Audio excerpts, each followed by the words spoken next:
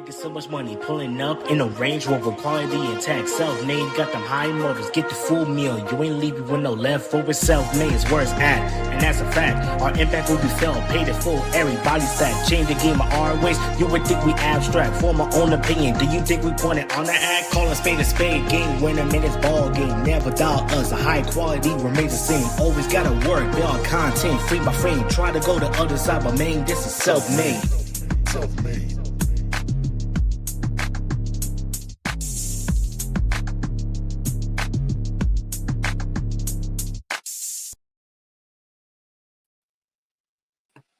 And we are live. Welcome to another edition of Self-Made Sessions, episode 17. You guys are back with you with another three-man weave going on today. But Rob will join us back soon on the next sessions. Today, we have a plethora of things to talk about. Plethora? Oh, shit. Yes. Oh, shit. You see the glasses. My nigga been in his thesaurus bag.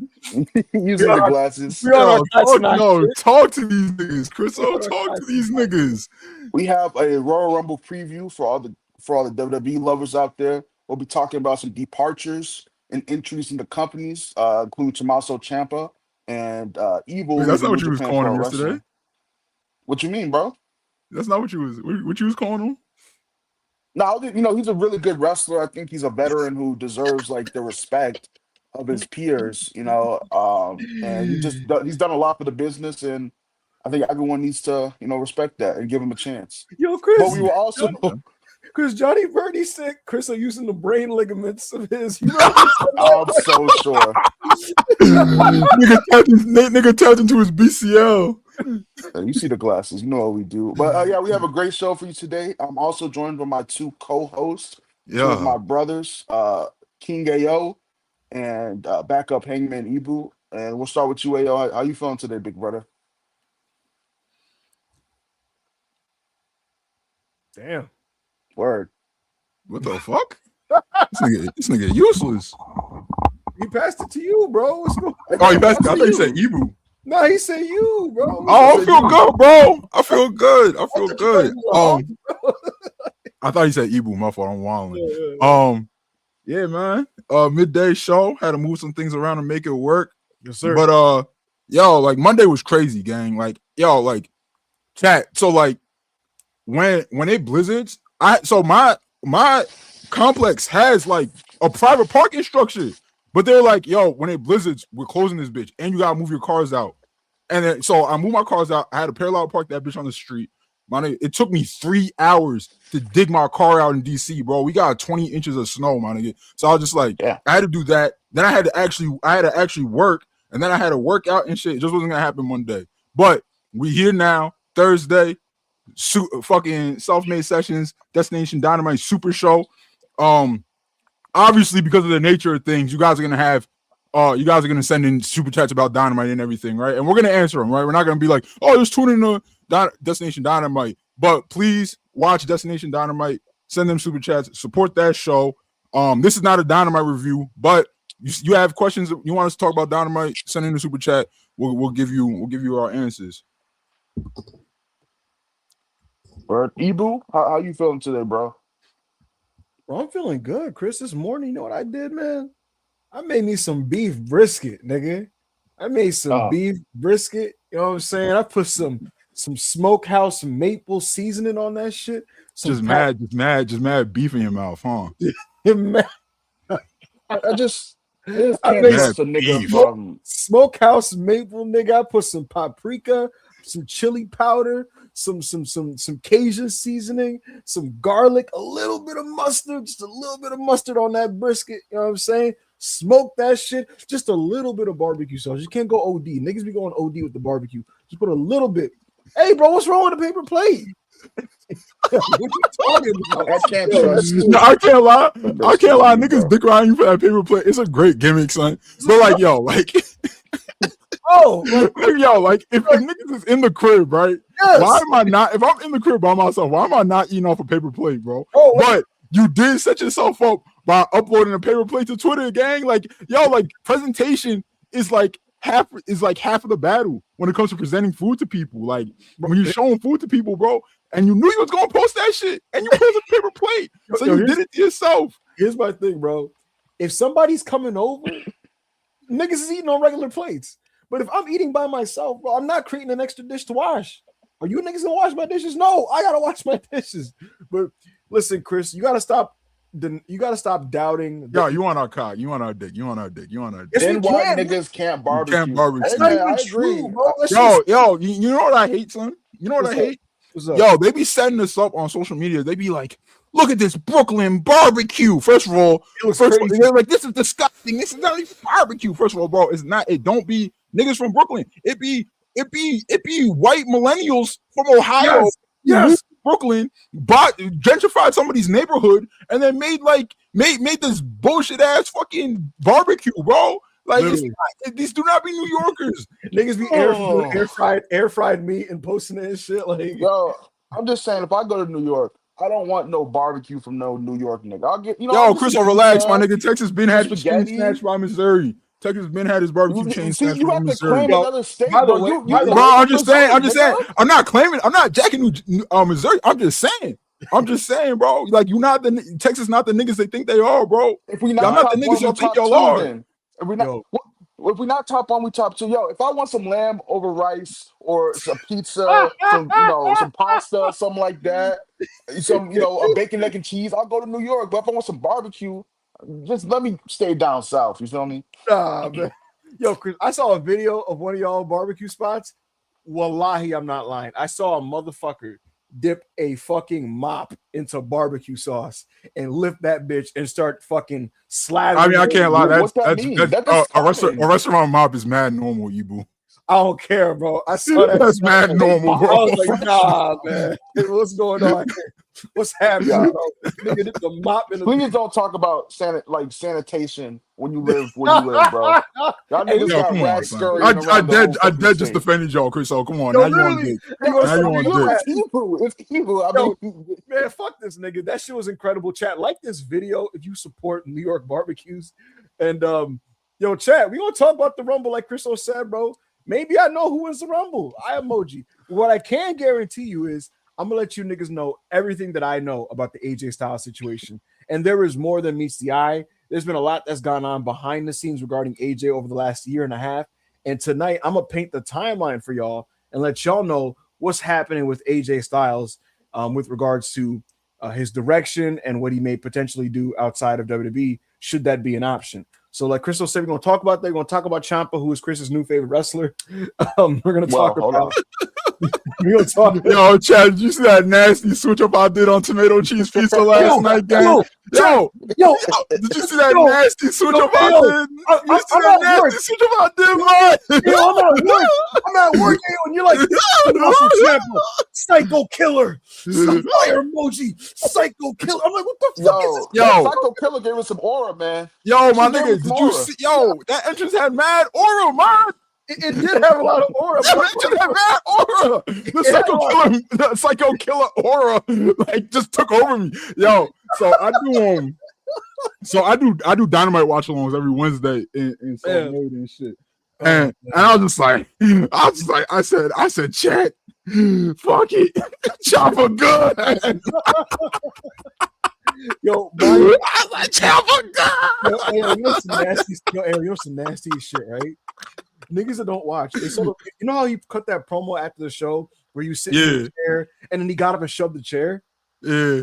Chris, oh mommy, he cut that promo on SmackDown like 4 weeks ago, and I saw niggas. Man, you're so mad. Like, No. Before you finish, I have a question. Did the SmackDown promo have that much aura? Nigga, it was the same. I'm in a black room. I'm mad, and I get up. Yo, you're not answering my question. Gang. Did it have as much aura? It was the equal levels of aura, promo to promo. I'll say this: this new theme is fire. This new theme is fucking gas. Because here's the thing, right? Mind you, I like Ciampa, right? But I didn't want him to come to AEW because I was like, what's the point? And when I saw you, because I got spoiled on it because I saw y'all talking about it in the group chat. And when I saw you came, I was like, what's Tony doing? But then when I watched the show, I'll admit, when that music came on and it was just like, on my nails, and I was like, oh shit, I said, this is tough. On the screen, it says Psycho Killer. I'm like, hey nigga, it's Psycho Killer Hours. It's Psycho Killer Hours. What I was gonna say, AO, is you post this fucking promo. It's the same promo this nigga's been doing for 7 years, right? He's just in a chair, like, I'm a mad white guy. Shoves his chair, right? And I saw niggas in the replies like, yo, I ain't seen him be locked in like this in a minute. Oh my, yo, Ciampa ain't been like this in a brick. I'm like, what are you niggas talking about? Hey man, sometimes niggas be mad and white. Yo, we free from the shackles of Gargano. We going back to our roots. Yo, Johnny Wrestling, I'm sorry. I'm never switching up like that for you, bro. You can't come. No, I'm not.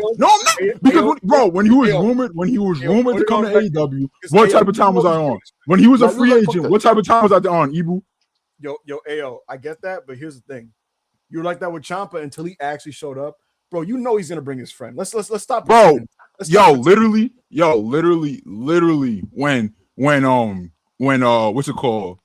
When Johnny Nitro showed up in the AEW, when that shit said Johnny, I literally tweeted no. And then when it said though, like when it showed that it was Johnny Nitro, I was like, yes, it's not Gargano.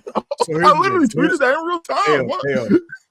I'm pretty sure don't quote me on this chat. I'm pretty sure Johnny's shit expires this year, brother. That nigga is pulling up to save Ciampa, and you are gonna be like, DIY is all elite. No, I'm not. You are. Yes, you are. DIY versus the Young Bucks. Rah! They could lay down for my Bucks though, and then Garbanzo gotta leave. They could lay down for my Bucks, and Garbanzo gotta leave.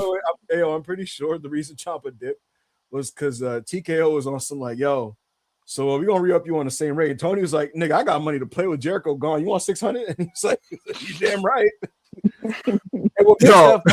Yo, just visualize him, Ciampa walking to Triple H, right, being like, Hunter, he's offering me 600, and Hunter just being like, hey, it's been a good run, man. It's dabbing him up like, it's been real, bro. Like, you do what you got to do, man. You do what you got to do.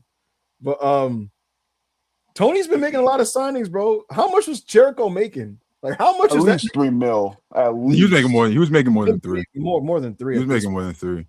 Tony's signing like he got mad cap space right now, bro. Like, he's just like, heavy shit. I could throw 200 at this nigga, 300 at this guy. So we're gonna see how shit goes. But guys, if you want to send this to super chats, feel free to do so. We'll talk about whatever you guys want us to talk about. It's Rumble weekend, a lot going on in pro wrestling. Evil is leaving. I have some insight as to where he's going, but I'm sure you guys could probably predict that. Some of the other New Japan guys are looking for new homes, and I can tell you this, AO, some of them may be all elite. Eye emoji. You good, bro? As long as it's not fucking Clark Connors and Jugga hold me back, I'm good. I'm afraid I got some bad news. All right, son. Let's get into the super chats, man. All right. Daryl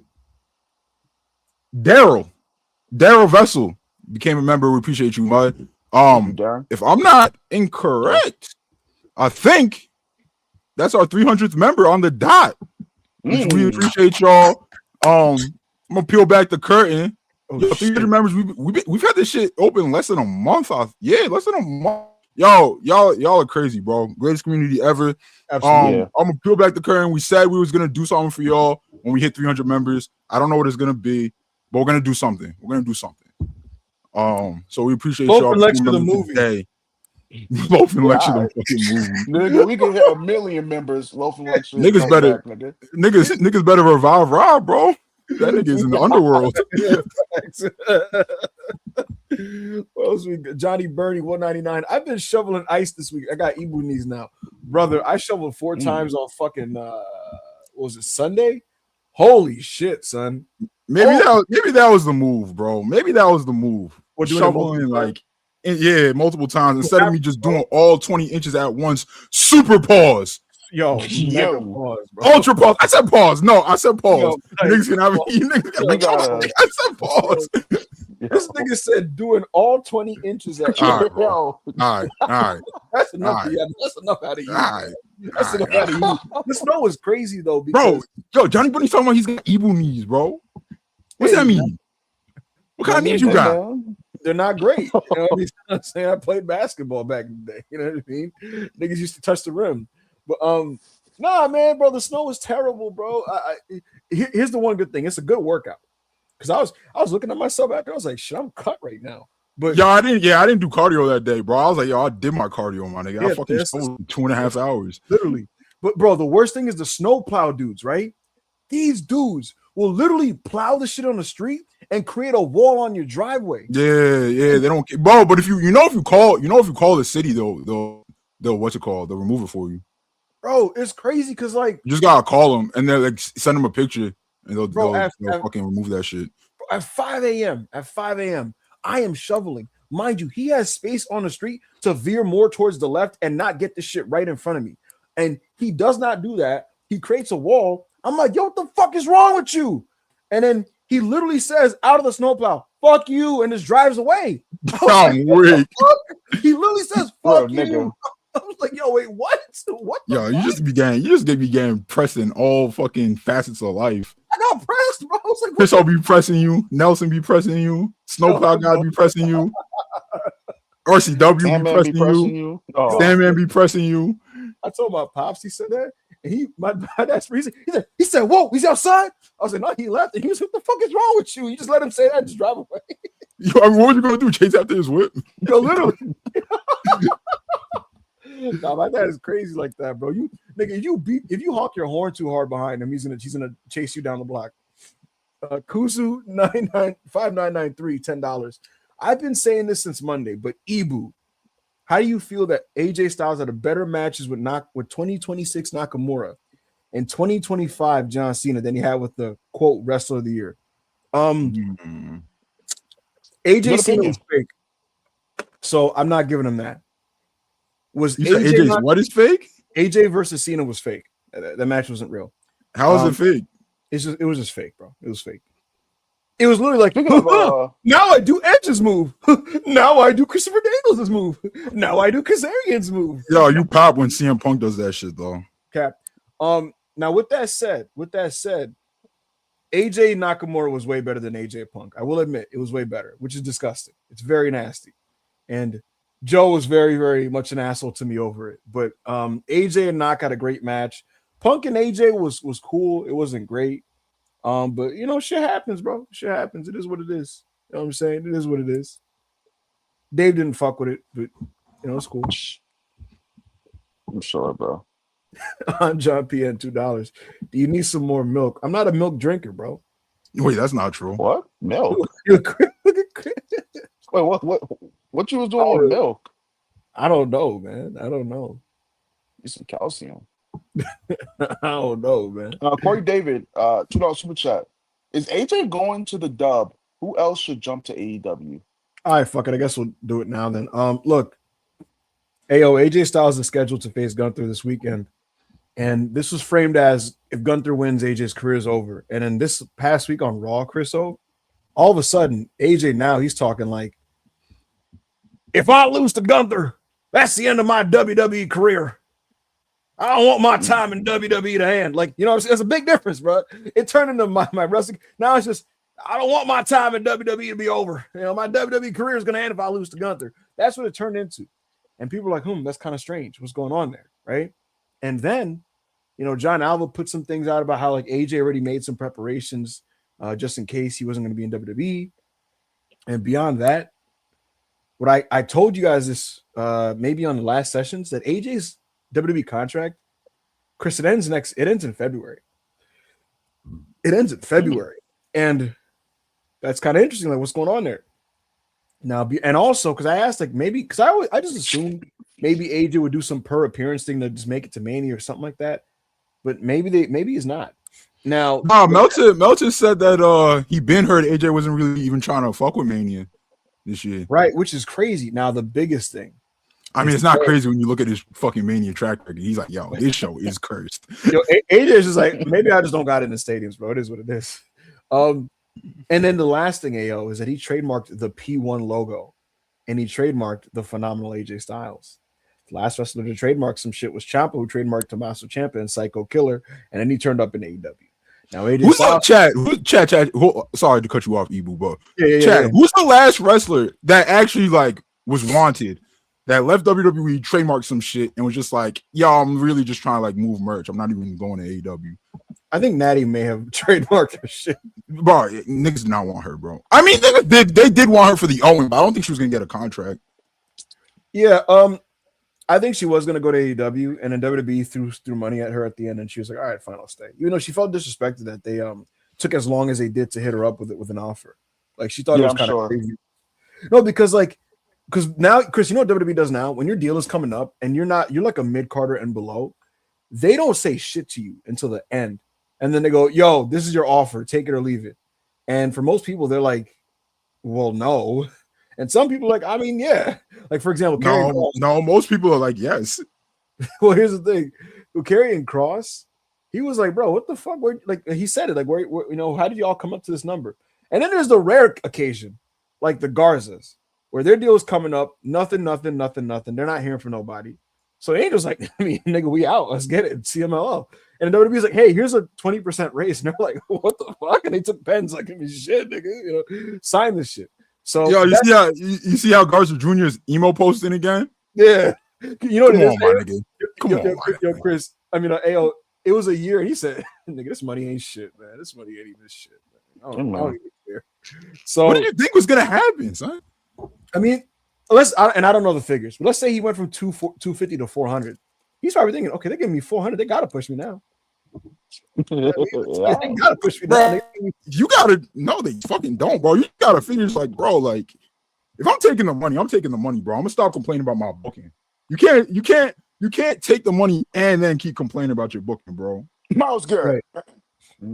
Dead ass Myles Garrett. Myles Garrett took the money from the Browns and is shocked that the Browns continue to be the Browns. Like, what? Did you think that was like you thought there was something going to become the Patriots, my nigga? No, stop crying.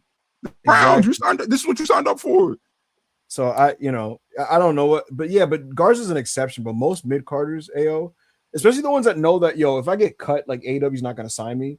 If WWE goes, we're going to re-up you on the exact same money, most people will just take it. To your point, but some people are going to be like, no. So I think with Ciampa, I think something happened where this is an assumption. I think they said, we're going to re-up you at your same rate. And then he immediately hit up AEW like, yo, what y'all trying to give me? And they were like, yo, we'll double that. And he's like, I mean, shit, like, I'm taking care of my family. All right, yeah. So someone in the chat made a good point. We got sidetracked. So what is going on with AJ? Okay. I think this is the end of his WWE career. I didn't believe it for the longest. I thought it was like a work. To be honest with you, to this day, I feel kind of skeptical. I felt like, I feel like they're doing all this to convince you. But considering the contract situation, the Nakamura match, and everything in between, I do think this Gunther match is his last WWE match. Now, with that said, I don't think it's his last wrestling match. Does that mean he's going to have a full-on AEW run? Probably not. But I don't think it's the last wrestling match. What I can tell you before I pass it to y'all is that on 2 occasions in the last 7 years, AJ Styles not only seriously considered going to AEW, he was actually going to go to AEW. And I can tell you last year, before he signed that 1-year extension, he absolutely, for a very brief period, was going to go to AEW. It was a thing he decided he was going to do. And then look, I'm going to just say it, bro. I'm going to just say it. I don't have sources, so if you aggregate this, you're fine. But, we were flat out told, Andrade wants out of WWE. Andrade wants out of WWE, and he wants to go back to AEW. Yeah. And at the same time, they were like, AJ Styles wants out of WWE. It was the same time. It was the same time. Same sources. Same motherfuckers was like, well, if we had sources, this is what they did. This is what they said, but we don't. We're just ignorant black people who make shit up. But they were like, they said Andrade and AJ. Andrade got himself fired. Wasn't happy there anymore. Ended up back in AEW. Everybody was like, he got fired. He's not coming back in. He's not coming back to AEW, bro. TK's not going to take him back. Andrade knew TK was going to take him back. Bro, you don't understand. Like, come on, bro. Bro, like when wrestlers make certain moves, they don't do it unless they know where they're landing. You know what I'm saying? Like Andrade's not doing it unless he already temperature checked and was like, yo, we good? I'm back. And it's like, all right, cool. Word. I'm not showing up to SmackDown for the next 4 fucking weeks. Real nigga. Yeah, bro. Ricky Starks didn't suddenly like become like unworkwithable, like without knowing, like, like you think they're gonna fuck with me in NXT, bro? Like I'm just be an asshole and I'm gonna just hope NXT fucks with me. No, bro, he fucking knew. Hey, yo, even Ciampa, like, bro, he's not gonna. He was a mid carder on SmackDown that worked niggas like Ilya Dragunov and made $350 minimum. Like, he's not gonna run away from that unless like he knew for a fact. Like, I was a mark for believing the New Japan shit. Like, of course he was gonna go to another American TV company to make 6-figure money. So, like, he's not gonna just jump from a comfortable situation unless that's there. So, anyway, I think AJ loses to Gunther is my final prediction. Even though I didn't believe it, now I do think he's gonna lose to Gunther, but I think he's gonna turn up in other places. So that's my prediction. What do you think, AO? I can't be hurt again. So you know how many times niggas told me, yeah, bro, the phenomenal one's on his way. You know how many times niggas that should have known told me that? Too many for me to believe another time.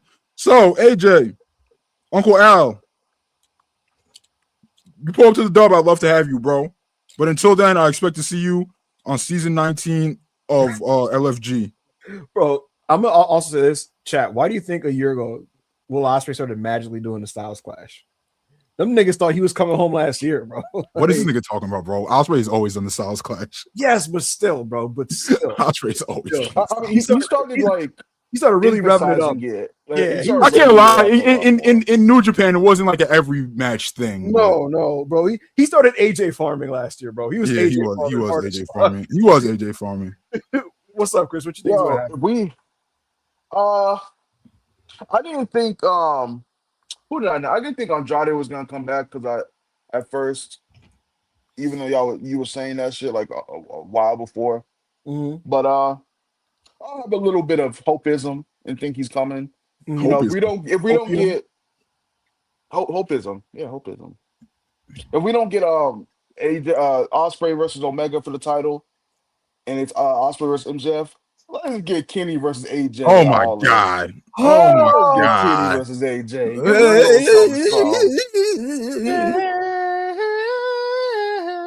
The fucking what's that song called? The fucking New Japan song. Oh my god, that'd be a lot of fun, man. That'd be a lot of fun. AJ had a 4 1/4 with Naomi Fuji, bro. That nigga's bro. And he had a 4 Fuji is awful, bro. He's awful. He's terrible. He's had 2 good matches in the last 3 years, unironically. AJ Styles and William Ospreay. That's it. On John PN $2. Sobrano Jr. How will you respond to the Andy motion? Oh shit. That's a great question. I like Sobrano. Andy's motion's too much. It's just too much, bro. He got the long hair. He's just a little too much, man. Yo, AO, I can't lie, bro. Sobrano Jr., like, if you look at this nigga's Instagram, all he does is repost stories of him doing meet and greets. And it's all bad bitches, bro.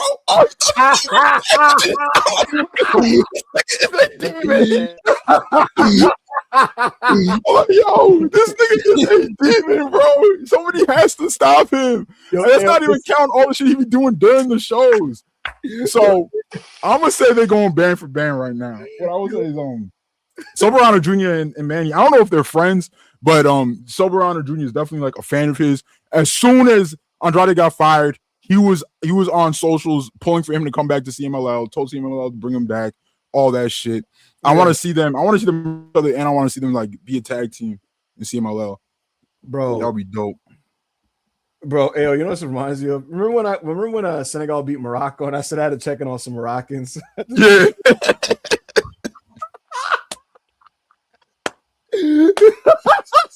That's hilarious. Yeah. I hate that Ayo immediately Sharingan what was going on. Yo, off rip. I said, all right, word. So how many male Moroccans you hit up, bro? Like, just how many men? Like, out of all the Moroccans you hit up, bro. Like, you checked on any men, bro? You checked on any niggas named Kamal? Yes, no. Hey, man. Yo, Anjan, shout out to you. Shout out to Sobrano Jr. Real quickly, can we talk about these fucking idiots, AO, that didn't want Andrade to come back to AEW. These fucking morons. Yo, He's a problem. I don't think it's worth it. I don't think he hurt my feelings last time he was here. the juice is not worth the squeeze. He just fucking is. Did you see El Midolo? Did you see El Midolo in that main event last night? Did you see El Midolo in that main event last night? Bro, When Bamford Bing with Swerve Strickland got the dub. Then he pulled up to MJF's face, and what they was chanting. They wasn't chanting, he's our scumbag. They was not chanting, he's our scumbag. They said, Idolo. Yo, I know like a lot of people like to say, bro, he hasn't gone over the hump in most places. Maybe it's up to him. I promise you, in every situation, for the most part, it's not his fault. It is what it is. Bro, who has genuinely when has he got on a push and failed? That's my question. Bro, AO, the only time he ever fully got the ball was literally Black and Gold NXT, and he was the best. And he succeeded like a month. He was the top guy. Actually, Ibu and AO, actually, he doesn't speak great English, so his promos will never get him over with the crowd. 1 second. They never get him over with the crowd, so I just he can't be a main eventer. It's so-called Puro and Joshi fans trying to get that shit off too. What about his promos? Who gives a fuck? Whoa. Just in AEW, bro. Especially in AEW, bro. Like the fans respect great wrestling. He doesn't need to talk crazy, son. Like, AO, my favorite Andrade story of all time is when someone told me he was shooting a collision pre-tape, right? Where he said something like along the lines of like, me, you, tonight, match half. And they were like, yo, Andrade, like you said that wrong. And he was like, no, I didn't. He was like, no, I didn't. And they were like, he was like, yo, Andrade, let's retape that. He was like, no. No. This nigga's God. He was like, you know what I Real mean? Latino man. You know what the fuck I mean, nigga? Real Latino man. That man's like, AEW Collision half match tonight and wrestling me. It's like, all right, word, bro. You think, man? Hey, man. Real nigga. I thought you want to read off this paper? Suck my dick. It's like, all right. You think, bro? It's big El Midolo pussy. Get out my face, nigga. One take El Midolo, nigga. I don't need to fucking takes. It's one take El Midolo. Andrade, you gonna learn English? No, nigga. Leave me alone. No, I'm not learning English. Leave me alone. What the fuck I be saying? Tony's like, want to shoot a pre-tape? He's like, en video? And he's like, yeah. He's like, all right, word, let's do it. It's like, you know what you mean, bro. You know what the fuck going on. Oh, I love this guy. Big one take El Midolo, nigga. What the fuck is he talking about? I'm gonna be on the lookout for the next pre-tape that he kind of botches. I'm like, yeah, he did one take again. Let's go. All right, so to put a bow on this, Ibu, this is not reporting. This is you just looking at the facts that the rest of media have put out there. Us knowing, you know, how AJ's brain operates as like 20-year fans of his or whatever. Yes. What do you think? What do you think's going on here?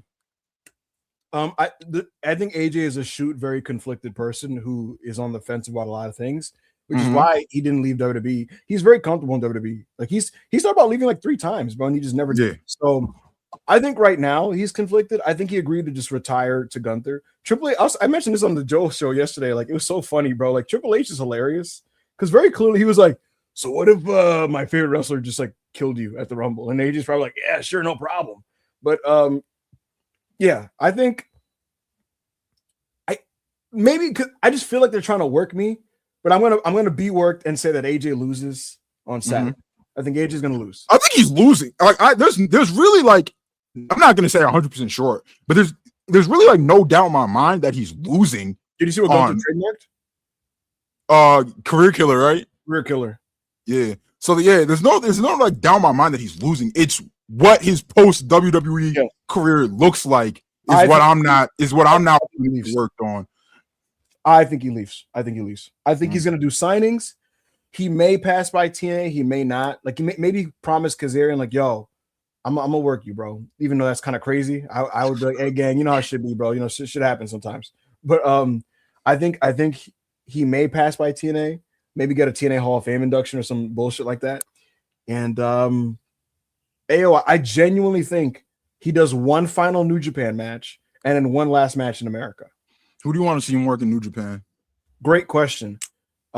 Give me, man, go big, bro. Yota Tsuji defends the item. Yeah, I was literally gonna say Tsuji. Give me just defend it again. Tsuji, defend that belt.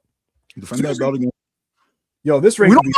We don't know the rest of the U.S. I mean, AJ would want Japan. He genuinely loves Japan. He would want to do it in Japan.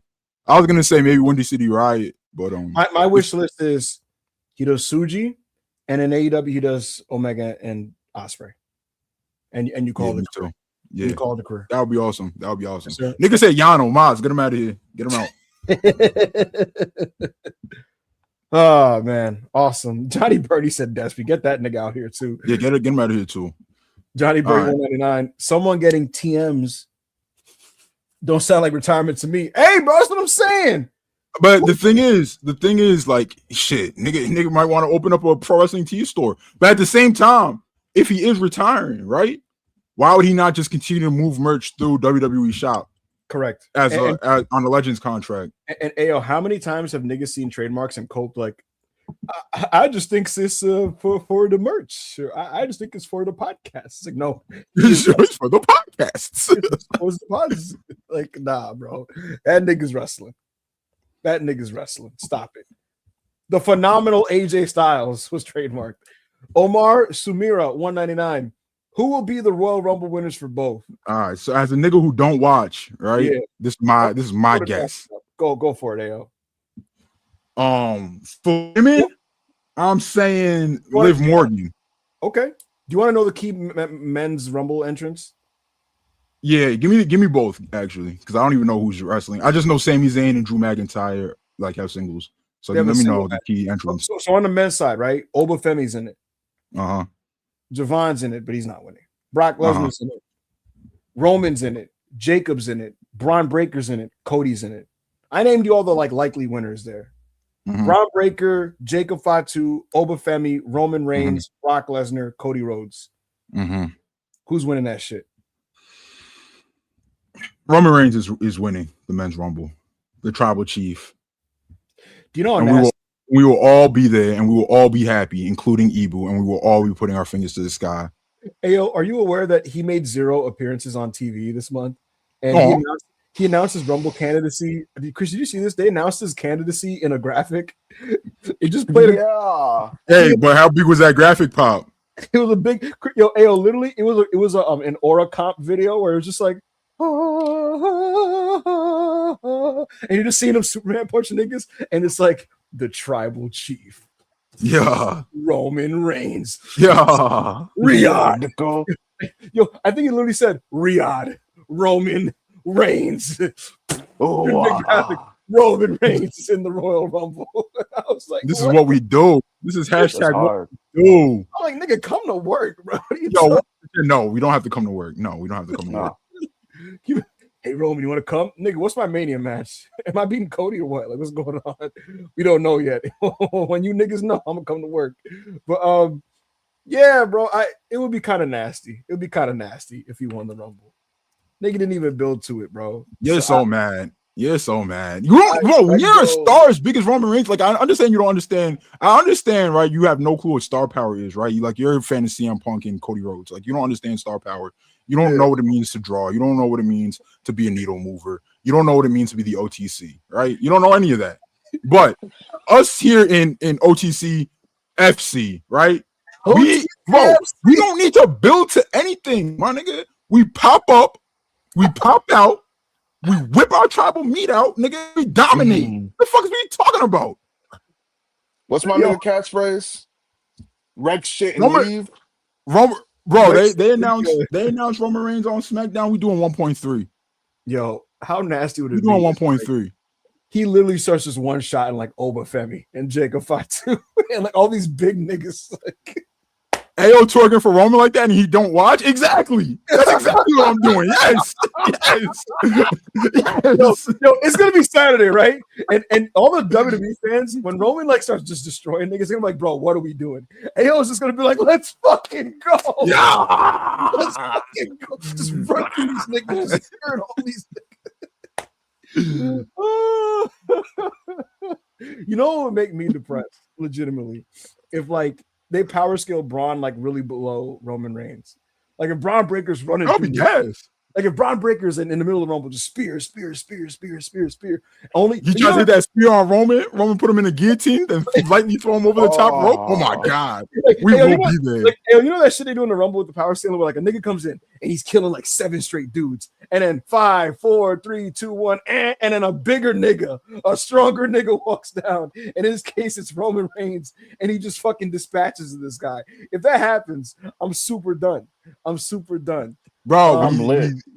Bro, this whole Roman bad gimmick that you've been having this last month, he's a terrorist. It's fake, my nigga. We saw the Roman greater than Cody tweet. We still have the screenshots. He has a lot of aura. He's cool as shit. But my goodness, bro, like what a plague on the creative. Like you're so upset. You're they so were gonna do Cody and Roman, and they canceled it because he wouldn't fucking lose to Cody. Why is bro? We saw what Cody on top looks like. It's not great, my nigga. When's the last time SmackDown hit 1 million? We need Roman on top. Yo, SmackDown being in no milli territory is crazy. We need Roman on top, bro. Come on, bro. Roman, fucking Cody Rhodes is killing the blue brand. It's disgusting what's going on over there. Chat, true story. Every SmackDown rating that drops, Rob fucking posts the rating in the chat and goes, Cody is ruining my company. Oh, no. Yo, Rob is genuinely perturbed. Perturbed in what Cody Rhodes is doing to SmackDown, bro. And he dead blames Cody, bro. Like it's Cody's fault. It's Cody's fault. Niggas trying to blame to Drew. It's not Drew's fault, bro. He's got that Cody stink on him. He's got that Cody stank on him. Choke on my water. I think Jacob Fatu's winning the Rumble. I think he's gonna win the Rumble. I was gonna say, is that what you think? Is that what you hope? I think that's what they're gonna do. He got like Steve Austin 97 momentum right now, and it's a weird thing because like Drew winning, I don't like. No offense to Drew, I don't really care to see him in a main event spot at Mania, but him winning the belt did open up the creative, and Jacob Fatu's like on fire right now, and I think he's kind of undeniable. So I think he's gonna win that shit. No offense to Drew McIntyre, and no, I don't watch the shows, but I do see the clips. I do see the discourse. When has WWE ever communicated to us that Drew McIntyre is a WrestleMania main eventer? Bro, like it's just they're trying to now, bro. But I fuck with Drew. I mean, they have to, bro. February, and he has the belt. He has the main title, but still, bro. Like, hey, I'm gonna tell you this way. They're trying to do it now, but bro, you got to undo like a year of geeking. Like they've been geeking him for a year, bro. Like I can't unsee that and the tweets and all that shit. Nigga, you lost with all respect to Wepa, man.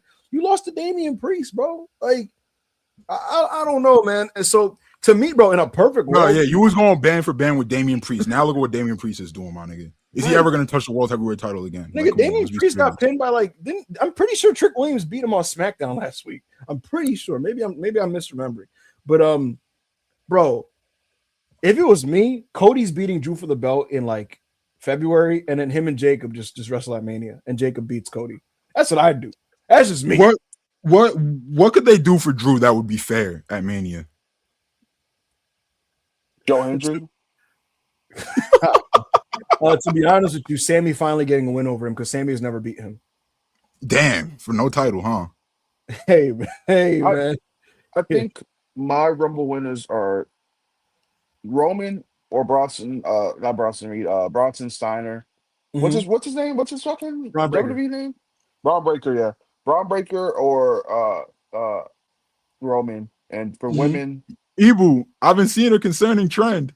Probably Rhea. Right, let Crystal get his shit off. You said what? Rhea? Yeah, I said it's probably gonna be Rhea. Would that be her second or her third Rumble win, Ibu? Second. Yeah. Yo, Ibu, I've been seeing a concerning trend on Twitter, man. What's up, bro? Why has Fed Mecca turned on Braun Breaker? I'm seeing banger after banger after banger after banger on Braun Breaker's head from WWE fans saying he sucks. No funny shit. You know what it is, bro? Niggas see Paul Heyman walk out with Austin Theory and Logan Paul and Reed and Breaker too, but they just see that whole unit and they go, yo, these niggas stink. And then for some reason, instead of being nuanced and saying this group is pretty lame and Braun doesn't particularly need it, They go, yo, Braun Breaker's ass, bro. I don't want to see none of these niggas. You know what I think the real issue is, bro? So you're telling me that division's holding Braun Breaker back? To a degree, yes. I think when you really think about it, bro, you have to be objective here. We have to be objective here. Quick timeout. You know what it is, bro? It's like to catch the DCF right now, to be completely honest. Where we're like, yo, this nigga's next. He's clearly next. I don't know if this is really doing anything for him right now. But go ahead. It's probably not that bad because to catch a DCF is like terroristic. Yeah, I don't know. Is division terroristic? No, it's just kind of lame. Like it's just kind of no. To catch a Don Callis family is terroristic. So the Don Callis family. I like the Don Callis family. To catch a story individually with the Don Callis family is terroristic. It's nonsensical. It makes no sense. To catch it looks like a fucking dork, bro. But so you're telling me that division is holding Braun Breaker back? Because you know what it is. I have to be objective here, Ibu. I have to be objective. I feel like Braun Breaker's holding the division back. Like, let's just look at this, bro. Look at this. Logan Paul, megastar, way bigger star, better athlete, Hollywood, just A-lister. You feel me? Why is he Braun Breaker's lackey? Bronson Reed, the realest nigga out of Australia since I don't even know what. He had Thick Boy on his tights. We all said that was fire. We all thought Thick Boy was fire. When Johnny Gargano gave him that Rana and he cartwheeled out of it, we all thought that was fire. We all loved that. We all loved it. Every single one of us. All of us. Pre-Vision Bronson Reed legitimately was like, he did like cartwheels and said Thick Boy. And now he's like, no. Austin Theory, the next John Cena. We beat John Cena at WrestleMania. We had the rocket on us. We was going places. Wow. Longest reigning U.S. champion of all time. Now we're Braun Breaker's lackey? Come on, gang. Look like Braun Breaker's ruining the vision, bro. Paul Heyman has never in his career had a failure as a Heyman guy. Never. I'm not reading any chats, so anybody who says any names, I'm not reading them. He's never failed. Nobody's ever failed as a Heyman guy. Braun Breaker's gonna be the first. What's that say about Braun Breaker? Hey, you know what's the actual issue? You know, in like a shonen anime arc, when they have to like throw the main character in some shit to write him off to kind of delay him from getting to the bad guy until the end of the arc. That's literally just all that One Punch Man is. Yeah, like, yo, how can we delay Saitama? Yes, Braun Breaker, like, niggas is typing in failed Heyman guys in the chat. I thought you're not reading. I'm not reading them. Yo, go ahead, Evu. Go ahead. Niggas mentioned Curtis Axel. Yo, that was crazy. What I was gonna say, I was like, Braun Breaker, the show tells you, like, if Braun gets Punk again, he's gonna beat him the second time, right? But they have to delay it because it's January, right? So they do shit like Braun is gonna crash out and beat up a ref, and then Adam Pearce is like, hey, you can't do that. You're fine. You're not allowed to be on TV next week. Or like they did an angle where Braun Breaker, Adam Pearce shoved him, and Braun was like, "Don't fucking touch me! Don't fucking touch me!" And he's like choking him and shit, and everybody had to hold him back, and Braun Breaker got suspended. All of this is just a plot device to delay his title win. But the thing is, I get that, but when you watch it weekly, it's almost like reading a manga weekly. Like you watch it weekly, and you're like, "Damn, bro!" So they're telling you this nigga's not gonna do anything of relevance until fucking April, right? So you basically just have to watch him get like lectured and scolded by authority figures every fucking week for being out of control. I would just put him in the tag division or something, bro. Yeah, bro. Because instead, his subplot now is just like, Braun, remember, you're on probation for what you did to an official. Da da da da. I might not let you in the Rumble. Da da da. And it's just like you just gotta watch this nigga who's clearly a caged animal basically be neutered. Like literally, it's written in the plot now. Like he can't spear niggas because if he does it, like he's gonna get in trouble if he hits an authority. Bro. So it's just like, bro, like, all right, bro. So Ibu. So in a perfect world, right? In a perfect world where there wasn't a bunch of 40 to 50-year-old men whose egos have to be like placated like to, they have to be placated to and whatnot. Yeah. Should Braun Breaker just have beaten CM Punk that first match? I wouldn't have just won. Because he was like, the Punk cut a promo on Braun the week before. Where he's like, yo, one day I'm gonna wake up and not have this shit on my shoulders. One day somebody younger, stronger, and faster than me is gonna come up and beat me. It might even be you, but it's not next week. It's not this match. The whole thing was basically, you're gonna get me, but it's not happening yet. And I do like that story because Punk's current arc right now is basically all these old niggas are retiring. I know it's coming for me next. I know the hourglass is almost done. I know I'm seeing the walls are closing in, but I'm gonna hold on to this shit until it happens. And I feel like you prematurely end that story by having him job LeBron in January, and then Punk is left with nothing but Seth Rollins. God forbid. So, it benefited Punk. That would be gas. Fuck you. It benefited What the fuck? It benefited Punk that he didn't lose. But to your point, Braun basically like they already got him to the point where he was ready to win the belt. If anything, they probably peaked him too fast, unfortunately. Because once he speared Seth Rollins and turned on Seth, it was like this nigga is now he should be the champion. Pretty much. Once he killed Seth Rollins, it's like this guy should be holding the belt. So that's really what it is. And they booked him in a way where he was too ready too fast, almost. So that's why WWE fans are just bored of him right now. They're like, bro, I don't want to watch this nigga just get yelled at by Adam Pearce. I don't want to watch him get fucking handcuffed or whatever the fuck, or escorted out by security. You know what I mean? We're gonna have to watch that for fucking 3 months. So, to your point, he probably should have just done a side mission with the tag division. So, it is what it is. He could win the Rumble. I think the candidates AO are Roman, Braun, and Jacob. Those are the 3 guys. All right. So what is your guess for him? Jacob, and I think Obafemi will shoot a Mania angle with somebody in that show. I don't know who though. Wait, yo, I said the women, bro. Oh, the women. Yeah. Yo, if Bianca's healthy, she's winning that shit. Niggas really think it's gonna be Liv. Yo, Bianca just showed her finger like a month ago, bro, and it still looks crazy. Man, what the fuck, bro? By the way, I don't know if this is reported. Soruka's in the Rumble. You're welcome, everybody. It wasn't reported, but it was put out that Soruka was talked about for the Rumble. Gotcha. Like the creative floated out putting Soruka in the Rumble. She's in it, and I'm pretty sure her partner Zarya didn't travel to Saudi, so I don't think she's in it. Yo, how's Zarya doing, chat? I know it. Rob don't. I mean, I know Ibu don't watch NXT. Yeah, I don't watch NXT. How's Zarya doing? She had a lot of hype going into WWE. We was all watching those Australian indies, bro. We was.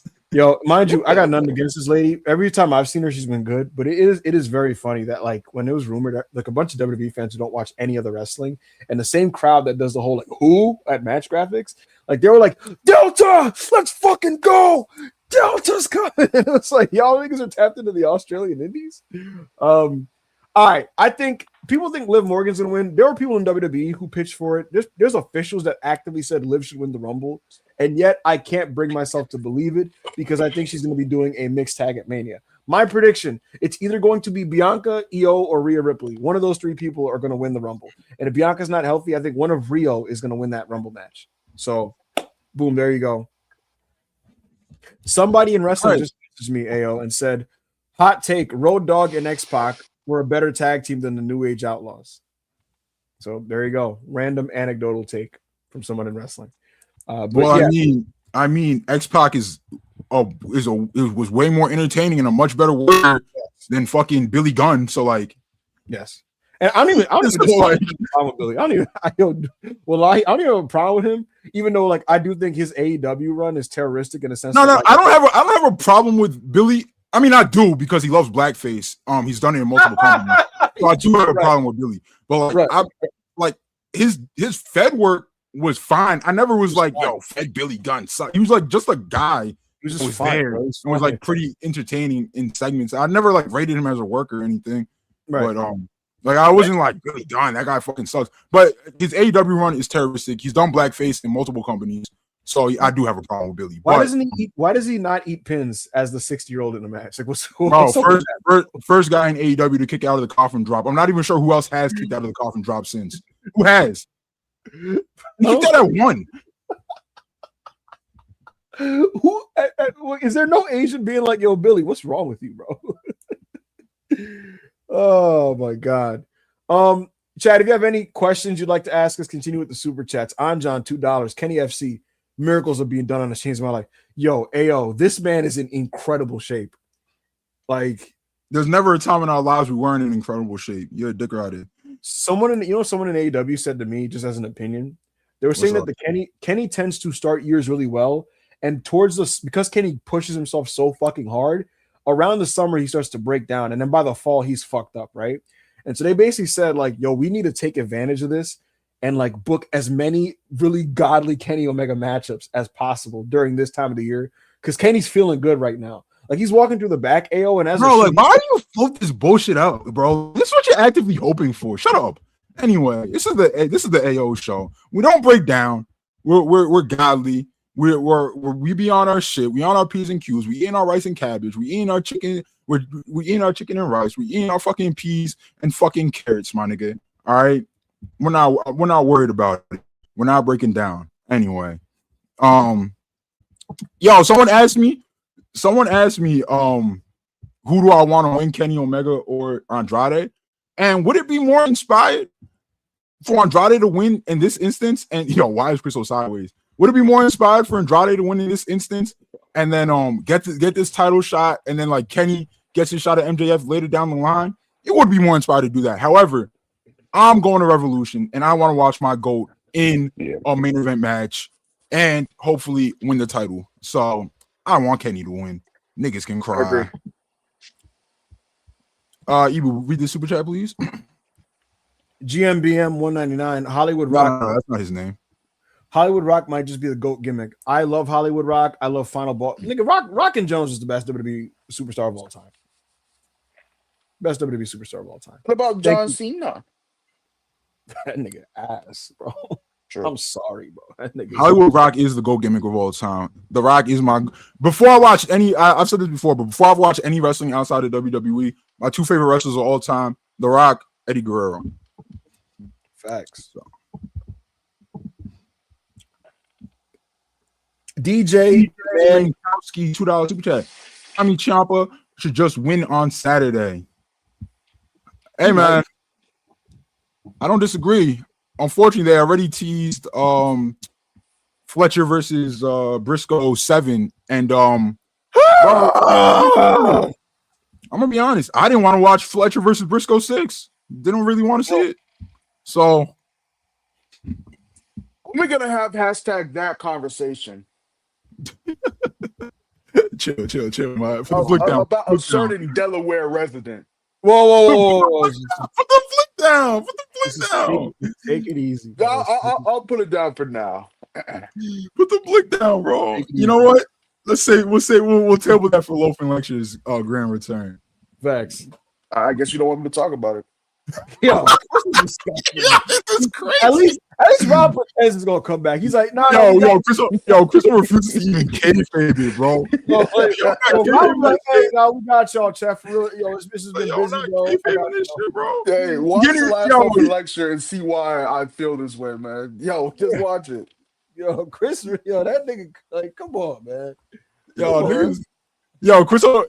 I don't know if it's like more respectable or more disrespectful that Chris like refuses to like lie to the audience. One day soon, like how Dr. Dre lied for 15 years about detox dropping. Yes, detox soon. Chris straight up is like, like what the fuck? My take on the TNT title division, right? And it's like this thing against Mark Briscoe as a talent.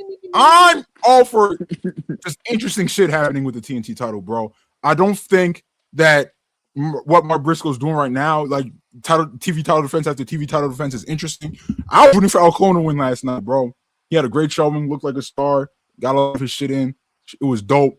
I really fucked with it. Wanted him to win. Didn't win. I knew he wasn't going to win because I already teased the Fletcher match. But here's another thing. I was talking to BB last night at the Dynamite, and he was just like, I agreed with him. He was just like, I'm just kind of tired of this belt being the open challenge belt, and just that's all you do, and blah blah blah. And I was just like, I agree. And look at the what's it called? National title. Yeah, it's another fucking mid-card belt. But the feud with Ricochet and Jungle Boy, at least that feels like a feud, and at least it feels like a good mid-card feud. But with the TNT title, I think it's just like a thing was like, well, I don't have to tell a story for this program because we can just do open challenges, and it's just like not something that can hold up after 5 years of the belt. Crazy. I agree. I agree. Shout out BV. We're gonna make his lazy ass podcast one of these days. I'm reading some comedic timeline beef here. Wait, put that in the private chat because I'm wondering what's going on. R Curtis $5 super chat. Kenny, my Superman shirt is ready. Put me in the hashtag chair, big bro. Yo, this nigga talking that shit. Yo, he's talking that shit. Oh man. Chicken, $2 super chat. Andrade! Yo, I'm so happy for Andrade, bro. I've been a fan since La Sombra, my nigga, and I had to hear niggas chat him left and right ever since he left NXT. I had to hear niggas chat him left and right about how he'd never be a star, can't cut promos, just doesn't have what it takes. Look what Big Al Midolo was doing last night, gang. And it's just the beginning. It's just the beginning. Do I think he's ever gonna win the AEW World Title? I don't know, bro. Probably not. The safe bet is probably not, right? But the fact that it's even believable and it's in the conversation and he's establishing himself as a real player, right? Like that's fire as fuck to me. It's fire as fuck to me. Bro, he couldn't even get on pay-per-view his last AEW run. And he could never get on pay-per-view in WWE, bro. Like, so I think it's his coolest look. La Sombra not counting. This is like his coolest look ever. The long hair. This is the swaggiest he's ever been. And he had a new mask last night, my nigga. And he had a new mask. He going crazy right now. He in flow state right now, bro. He in flow state right now. Shot-Town Spurs, $20 super chat. We appreciate you, gang. The last time I saw Ciampa, he was in the neon green carrying the Mrs. Weed. Now he's a psycho killer with a kick-ass Alice in Chains theme. I had no interest initially, but this presentation makes me open to see what he's got. The last time I saw Ciampa, he and Gargano was running around with like DX on their ass cheeks, bro. So, like, if you like, no, nigga, I don't want that in AEW. But hey, nigga, when I see the psycho killer pull up to the dub, my nigga, I said, huh. You know what? I can work with this. I can work with this. Yo, genuinely, I think DIY are the most penalized good wrestlers. You know, because this thing, they're still good wrestlers, but I think they really fuck up their PR by coming off dorky. Because anytime people watch them on a big show, they're cosplaying, and then people go like, "Man, these guys are losers." And it's like, guys, please stop fucking up your PR. If you look at Ciampa's cage match, AO, right? And I know cage match isn't the be all end all. Ciampa's last singles match against Ilya Dragunov, 4.5 by Dave, 8.6 on cage match. I'm looking at all these, bro. They had a TLC match at SummerSlam, 4 3/4, 8.6 on cage match. Before then, a 4-way tag, 4 1/4, 7.8. Like, bro, I'm looking, nigga, literally just last year, I'm seeing nothing but fours here. Like, he's still a good wrestler. But I tried to convince these dudes about this, for the last few weeks, but nobody wanted to listen to me. So people are gonna be mind blown when he has a good match with Mark Briscoe. So that's that. I don't know the last time I saw a featured Ciampa singles. Maybe, hey, him and Ilya had a great match. No, just like I don't know the last time I saw like a singles, like him wrestle a singles match where like he was like given the room to like have a really good match. Like, so it was probably NXT. I didn't watch the Dragunov match. I mean, maybe now I will. Maybe now I will. Hey, nigga. The Gunther match, I didn't see that. Yo, I'm not saying that he hasn't had one, guys. Like I know he's had like the good match guy role, especially on SmackDown. I'm just saying I don't know the last time I personally watched it. Ciampa, what's up, Chris? If Ciampa really wants me to really be behind him, he needs to bring back that weak ass mohawk, and then I'll really get behind him again. No, mohawk. You can't even grow it, Chris. Oh, spray it on. Spray it on as well. And Jan, when's the next season of GT out? Hashtag Super FC back. Yo, and grow up, gang. Grow up. Yo, and I like, bro, niggas can have any opinion of GT that they want. I've never told niggas that you need to think GT is good. I never even said GT needs a remake. But GT could be the worst. GT could be super ass. That doesn't make super good, bro. Doesn't make super good. And let me just say this right now. I tweeted this, but I'm gonna say it on the podcast. All these niggas who've been crying at me for years for correctly talking about how terrible Super is, how the animation is unwatchable, how the story makes no sense, are now agreeing with me and yelling at other people saying that this remake has to happen. and they're the ones. These super fans are the ones that bringing up the clips, slandering Super as to why a remake has to happen. You was telling me for years that it's godly. You was telling me for years. No one told you the Battle of God arc in the anime was godly. I don't fucking believe you. I don't believe you. Niggas told me more than that. Yo, so Hit was in Battle of Gods. Hit versus Vegeta was in Battle of Gods. Universe 6 tournament. Okay, and it was terrible. It's unwatchable. It's a slideshow. And Hit versus Vegeta is terrible. Hit versus Super Vegeta is terrible. Hit versus Goku is godly. And niggas were showing that, talking about, yo, Super needs a remake. Super needs a remake. Look at this. This is unwatchable. You know the Super fans was defending this. When Galactic Prisoner arc drops, you cannot watch. You cannot watch. No, you cannot watch. Who's gonna stop me, nigga? Me, nigga. So I'd knock you the fuck out, gang. Yo, I didn't want to bring this up. Last time I seen you and I stepped in that locker and I left you there for 2 days. Now what? Hey, was that I true? remember. Does that sound like something that happened to a nigga like me? First of all, I can't even fit in a locker. I'm mad big body, nigga. I'm mad swole. Chad, who we believe in, Chad? Who we believe? Rewoo. Don't chat big psycho. Hashtag black and gold forever. Hey, well, hold on. Yo, one of the funniest things is when the Machine Guns debuted in WWE, and AO wrote like Machine Guns hashtag never good. I was like, yo, this guy. Yo, that was art. That was art. That wasn't a good Z. Yo, I literally. Yo, you know what I did right before I tweeted Machine Guns? I tweeted Machine Guns were hashtag never good. You know what I did right before that? What? I deleted a tweet where I had them in my top 5 favorite tag teams of all time. And that tweet was so old, bro. It's from like 2022. I had to scroll mad far to find it. I found that shit. I deleted it. Then I was like, I said the Motor City Machine Guns were hashtag never good.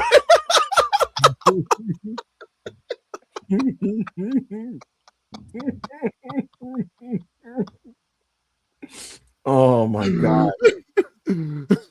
Oh my god.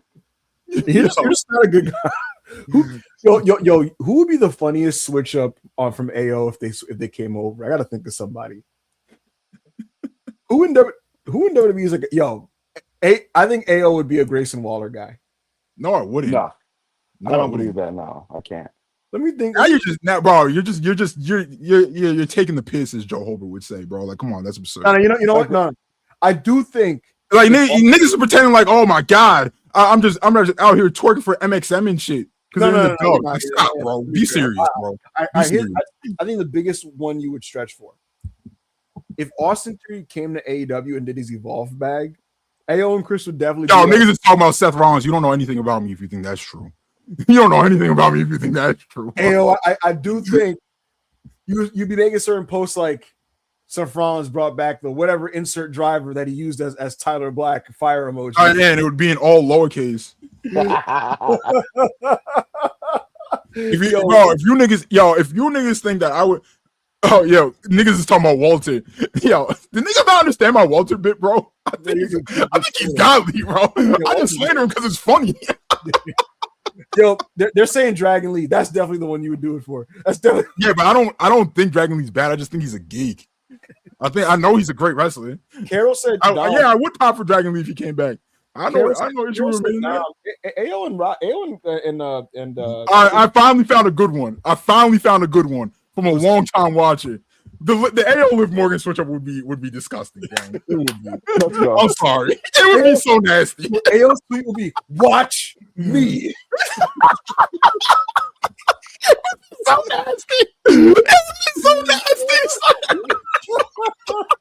Watch me.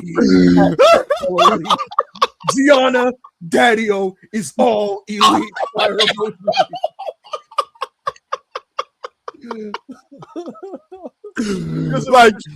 Bro, you niggas, I can admit Dom Mysterio, bro. I like Dom. I don't think he can wrestle, but I like Dom, and I would like him in AEW. Yeah. Like, niggas talking about Gargano, no, my nigga. Seth Rollins, never. Like, come on, be serious. Austin Theory, No, I would post his moves, but I wouldn't be like Austin Theory is all elite. Fuck no. Like, come on, my nigga. After a couple weeks of him doing moves matches with niggas on Collision, you'd be like, hey man, Theory doing his thing, bro. Chad Gable, bro. I think Chad Gable's godly, bro. I just make fun of him because it's funny. You're a bad guy.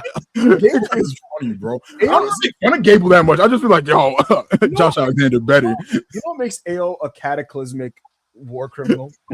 Is what he does is he identifies the good wrestlers in WWE, right? And he goes to his audience. He's like, "Yo, guys, You're pretty bad. He's pretty terrible, man." And then You're pretty bad. Unironically, like, "Yo, he does kind of stink." Yeah, I have niggas rubbing their chin at Walter. I'm like, yeah. No, but I will say though, Walter dropping all that weight and changing gimmicks, like he's not a big fan of Walter anymore, right? Like Gunther is like clearly a different act. I don't enjoy it. I don't.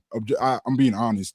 Would I pop for him to be in AEW? Of course, because I think even with his physique now, he could go back to the Walter gimmick because it's AEW. Like on average, the wrestlers are not as big as they are in WWE. Right? He would be. It would transfer over better. So I think he'd go back to being Big Van Walter. But I do think part of why he switched up is the fact that he's like, yo, Damian Priest is taller than me. Randy Orton is taller than me. And more muscular. So it's like what's he supposed to do? You know what I mean? Yeah, so he has to just kind of switch it up a little bit. Johnny Burton wrote, whoop that trick is all elite. I like Trick Williams. Do I think he can wrestle? No, I don't. But I do root for Trick Williams. I would love for Trick Williams to be a good wrestler, bro. He's just not, unfortunately. Nigga, if he was a good wrestler, he'd win the Rumble. But, yeah, he would. He would win the fucking Rumble, bro. And he would main event WrestleMania. Yo, all right, here's a good one. Christian Casanova is all elite. You know you would. I remember y'all talked about Andrade being the Young Bucks orbit. What can you tell us about his future booking? Evil? He would do it, bro. That nigga would do his first leg drop on Collision AO. Cass don't miss. Yo, please like the video. Please like the video, subscribe. Yo, Berserk mode AO, write the H1M. Yes, the H1M. Yo, please like the video. Please like the video. Yo, there are tears in my eyes, son. Issue 499. I remember y'all talking about Andrade being in the Young Buck orbit. Is that still in play? What can you tell us about his future booking? It's up in the air and it's changing on the fly, but for a good reason. It's partially changing on the fly because he's impressing everybody, which I'm like, of course he should impress you. It's Andrade, but people are like, hold on, this guy's like a main event star. So,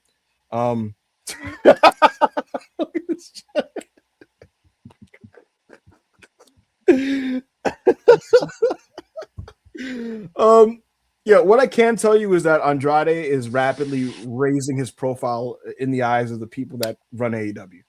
That's what I can tell you.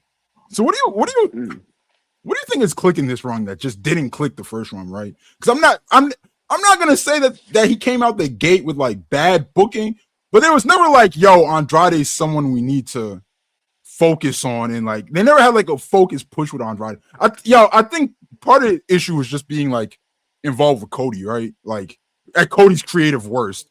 So that I think in a weird way, there's just an opening right now on the show for him to be a new thing that helps. They kind of needed a new face in this scene. It's got to break up some of the monotony of just swerve hangman. And then I think also AEW presented him as this weird like neutral heel type before, and he's still a heel now, but like he's very clearly getting over as a cool guy right now in his Tetsuya Naito type of way, and AEW is just kind of embracing it. Whereas the first time, he was just kind of like a heel that had good matches. So that's part of it. And Shaitan pointed out he debuted with Vicky Guerrero, bro. Yeah, that was bad, bro. That was bad. That was real bad. Vicky was in AEW. What was that about? What was that about?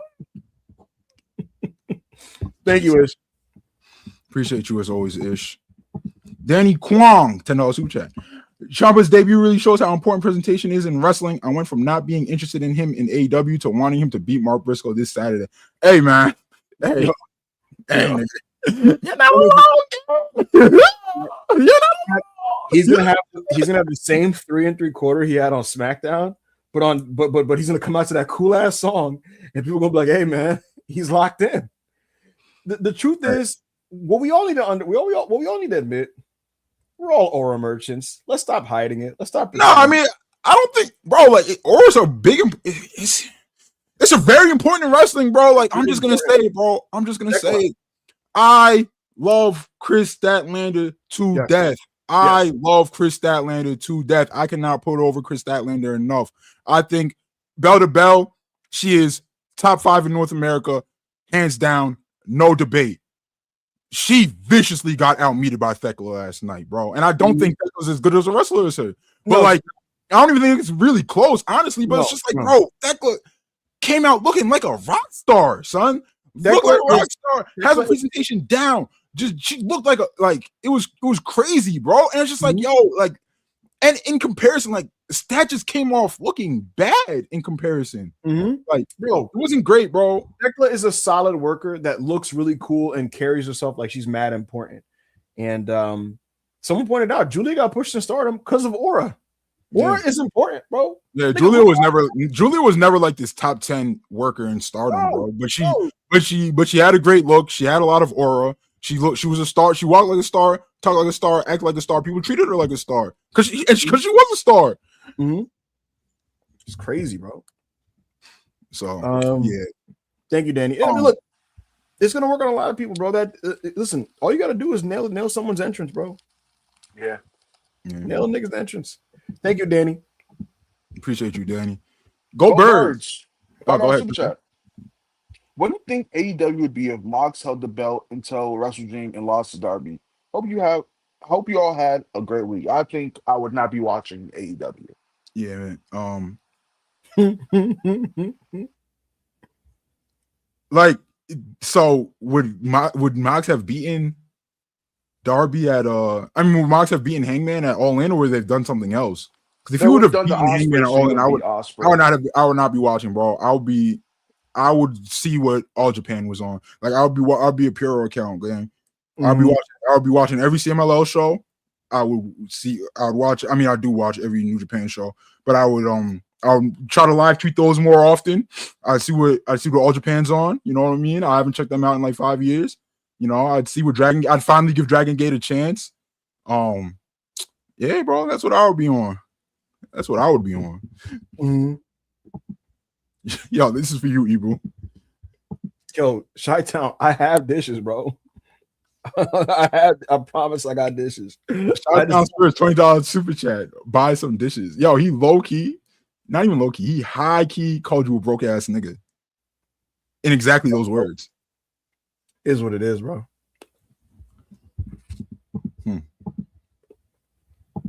Zane, £5 super chat. Swerve El Midolo was obviously incredible, but we got to give flowers to Big Stat and Thekla for their performances last night. Yeah, and we just talked about it. I talked about how Thekla like looked like a much bigger star than Stat last night, but I have to say I really, really, really enjoyed that match. I thought that was a great women's world title match. I was just saying, like, the Stats presentation. I think she needs to just go back to being Galaxy's greatest alien, because I think that was a gimmick that AEW's crowds at like their best, like, really connected with.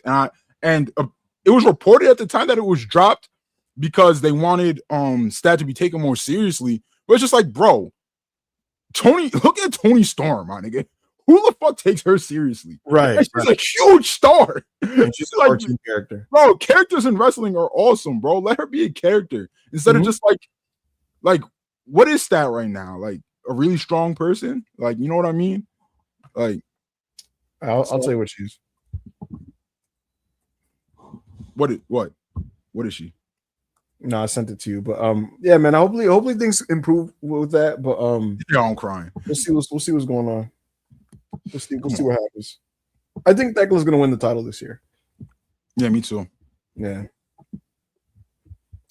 Go ahead, Ibu. H Cube 07 499. What does good heel heat look like in 2026? People will say MJF is an edgelord and cringe, while also complaining that there's no more real heels. I think that's a very fair question on the surface, and in light of recent conversations about like how fans should conduct themselves at shows. I mean, to me, I think a good heel is anybody that makes the fans really angry and upset in the wrestling way. Mhm. And it's up to your taste as to how you like the person doing it. I think Max is a good heel. Overall, I think Max is a good heel.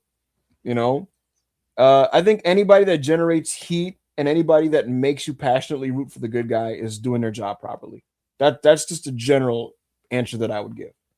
Now, at the same time, I think you are, as a fan, allowed to critique bad material in a promo. And it isn't as simple as just, well, you didn't like that, so that meant that he did his job. Like, no, sometimes it's just like that was just kind of ass. You know, Yeah. that happens too. You know what bad heels are? What's up? Find the remote are bad heels. They don't Are get they- beat. They Okay. don't put Facts. anybody Oh my over. god, he's talking. You talking. They don't have a Go ahead. character. Preach. It's just it used to be. It used to actually have a character. The character used to be new wrestling bad, old school wrestling good. I'm a We're about grumpy to old bring it man. back. Yo, what is Dax's character right now, Ibu? Yeah, go ahead, Evo. I don't know, and I don't think he knows. Huh. I don't think he's really sure. Why does he have world titles around his waist? That's look again. But to answer you, I don't think he's sure. And in wrestling, you know, I said this yesterday on Hanging with Holbert, which people could watch on the $5 membership tier. Role clarity is so important in wrestling. When somebody's out there and they don't really know really what the fuck they're doing, you see it because then they don't really believe in the act, and then we don't believe in it, and it's like you're wasting everybody's time. I don't think FTR have role clarity right now. I don't think they know who they are. And I'm watching them, and I'm watching Davis and Doyle, and I'm watching the Death Riders out there. None of those acts are outright baby faces. And I'm just watching it like, who am I supposed to like root for in this conflict that's being set up? You know what I thought was happening last night as I was watching the show? Mm-hmm.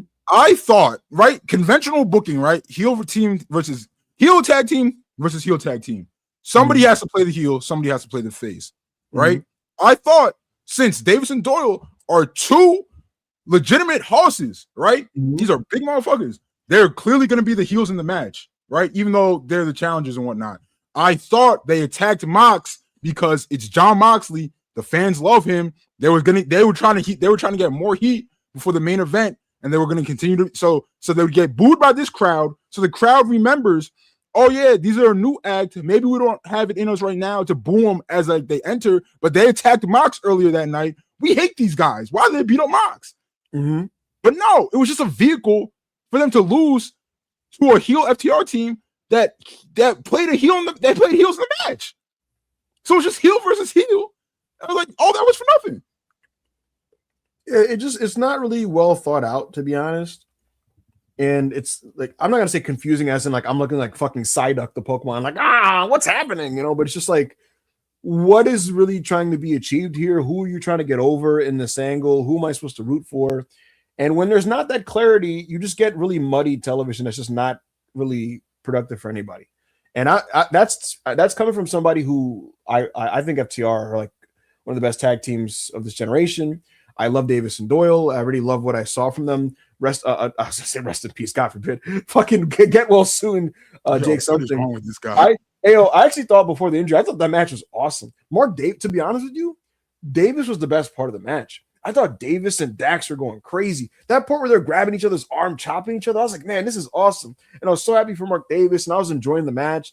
And then fucking Jake something fucks up his bicep, and I was like, damn, bro, and he never comes back in the ring. And the whole situation is a shame. The whole situation is a fucking shame. And I don't think anyone really knows what they're doing in terms of direction. So yeah, I feel bad. I feel bad for Mark Davis, right? Because like, other than like all the injury issues, he's like, obviously I feel horrible for fucking Jake something. Like he's had a ton of injury issues too, right? But Mark Davis, right? Like lost his tag team partner, and he should have, right? Like Kyle Fletcher, superstar, right? He's gonna be fucking running AEW one day. He shouldn't be in Aussie Open, right? So he lost his tag partner, so he's just kind of floating. And then Mark Davis gets a shot, gets injured, gets another shot, gets injured. Is in a tag team now, is getting over, doing great work. People are correctly being like, yo, these guys should just be tag team champions. Tag partner immediately gets injured in the tag team title match. It's just like, fuck, bro. Like, this nigga, he is snake bitten, bro. So it's just, I feel, bro. It's a tough business, man. It's a tough business. Tough business on families. Thank you, HQ. Appreciate you. Chicken 9.99 was in the gym earlier, and imagine my surprise when I look at the TV and I see Mr. Freaking on First Take doing a top 5 Royal Rumble winners. Was not happy. Hope you guys have a great day. I'll tell you what, Seth is a good football analyst. He's better than a lot of the clowns on ESPN at that shit. So I'll never know this. I'm never gonna watch. Yeah, his football analysis is shoot good. He probably is setting up his post wrestling career, and good for him. You think he makes this a permanent position without like WWE being like partners with ESPN, and he's like a top guy in WWE? Like, you think that's gonna be something they're interested in? I think he wants to. I bet you he's gonna set up a situation where he will help with WWE in some capacity when he's retired while doing ESPN sports analysis. I think that's his goal. Because it wasn't just one guest appearance where he just did, like, you know what celebrities kind of do First Take and it's bullshit. Like, he is doing like Netflix broadcasts and he's like showing up on ESPN and he's doing like nitty gritty in the weeds football shit. I'm like, oh, he's trying to like do this for real. Like, it was very clear. Like, he was like he clearly is like really passionate about football and would prefer to do this like as his post career, I think. Yeah, it seems like that's what he's trying to do. So good for him. Ryan, $5 Canadian. Carlos Silva already calling AJ Styles and booking him with AJ Francis and Mr. Elegant Silva flexing that AMC money. It's just not going to happen. Word. What AMC money? Go Birds. Is AJ really going to retire? Oh, we touched on that earlier. We don't think so. Yeah. This year he's going to retire. I think his WWE last match is the weekend. Lobie Warsaw, $10. Dynamite was fire, but aside from the main event scene and Briscoe's open challenge, the other divisions feel lacking right now. I'd agree. What do y'all think the other divisions need in order to get back on track? Direction and a distinctness to what they're doing. Like, I think it was maybe Chris or one of y'all mentioned it last time, but like, we need to know what the other goals or the other belts even are. Like, if they're just regular belts and, you know, it's like, it's hard for it to come off distinct. And if the main event scene has the best wrestlers on the show, like Andrade, Kenny Omega, Swerve, Hangman, like, these are the best wrestlers on the show. So people are going to be locked in on that. But if you watch go ahead, Chris. It's just, I'll say it every time I get the chance. The biggest thing, AEW's biggest fault, or why it'll always, you know, this question will always come up is niggas don't want to be mid-carders. So there's no fucking mid-card. So you're always gonna have people who are top guys win these belts that they shouldn't be winning. Like, you know, I don't know, bro. Tony got to sit these guys down and be like, yo, how we were making a legit mid-card division. If you don't want to be in it, cool, but you're not gonna be winning these belts. You know what I mean? But you gotta get the belts off FTR. I think really it's just like, what is the national belt? Because that was supposed to be the belt where you go everywhere to defend it. And Max is doing that now as the world champion. So that kind of takes away the unique sounds for House of Glory. Right. So, okay. What about fucking TNT? Like, what's distinct about that belt? It just seems to be a thing Mark Briscoe holds and he fights guys on Collision for. So you know, to that point, Ibu, Takeshi walks out, says he wants a Continental title. And I'm like, all right, sure, he wants a Continental title because he lost out on the C2, right? But it's just like, what makes anyone in AEW, what makes someone be like, I want the national title, or I want the Continental title, or I want the TNT title? Why? Yeah. They're all like the same. Like, they're all like the same belt. So, like, what makes you be like, I want this one, or I want that one, or I want that one? Like, there's nothing specific about any of them. Like, nothing. Takeshita, in theory, why are you not like, man, international title too, bro? It's not even international title. Not even really a title at this point, bro. It's something Big Kaji walks around with on his shoulder. Yeah. I'm saying. They gotta retire that joint. Yeah, there's no idea. One of y'all said it about like the C2, how they should probably change it up next year. But like, the bottom line is this, bro. The other belts don't really have identities, so it's hard to care at all about the people fighting for them. That's the bottom line. And we know the main event, the world title has equity with the audience. And we know what that belt means. And we're seeing the best wrestlers go for it. So we can get into that. But like, when I watch a pre-tape about like whoever the fuck going, like, I want the national or whatever, it's like Anthony Bones, whoever the fuck in a qualifier for it. It's just kind of like, I mean, I guess. So that's it. It's just, they're indistinct, and so it's just hard to really invest in those. Yeah, it's It's whatever, bro. I am glad that the world title scene feels like the most important. Yeah, like division. ideally you What else want they need? right now. Yeah, ideally you want the top thing to be good, you know. And what it's proof, Chris, in wrestling, no wrestling product is perfect, but you know what I've seen routinely? If the top stuff is good, it can mask a lot of issues underneath, you know. Yeah. Like and the other way around, it fucks it up. Like last year, there were some decent things happening in WWE in the underneath, but because the top shit was just dog shit and John Cena's retirement tour was terrible, it was a bad year. You need your top shit to be on point. So, and right now, AEW's top shit is pretty on point. To challenge the Sun, $4.99. Scenes when Roman doesn't get his Mania title match, says, fuck this, I'm going to get that TK money, and snatches Ospreay's all-in spot. So here's the thing about this. Hold on. Here's the thing. He would have to get the money, but he wouldn't get the main event, bro. Here's the thing, AO. Tony would do this, but only if Roman committed to doing more than fucking 10 dates a year. If Roman somehow was like, yo, I'll do 2 TVs a month, then yes, this would happen. But I don't think that would happen. You know what I mean? So that's the deal with that. Now, nigga, in this imaginary land where Roman was like, yeah, I'm a weekly AEW guy, yes, I'm making that fucking deal. Rob from the sixth floor, $10 super chat. You don't have to shovel snow when your car is in your garage and you got a maintenance team to handle all of that. For real, though, glad y'all didn't get sick, hurt from the storm. Hashtag self-made-ish. Hashtag fuck ice. Gang, I don't live in the burbs, man. I don't. Yeah, fuck the burbs, bro. It's unfortunate, bro.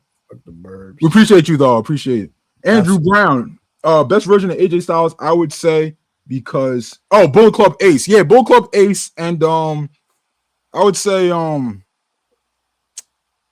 Bullet Club Ace is number 1, and number 2 was like when he was real young and just doing crazy shit for the love of the game, bro. I was just gonna say like 4 or some shit, bro. Yeah, like 02 to 06 AJ is one of my favorites. Just that X Division AJ, and then my additionally, I think the best version of AJ, most seasoned and everything, is basically like New Japan run up until like his first WWE year. So that's 2014 to 16. Yeah, New Japan run was like when he put it all together, bro. Like he still had his insane athleticism, but he was like just a complete like his look was incredible. Like he knew what he was as a character, like all that shit. Like everything was perfect. Yeah, that was a great time for AJ. Vincent Martinez just gave us $2. We appreciate you, bro. Thank you for the support. Thank you, Vincent. Fuck. Mrs. Erica Vance, $5 super chat. As a self-mader, I'm happy to announce online classes on how to move merchandise and t-shirts. Appreciate Cody from Atlanta for being the first. I know. I heard number 2 was Ibu. It was not me. It was absolutely not me. Hey, I forgot to mention this. So just real quick. AO, does Sami Zayn beat Drew for the title in Saudi? Fuck no. Come on, yo, and WWE fans, bro, you niggas need to be mad because ever since the Saudi Rumble was announced, you niggas was just like, yo, this is disgusting. But at least Sami's gonna win the Rumble. No, he's not winning the Rumble because WWE doesn't seem like that. But you know what they did? You know what they did to distract y'all? They put him in a world title match. He has no shot of winning. So when Sami loses that match, I better see y'all revolt on the timeline. I better see y'all revolt. Nah, it's not gonna happen. It won't, bro. It's just gonna be a damn good showing, but hopefully Sami gets it next time or something. He's not gonna get it next time. Yeah, it's kind of nasty. Ryan, $5. Carlos Silva already calling AJ Styles and booking him with that. Oh, we read this. Yeah. I accidentally my fault. All right. Kuzu, $5 super chat. Yeah, Ospreay, you're waiting another year. We need AJ versus Omega and Wembley. He's young. He got time. AJ not young, and AJ don't got time. I don't know if he's got another year in him. Ospreay could just work him in All Out or some shit. Yeah, literally. I don't think it has to be in Wembley, bro. Yeah, not to be in Wembley. Thank you, Kuzu. Only thing I gotta be in Wembley is Ospreay's title win. Your boy SMG, $5. When that Styles and Joe versus Kenny and Ospreay, my god, that would be a fun TV. Why are we putting that lame ass nigga in there with 3 guys? Yo, Chris got the blick out and pointed today, son. Yeah, like, you want to smoke, listen, bro. Listen. Joe's like He's like a Asuma ass nigga in Naruto terms. And then you just got Naruto, the Sasuke's, the Madaras, and you want to put Asuma up there? Come on, man. Respectfully. Come on, man. Legend. That's crazy. Trust the process. $10 super chat. 5 or 6 matches had Don Kyle's family involvement. Don on comms for 2. 3 or 5 promos with Don Kyle's family and 2 were Don himself. In total, 8 of 11 segments on the show with Don Kyle's family. What the fuck is going on, and how does TK think this is good? You know what I think is going on? You know what I genuinely think is going on? What's up? TK is still busy with this NFL shit. He was literally in Mobile, Alabama for what was it, the Senior Bowl? Mm-hmm. The day before Dynamite. And I think he's like, fuck, how do I fill TV time? Don knows how to fill TV time. Let Don do whatever he wants. Is that, and also Don is he's a Orochimaru, bro. That nigga.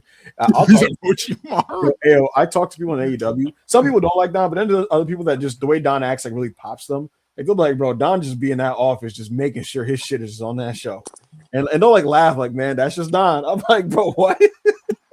Oh yeah, man, visible hand. I'm just picturing him in the office, like, and then Tony, I think I should be in segment 2, and then maybe in commentary for segment 4, and a pre-tape in segment 6, and then my guy obviously should be working the main event. Tony's just like, shit, nigga, I was doing Jaguar shit all week. You making my life easy as fuck, man. You want 3 more segments? Appreciate you, Don. And it's just like, what the hell? Oh my god! To challenge your son, $5 super chat. Scenes when Roman. Oh, my fault. Mm-hmm. Johnny Burney, $2 super chat. Hangman Page, you're hogtied. You're just Steven to me now. Yo, come on, bro. I'm crying. ACSD 25 for $5. LA gonna show up on some John Cena 2011 Rumble type shit against the Nexus and take out each Vision member. You know what? That probably is what's going to happen. The entire Vision talking about his return ever since he got decocked. What's up? Is this his return when he got that like big decocking angle that had WWE Twitter spiraling? Yeah. Nice probably going to return in the Rumble and eliminate most of the Vision members. He's not eliminating Braun Breaker though. There's just no chance. Yo, so what does LA Knight do at Mania? Some type of mid card multi. Faces Bronson Reed. I'm crying. Who's the US champion? Oh, it's Mello. Who's the IC champion? Dom. I don't think Dom goes to Mania. When's the last time Dom wrestled? Like a month and a half. I think Dom's gonna drop it in the Mania build to somebody, and whoever wins that shit, like Javon or whoever, I think they do a multi-man at Mania, and they might just throw like Bronson Reed. No, drop that shit to LA Knight, right? Drop that shit to LA Knight, and then let Javon get his Mania moment year 1. Like it's like booking is that easy, bro. I think Javon would shine better in like some type of multi-person match. It could be a multi-man. It could be a multi-man. Let LA Knight walk in as champion. Yeah, that works. It works perfectly. Like I said, I think Dom, when he comes back, he's going to drop the IC to somebody. It would not shock me if it's Chad Gable. Chad Gable's return got delayed because of Dom's injury, so I don't know what they were about to do there. But I think like would not have shocked me if Chad won the IC, went to Mania, and a multi-person lost it. But Finn needs his moment, bro. Finn Balor is 50 years old. Someone told me on the Mania board that there's a multi-person for the IC on that show, and I don't think Dom's in the match, but I don't want to say too much.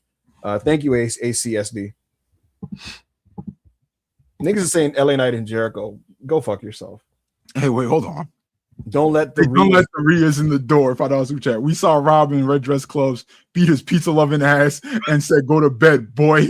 Saw him watching NXT, beat his Cena loving ass, and then said, "Go to bed, boy." God damn, Rob. Is that why Rob not here? This nigga choosing Rias of all the big birds is popping me, bro. I fucking love Rias. I never even heard of her before, bro. It's just like a docile ass ostrich and emu. Was you fucking with the Discovery Channel growing up, Crystal? Like those Discovery Channel, Animal Planet. I was watching all that shit. Yeah, I never fucked with that shit, bro. I was watching Untamed. Like my little sister be watching like that shit, bro. Like be watching like the shits about the deep sea and stuff. And I thought the deep sea was interesting. Like I would sit and watch that shit a little bit. Yeah. I said, I don't fuck about this safari shit, bro. No bullshit. One of my cousins was so obsessed with zoo books, if you remember that shit. and he had zoo books, and he was into all that like National Geographic type stuff. And we wouldn't clown him, but we used to kind of be like that's really what you be on, bro. Like LOL. That's your shit. These zoo books. And you know what's crazy? Now he's like a super gigantic TikToker and Instagram person. Oh, that's dope, bro. That's dope. He makes like educational videos on like animals and stuff. And he's like huge. He's like legitimately like gigantic. His name started with M. Yeah, you know him, Chris. Yeah, you've okay, absolutely. Yeah, I know who that is. That's my cousin. Yeah. Damn. And you was just making fun of him, bro. Now he's calling you a broke ass nigga. The thing is, I can see him being your cousin. That nigga got some contrarian in him. But yeah.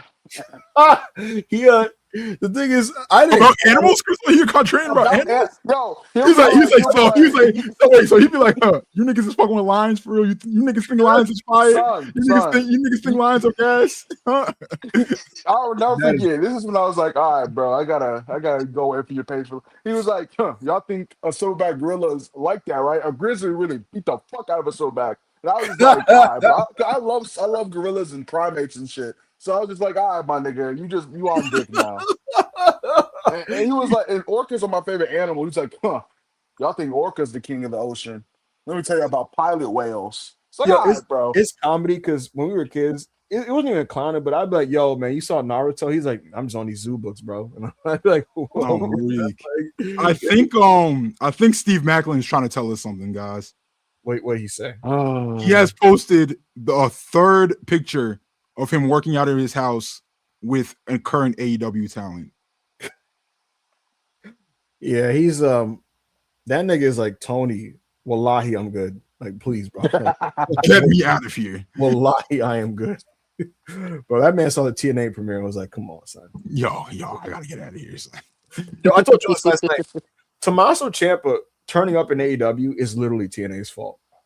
Because the Ciampas and the Macklins of the world would be in TNA if he was even halfway decent and viable. But like, it's so bad that now these guys have to basically find. Bro, you know what I think, bro? I think so. It's reported that TNA is getting $10 million a year from AMC, and I believe it. I believe that they truly are getting $10 million a year from AMC. I don't think Anthem is letting TNA spend any of that money. Wow, that's interesting. I don't think they are, bro. Everybody's contracts are 6 months long. 6 months, yeah. Only Core Jade has like an extended, quote unquote, extended contract. And it's just like 10 months or some shit, right? Oh, imagine what would people be saying if AEW and WWE were handing out 6 month contracts and we're just like, yo, we have 6 months for you. That's mad sus. And then one person gets a year. What would people be saying? It's very sus, bro. People would be like, yo, if AEW was handing out exclusively 6 month contracts, people would be saying AEW's closing its doors. Hey, yo, ECW lost their TV deal in October 2000, and they always announce their upcoming dates ahead of time. They announced dates up until January, and then people were like, "Oh, so this company's about to die," and then it died. So and the entire time, Heyman was telling the boys, "No, we're good. We're good. Don't call anyone. Do not call anyone. Don't try to find any jobs. We're good. Trust me." Meanwhile, Heyman's literally getting paid by WWE at the time. People like, Heyman's a piece of shit, bro. It's late December, right? People like, yo, Paulie, I got a WCW offer, but don't take it, bro. We're gonna be here. I promise. We're never closing. Like, Paulie, we're only scheduled for one more show in January. So what's going on here? Can I take this WCW offer? Of course not. We will remain on our channel. I will get a TV deal. Like, it's like, come on, son. So it's just disgusting. Real quick, he never told them like officially, yo, ECW shut down. Like, they just had to find out that he was on Raw. Shit is crazy, bro. He was like, I'm gonna hit you guys up if anything, and then he just showed up on Raw. Yo, he is an awful person. Terrible guy. He's an awful person. Yo, Danny Kwong, $5 super chat. Y'all remember how hot the AEW tag division was a few months ago? And then FTR won the belts.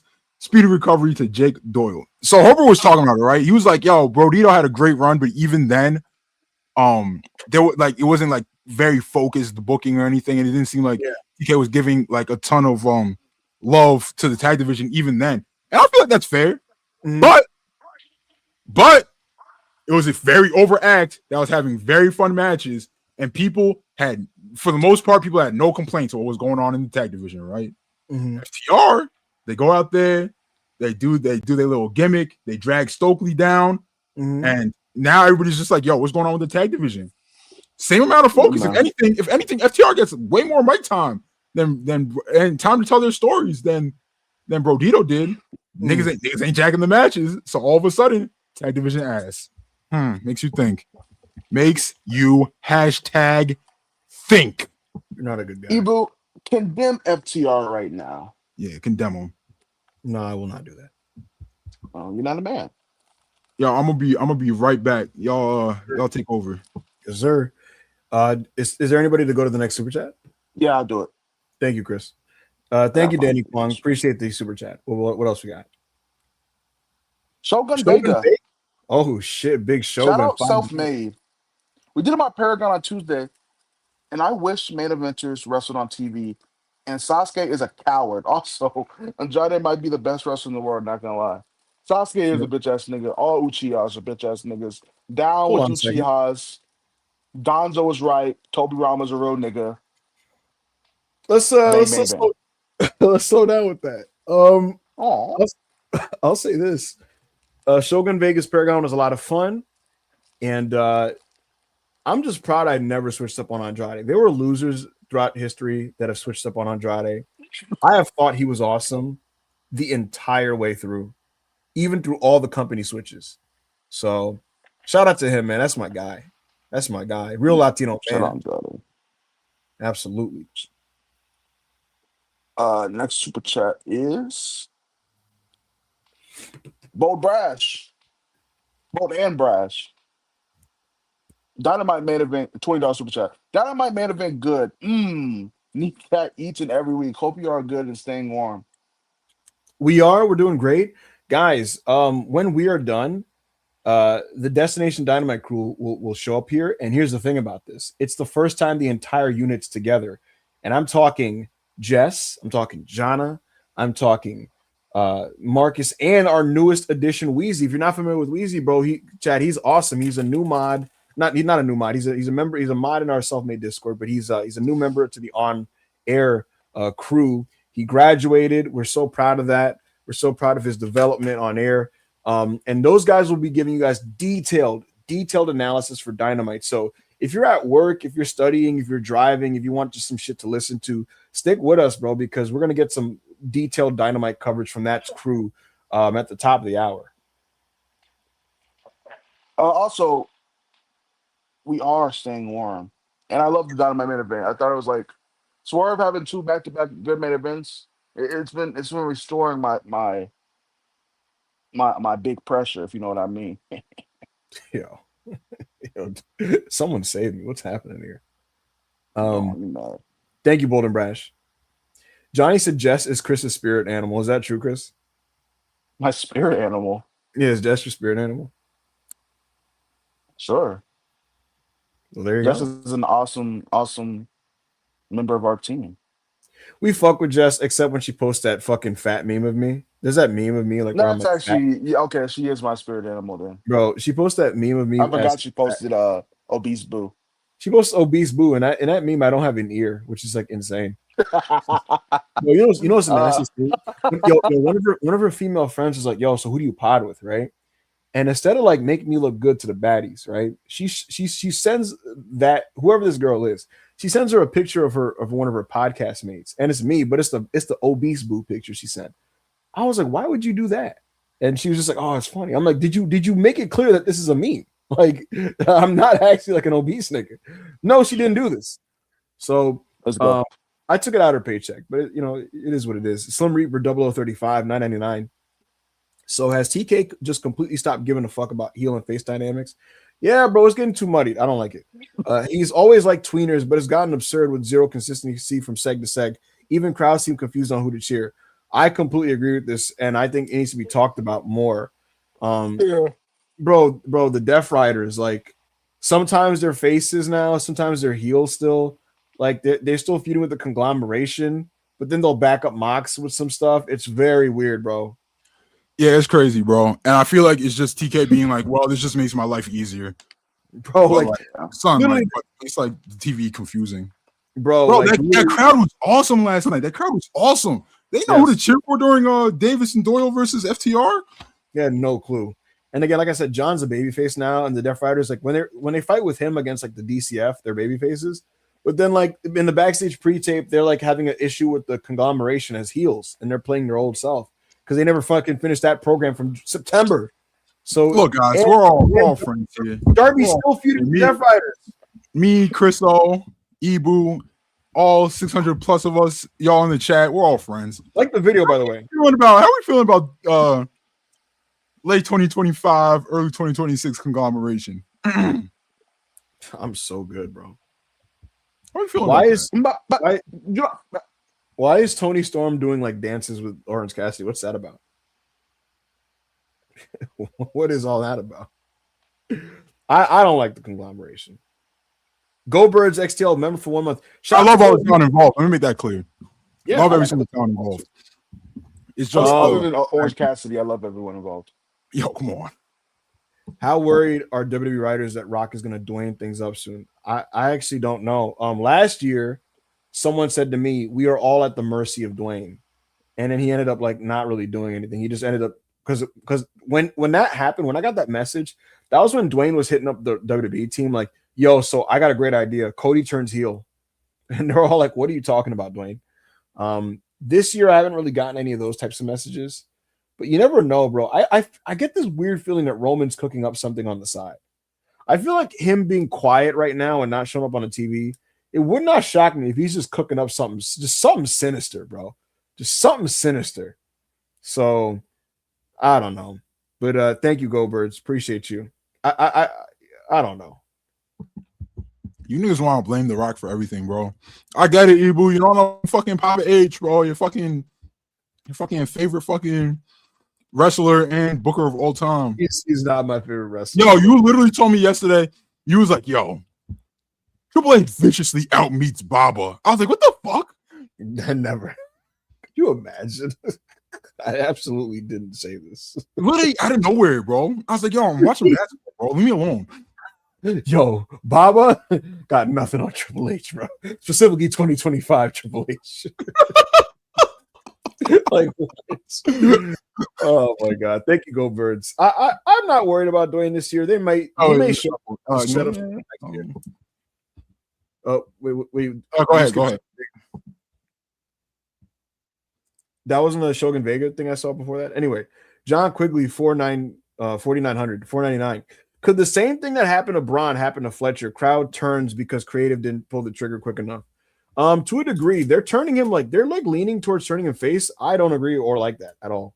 Not a fan. I don't think that'll happen. I don't think that'll happen because I just think like Braun Breaker was over. Mm-hmm. It was like, yo, did WWE fans really like him, or was it just over? You know what I mean?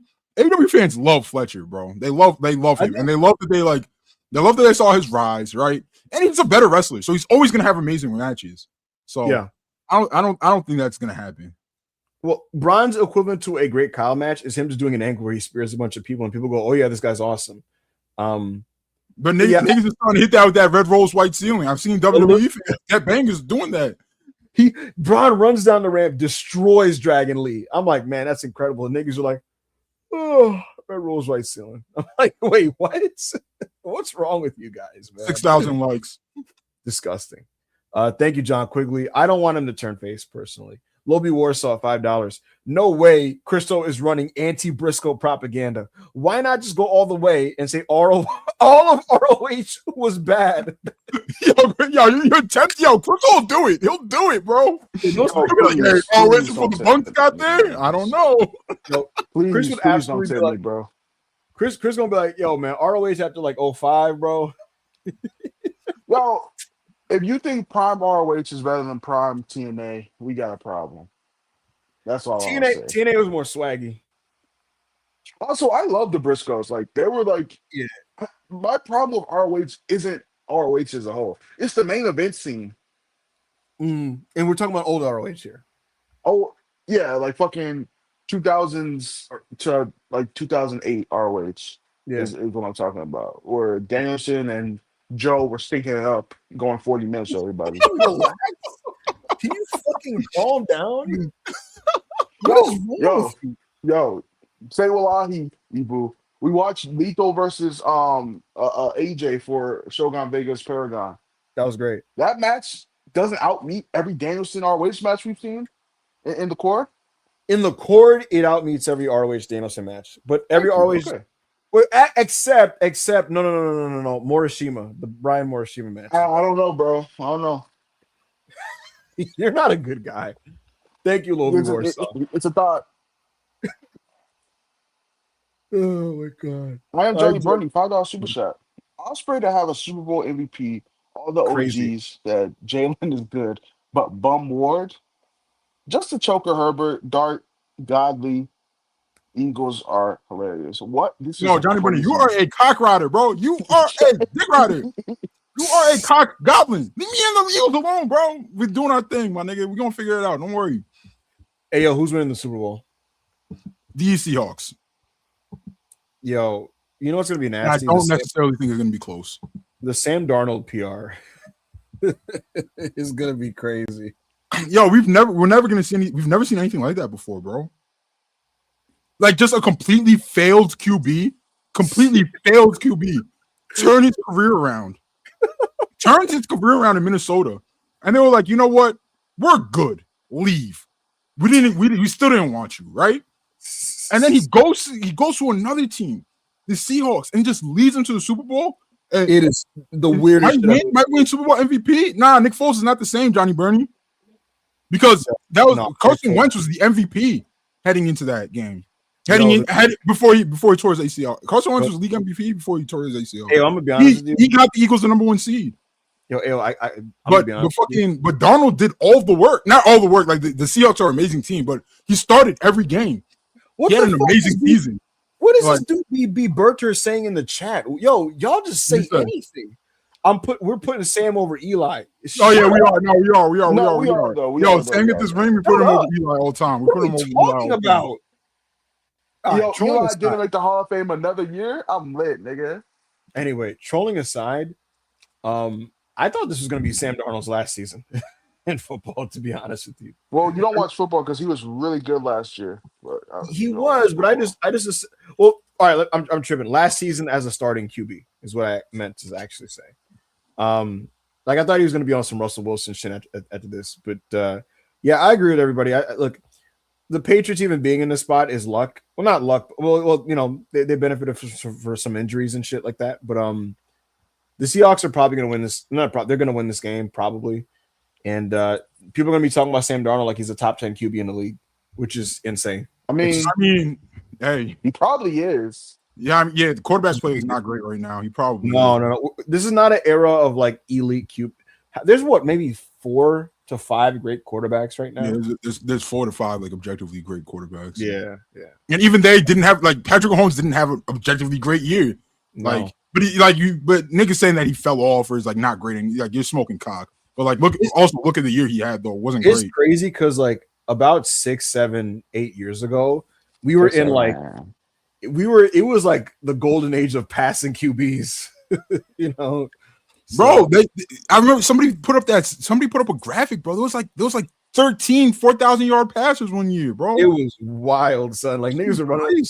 I thought it was gonna be on some NBA shit where like it just like explodes but we've kind of settled back in and like defense is back to really kind of being king and run game and shit like that. Yeah, it's crazy, right? Because like when Drew Brees hit that 5K, niggas just assumed like there would be more and more like rule changes that makes it harder to play defense in the NFL, and like 5K would turn like 5K will eventually turn into the new 4K. But no, nobody's getting close to 5K now. Nah, it's kind of wild. Like you don't really see that. Like with basketball, like shit is expanding, and now every team has 3 people that shoot 40% from 3 and shit, and you're like, what the fuck is going on here? You know what I mean? Do y'all know who was the last 5,000-yard passer in the NFL?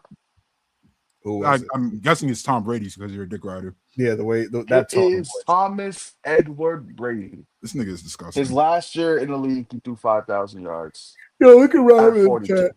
We're good. Look at Rob in the chat, bro. What's he talking about? Nah, he's just Drew Brees glazing. But yo, Rob, bro, how we feeling about those SmackDown numbers, Rob? All right, bro. Thank you. What we got to do to Cody? Look, bro, I got to get ready for work, man. Slim Breed, $9.99. Hate that TK is making me feed into general bad faith booking criticism, but why does this motherfucker hate booking proper payoffs? I'm here to tell you about the fucking SmackDown numbers. Oh no! Go ahead, Rob. Get your shit off. Get your shit off. Get your shit off, Rob. Who's supposed to Rob? Yo, we're gonna have to rename the story when we look back in history 40 years from now, when we're all old men and our balls are saggy and our hair is gray, we're sitting there in a wheelchair, we're on crutches. We're gonna have to sit here in 40 years. We're gonna talk about how the story ended up being the failure. Listen, guys. All right, listen. Cody Rhodes sat there for a year. Y'all was talking about Cody's drawing power for a year. Y'all was talking about Cody did this, Cody did that. And what has he done in 2 years? He's killed the fucking show that was at 2 to 3 million in ratings 2-3 years ago, by the way. 2 years ago, they were doing 2 million a week, and now we're doing 943,000. It's cooked over there on SmackDown, bro. And niggas want to talk about we not renewing Roman. Yeah, and guess what? USA is gonna end up not renewing that fucking deal. Oh my God, he's talking. And listen, all I gotta say is, look, Ibu, Sam Darnold was good in the regular season. By the way, stop talking football. It's getting really bad. Also, listen. Also, one more time. The last thing I want to say, this graphic is perfect. This graphic is perfect because Cody Rhodes should never touch a world title again unless it's the big gold belt on Raw on Netflix. He should never ever be above Roman Reigns on any list. The fact that he made PWI number 1 this year just shows you that's objectively comical. That's objectively comical. It's not a real award. I love Cody. Pays attention to that award. Like, we gotta lock in, y'all. We gotta lock in. Like, let's be real here. Yo, who is Fed Wrestler of the Year 2025? Not like just WWE. It's not Cody. Who is it? You want a real answer? It's over. You want a kayfabe answer? Nah, main roster, Ebu. Can I count women in this? No. Holy shit! It might be Seth Rollins, which is kind of nasty. Oh no. Yeah, it might be Seth Rollins. Then, to be honest. Yeah. I mean, Obafemi have great years. There was 8 niggas on the main roster better than Seth Rollins. Nigga, what are you talking about? No, but so Rob, who is not who is the better, like, just wrestler of the year, like impact on the show, like focus, like all that shit, all the combined rolled into one. It would be Seth Rollins. It has to be Roman. Like, I'm sorry, it has to be Roman. What are you? I agree with Rob. What the? Oh, no returns. No returns got bigger. I would say John Cena, but he would start crying. Listen, no returns got any bigger pops. Oh my God! Every time Roman Reigns was announced every time you've seen the big Roman Reigns graphic, the beautiful Roman Reigns return graphic that we get every 2 months. Oh my God! It brings joy to my day. It brings light to the universe every time we get one of those. Listen, Roman Reigns. Who was better than Roman Reigns last year, Evil? Who? How much time do you have? Yo, I don't need a list of niggas that you're gonna lie to me about. All right. I'm not. Oh yeah, we have to get on our horse because we have to go. We can't encroach on Destination Dynamite's time. And beyond that, I gotta go to work. This Evil has a job gimmick is like bottom 5 gimmicks he has. I have a job. Yo, you know my least favorite Evil gimmicks, right? The gimmick where he pretends he has a loving family. The gimmick where he pretends he has a job. The gimmick where he drinks water on mic. It's so bad. It's so bad. What else? Ibu watching Puro gimmick. Ibu liking and respecting. My brother never beat my ass gimmick. Oh yeah, the gimmick where his brother never beat his ass. His gimmick where Gringo Loco never beat his ass. These are all bad gimmicks, bro. I hate all of you. Slim Reaper, $10 super chat. Hate that 2K is making me feed into general bad faith booking criticisms. But why this motherfucker hate booking proper payoffs? Miss Bo on Takesha payoff, Mox trick. Yo, you can blame him for Takesha. Can't blame him for Mox. I mean, you can't blame him for Mox because he says okay. Oh, you can blame him for being the boss and that's. But hey, man, that is true. Like both of those stories. We gotta have a Mox conversation too, though. Hey, Mox be having ideas, and TK need to say no, but he don't be saying no. Yeah. Both of those stories just kind of like evaporated, which is like not. That's so WWE. Yeah. Come on, Chris. Corey David, $2 chat. Shout out to you, Corey. Y'all think Montez ever thought about leaving? Yeah, He did. Yeah, I think he's thought about leaving. Has he like? And this is just me assuming, right? Because he's a man, and I'm sure he thinks he's a star. And he is a star, right? And I'm sure he thinks that he's mishandled. She has been. Yeah, he's had to have thought about leaving. Mhm. I don't think he ever will, though. I think he's just gonna be like, hey, man, I'm with my wife. She's a mega star here. I'm gonna just try to climb my way up to the. When Bobby left, he had like one of those moments of like, "Yo, what am I doing actually?" And he had to have a meeting with WWE. So, not Josh Toffee $5 super chat. If AJ loses, is that his final WWE match or his final match ever? We have decided that it is most likely his final WWE match. However, I will not believe that he is all elite until I see it. When I say it's his final WWE match, I think that he works Kaz in TNA until I'm shown otherwise. Sex Luger, super chat not working, but I'll be at Revolution. FTR versus Edge and Christian better not be. Facts. Best wrestling content in the game. Thank you, Sex Luger. Yo, we appreciate you, Sex Luger. Absolutely. Yo, if I have to watch another FTR title match in back-to-back pay-per-views that I've attended, FTR fucking sucks. They don't. It's so hard. $10. It should have been Toxic time. Stat needs to be in the lab figuring herself out. She's very good. Love her Stat, but her weaknesses are noticeable, and fans are saying bad booking is shallow and pedantic. Some of it could be the creative. I do think on some level, everybody should get together, her included, with the team and whoever, and kind of like really hammer home like, what are we trying to project with the Statlander presentation? Yo, I'm gonna be completely honest, right? And I say this as a huge Chris Statlander fan.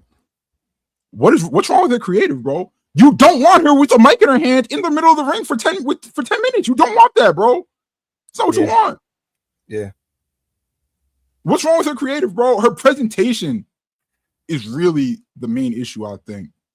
And I love Stat. I hope he figures it out. I think she should just go back to being the galaxy's greatest alien. I think she should just go back to being a quirked up white girl. Wrestling fans love quirked up white girls, bro. They love that. That's their shit. That is their shit, bro. So, yeah. I think that's what she should do. Lean into it. Lean into it. Yeah. Her the Wonder Woman thing doesn't really like accentuate like her personality. Give me back. All right. 199. Ibu. You don't think Rio grabbing the tag rope at Mania? No, I don't. I don't think that. No. I do not believe this. Thank you, GMBS. Loaf and Lecture 499. Sup, guys? Just got down here with Loaf and Lecture and Jumbo. It's hot as fuck. Ibu, we will never forget you wanted May to go back to Lavesquita's camp. I don't know what you're talking about, but you literally tweeted Andrade should just go back to WWE after he got fired. Yes, you did. Yes, you did. What I did say, you said Andrade in WWE should just work it out. That's what you said. Yeah. Okay, that was when he was like legally frozen, and I was like, no, this came right after. Anyway, Santos like you can't, bro. You say ridiculous things, and you're like, well, that's not what I meant, but it's what you said, bro. It's what you said. Get off my screen. Anyway, this is ridiculous. Like, yo, this thing for Hulk Hogan on XXX Tentacion's face. Wasn't it Juice World last week, son? Wait, is that Hogan on? Yeah, that is Hogan on XXX Tentacion.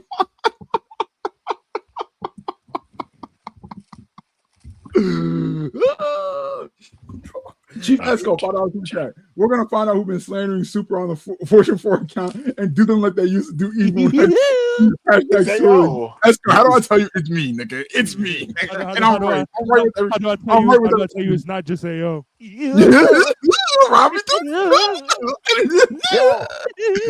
Rob, talk about Boruto for me. Oh, damn. Yo, I don't watch Boruto, but I'm sure it's better than Super. It's far better than GT. Musawar Khan, 2 pounds. Shout out Unsamoan Joe Holbert. Shout out Big Bert, man. If you haven't already, check out Hanging with Holbert. It is the bi-weekly self-made capo tier show where it is Joe and Ibu doing bitter old podcasting veteran gimmick. See, it's good shit, bro. It's good shit. Very entertaining show. And on the off weeks, I just talk the game, man. I do Back of Hangman Radio. You bastards allowed Hanging with Holbert to outmeet Back of Hangman Radio on the likes, which made me mad. But Back of Hangman Radio, it's still relevant. I did general big picture conversation for New Japan, TNA, AEW, and WWE, and you guys should definitely check that out before New Beginning. And every Friday night, we have Self-Made Sandbox where myself, Chriso, Rob, and friends foray into the gaming realm, and we rage at each other, and me and Chriso yell at each other, and it gets toxic, and then I get DMs asking if we're still friends, and I'm like, how do I tell you that this shit only lasts for 5 minutes? And then Chriso stops crying. I will let you guys know, in my hiatus, I have been thinking of and researching ideas to do for Self-Made Sandbox. So shit. Are you pulling up tomorrow for Chriso Sandbox? loses. Thank you, Riley. No. Yo, oh my God, Dick Ryder. You just won your first set last week, by the way. I beat your ass in Gang Beasts. I really did something to you, and you cried. What did I do to you in WWE 2K? And you cried. Yo, Chriso, the one that Rob won, I was beating your ass all day. But you didn't win. You didn't win. You cried and you threatened to quit. You did not win. You didn't win. So what's the point? What are you talking about? Ish, $5 super chat. I love Kyle Fletcher. His Yao ship with Take is awesome, but his booking leaves more than the 7th Briscoe match and potential face turn. Yeah, Fletcher's just floating right now, and that's not something that you want with somebody who's gotten heated up to the level he was heated up with when he was working Hangman, and someone who's just as talented as him in general. Like I'm not saying he has to have the world title on him right now or in the next 2 months or even in the next 5 months. I'm not saying that. But he's not doing anything of focus or importance right now. The 7th Briscoe match, like I said, I didn't even want to see the 6th Briscoe match, bro. Like, so let's figure out something for Kyle Fletcher to do, please. Mm-hmm. Riley, $2 super chat. Can't wait for more eliminated match discourse. I love eliminated matches? No, I don't like them. Do I have any energy to even discuss them anymore? No, bro. It's just something Tony Khan does, bro. And I think it's his. I was gonna say, I think it's his idea of like a non-title match. He just doesn't want to name it that. I think. I was talking to Joe last night, and I said, like, when it comes to the shit that I'll vocally bury or be mad about, it's the shit that I know like is affectable. Like, I can call out bad booking in AEW because like I know Tony could see that and like lock in and be like, damn, I am wilding with this. But there are certain things that he fundamentally does that are part of his playbook that will never change. Yeah, but like we could all just cry about eliminated matches. Tony Khan will never stop doing eliminated matches. Yeah. And I'm not saying that doesn't mean like, oh, you can't have your opinion on it. You have to like it because bro, you can hate that shit all you want. Me personally, bro, I don't have the energy to talk about that shit no more. Yeah, that's kind of how I see it. So it is what it is. Corey David, $2. PC baddies claimed another brother. Hashtag that boy bound. What? Stop. We as self-made. Shout out to everybody in wrestling. Shout out to their personal lives. We don't delve into those things, bro. It's none of our business, mud. You know what I mean? Sure. I'm here for grabs. Absolutely. You feel me? Absolutely. Shout out to Corey David though. Musa Khan, £2 super chat. Shiloh Hill, Josh Briggs are the truth. Hashtag, =, Fed boot. Oh, is that a take he was gotten off? I don't know who those people are, but that sounds like something Ibu would say. I barely know who Shiloh Hill is. You're lying. Yo, I legit hate that nigga. Yo, if I search my messages for Shiloh Hill, I'm positive like Ibu's in here just putting him over huge. Talking about how much of a blue chip talent he is. Yeah, totally. And how he should go to nowhere and win the GHC. Anyways. You're a piece of shit. DJ Mankowski. Which AW guy should enter the G1 this year? Takesha, obviously. Ciampa apparently interested in Moxley, Andy. Can I say people that have been interested in doing the G1 in the past, Ibu, or nah? Sadly, no. But okay. There have been main eventers one who has worked in New Japan and one who's never worked in New Japan that have lobbied to do the G1 before, and they were going to last year, but it just didn't work out for one reason or another. Maybe it happens this year, maybe it doesn't. I think with there being a G1 show in America, we might get at least one surprise entrant. That nobody was like that was like not on anybody's radar. I think Andrade is a safe bet. Honestly, I don't think that's much of a surprise. I think they're low-key gonna announce that Andrade signed a deal with New Japan sooner or later. Oh, that would be. I think that's something that we're going to hear sooner or later. That would be scrumptious. That's just an assumption on my part, because like New Japan's not treating him as an outsider. They're just like, yo, he's part of United Empire. Like he's gang. So I think that's coming. Absolutely. Right. I gotta bounce in 2 minutes, so let me see. Kuzu says $10. Yo, as much as I make fun of Roman's laziness, a large reason that his FC see him as a god is because that's literally how he has been presented. They were comparing him to Thanos, LOL. Aura matters a lot. That's true, bro. He comes out and he comes off like the fucking god of the universe. I will never deny that. I'll never deny that. I'll deny that he should be over Cody. You're mad. He's so much better than Cody. Yo, what is Cody drawing? I am Johnny Birdie 199. BD off TV now because of neck pain. Bro, get surgery. Yeah, bro. Like, come on. He's done like everything in his power to avoid neck surgery, and I get it, right? Because it's not like you get neck surgery and then like life is all dandy. Like Kurt Angle's talked about, he's like, yo, I get neck surgery and it fixes problems, but it comes with another set of problems, right? And yeah, like, bro, like getting yourself surgically put back together, like that shit hurts too, right? Right. So I get why Danielson's like trying to like do everything in his power not to have to get neck surgery, but bro, it gets to a point. You're flying on a plane and it's fucking your neck up, bro. Like, look, take care of yourself, man. Yeah. Hush Nicks, $5 super chat. All the tears I'll be drinking when Big Rome wins that Rumble. # save the company. I don't watch weekly TV no more, but damn, Cody, what did you do to SmackDown? Yo, is this Rob? Yo, these are great opinions though, regardless. It's not. Yo, SmackDown did $4 million with like Kane as its world champion, by the way. So like, Cody, you're a fucking disgrace. Yeah, what was they doing with Jinder Mahal, Rob? Danny Kwon, $5 super chat. Don Callis family Takesha story is treading into very dangerous territory. I'm very worried with how this story looks in a few weeks. It's in dangerous territory. It's awful. It's really bad right now. He stands in the back and like rolls his eyes and makes faces. I'm like, brother, you look like an absolute idiot. Like, bro, it's so bad, bro. It's so bad. Like it's like, bro, like I don't know, bro. I don't know. He comes off like a total idiot. So it's a shame. Yeah. I want to see my Wolves in the house. Apple. $5 with mean.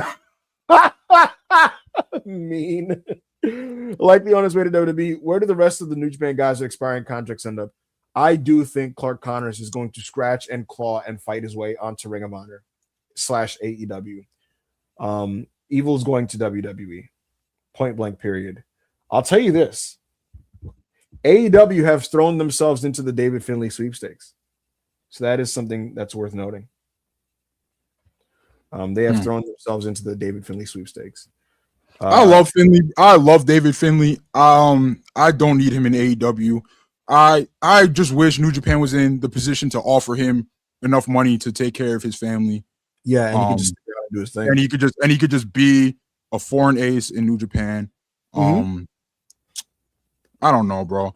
The state of wrestling is depressing right now. I don't want all my favorite. I said this when Ospreay went to AEW.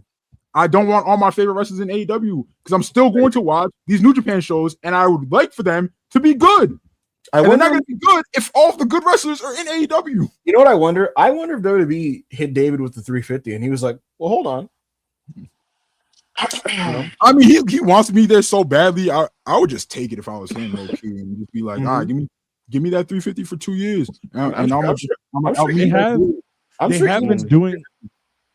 They haven't doing like this thing with his brother lately on NXT. So Ew. I don't know. Yo, his brother sucks. Nah, he's pretty good. Yeah, you're disgusting. Josh Coffey. Hey, yo, why does no one want that OC job? Yo, get off my dick. Get off my cock. Hush Nick's $2 super chat. Miss most of the stream is AJ dub-bound. Ibu seems to think so. I will believe it when I see it. Crystal, did you give a take on this? I said I hope, but I'm not, like a 30% chance for me. Okay. So yeah, so that's where we are at. The homie Les, $5 super chat. Let me run the Discord one night so I could show these parallels between Don Callis family and Dangerous Alliance. Yo, Les, genuinely, everybody is allowed to stream in there. Yeah, you can do that, bro. There's the temp channels. Yeah, there's a temporary channel where like anybody non-mod can stream. There may be like limits to how many people can be in there, but like most people don't. Yeah, it's like 50 people. Yeah, so but you can absolutely just do a less night and direct it however you want to direct it. Sex Luger, $20 super chat. I'll be at Revolution. Oh, this did work. No, I'll read it anyway. Because he like re-upped his membership and left that chat, but said the super chat wasn't working. But Sex Luger, $20 super chat. I'll be at Revolution. FTR versus Cope and Christian better not be self-made. Best wrestling content around. Hashtag self-made forever. Hashtag fuck FTR. Hashtag fuck ICE. Facts, and facts. Real shit. Mm-hmm. Wait, you would just co-sign fuck FTR. Y'all heard it here first. Oh no, no. No, you did. Y'all heard it. Secret Cow, $5 Australian. Tommy Dreamer should have hashtag finish a story at WrestleMania 17. Not gonna lie. Yo, like, could you imagine I often think about like what kind of ripple effects that would have on wrestling. Would American TV wrestling even exist still? No. Is that happen? Yeah, that would have been the end, right? That would have been the end of American TV wrestling, right? Oh, yeah, it would have died. It would have died. Probably. Yes, it just would have been over. It just would have been completely over. Whew. All right. We just my fucking Rob, bring up that last chat. Oh, never mind. I'm back. Back. My screen went black for a second. All right. Mm-hmm. Trust the process. How thirsty do you think WWE is to poach Tekla? I know they watched her last night for the first time and getting ready to jump in their tamper bag.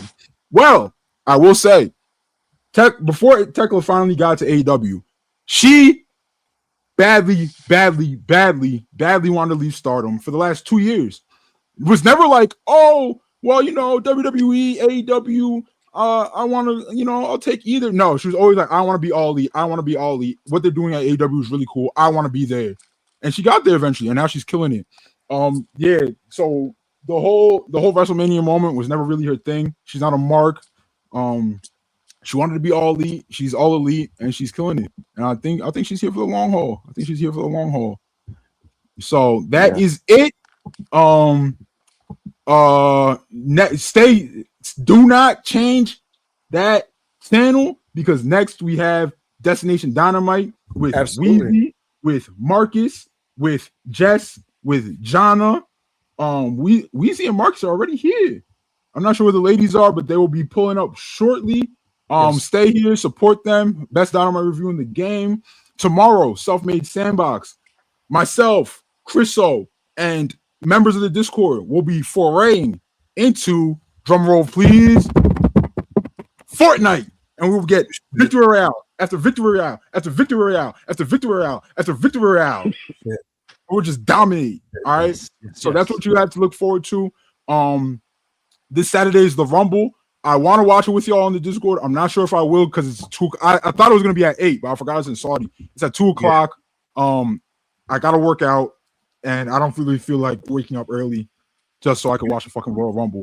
You may be ready by the time the men's Rumble's on. Maybe. So if I'm home and ready, I'll pop in there. I'll watch it with y'all. Yep. Paragons, all that shit. A lot of shit coming. We are back on our regular slot time Monday. Self-made shit, self-made forever. I am out of here. Cade, please put up the thing.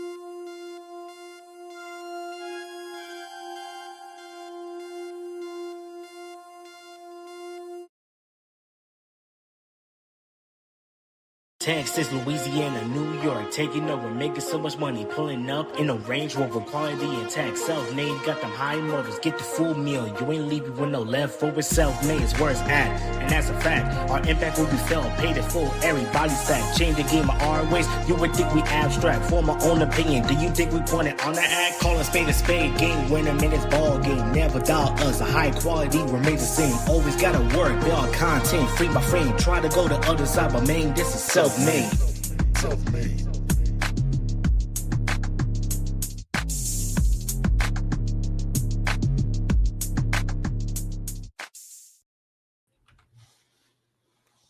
Ladies and gentlemen, we are live. Appreciate everybody before we get started that tapped in with the bosses, Chriso, AO, Ibu, Rob a little bit later that tuned in for Self-Made Sessions. Today is part 2 of the Self-Made Doubleheader. Destination Dynamite is live and in living color with y'all. It's me, Marcus, joined by the homie WeeZee, our recent Self-Made Dojo graduate, and just now pulling up with us, we got Jess in the building. Jess, how you doing? I'm good. How are y'all? Good. We staying alive. We're not freezing. Oh, by the way, I know you in Texas. How is it for you over there with the storm and everything? It's good. It's good. For some reason, my cat still wanted to go outside, and I brought in like 2 stray cats in the house because I'm like, I couldn't watch them be outside. I was like, come with me. Everybody clapping up for Cat Mom Jess. Anyway, good to see you doing well. WeeZee, what's good with you? Welcome to week 2 of your new gig. What's going on, man? I'm excited that this is like a full-time thing for me. Yeah, I just got home, so this was perfect timing for me. So I'm good though. I'm good. I'm ready to talk about Dynamite. Yes, sir. And for programming note, we got Jana coming in with us shortly in about 5 or so minutes. So be on the lookout for that. There's still 441 people left from Self-Made Sessions, so appreciate everyone that stuck around. We're not going to keep y'all terribly long, but this is a good show at Dynamite that we want to talk about. Kenny Omega doing this thing, and I, along with everyone else here, is going to run so many victory laps about one Mr. Andrade El Idolo. So that's what's going to be the majority of the show. Women's Championship was fantastic. Shout out Tekla, shout out Chris Statlander. We're going to get into all that. Keep leaving comments. Keep leaving your super chats, man. We gladly appreciate that. And just, kick your feet up, lock in, let's get started. So, we're going to spark this little conversation up today. We're going to talk about the show as a whole and where we're at as far as the top of AEW in 2026. So far, it's been a product that's good in the sense that the big picture overarching thing, which is the World Championship, has been, like, by far the best part of the entire product so far. MJS playing a pretty good heel champion where the walls are closing in on him and everybody's looking to gun for that championship. So that's great. Kenny Omega's involved in something good, in something important. I will always gladly open my arms up for that. Andrade's back in the company doing real good things, and there was a debut last night. I know we'll get into later, but, can all be winners. And, I'm going to give my flowers to Tekla because I was somebody that I did not believe in her at all as a top talent in the company. And I didn't know how far she was going to go, but she did her thing and she looked awesome last night. Chris Statlander, once again, great performance. One of the great in-ring champions that belt's had. But we'll talk about some of the other stuff with her later on. But, good show where the World Championship's great. Everything in the middle, hit or miss. A little bit of miss. Looking at you, Takeshi and Dark House family. But other than that, we'll talk about it. So, WeeZee, give me what you think about? I completely agree. Like the main card, like the main event scene, is like and especially on Dynamite, it's incredible right now. Like honestly, is like I feel like there's a lot of like major ball players like challenge like up for the title, and that was like the complete opposite of the start of last year, where I felt like the mid card level was at a higher tier. I mean, I don't blame Mox for it, but like you had guys like Cope and all that challenging for the title around this time, and it just wasn't the good main event scene. We were more focused on the international belt with Kenny and Takeshita and Speedball coming in, all this other stuff. So like I think it's a huge turnaround, but there's still something missing to everything else other than the main event scene. That's kind of how I feel about the state of AEW right now. Yeah, and it's kind of like a reverse of what we had last year, where the main event scene was just complete dog shit. Yeah. But there was enough underneath it where it kept people's attention. And eventually, when we got to like the Heyman MJF program, that was really hot. Swerve and Ricochet, that was a real hot program that they were doing. And then Tony Storm was starting to catch her stride as the world champion. So we were able to kind of ignore a lot of the top. But the overarching thing I will say is, as long as your main title and your main event stars are presented in a way in which they all care about the top prize in your company and they're actively gunning for it, that is a good thing. Like, that is a good thing. And it does allow you to kind of overlook some of the other things. But AEW is a company where there's so many wrestlers that everybody likes and we all like that it's kind of hard. It's harder to do that. But the good news is they are nailing the main event scene. That is the good thing. So Jess, you there, Clemens? You there? Oh yeah, I'm right here. All right, cool. We're gonna throw you the ball a little bit. We're talking about the overarching picture of AEW right now. So take us through what you're thinking. I'm just gonna say, y'all know I was like very sour on this whole MJF being champ thing. And I gotta say, I'm surprised. I'm actually very much enjoying everything he's been doing right now. And listen, I'm not even rolling my eyes anymore at MJF. And I love Brody King. So it's very nice to see him in this position, getting a shot at the title. So it's very nice. Come inside. Sorry, my cat was scratching at the door. Dog, cat mom Jess, y'all. Bro, he took the gnarliest shit before we went live, and I'm like, I can't live like this.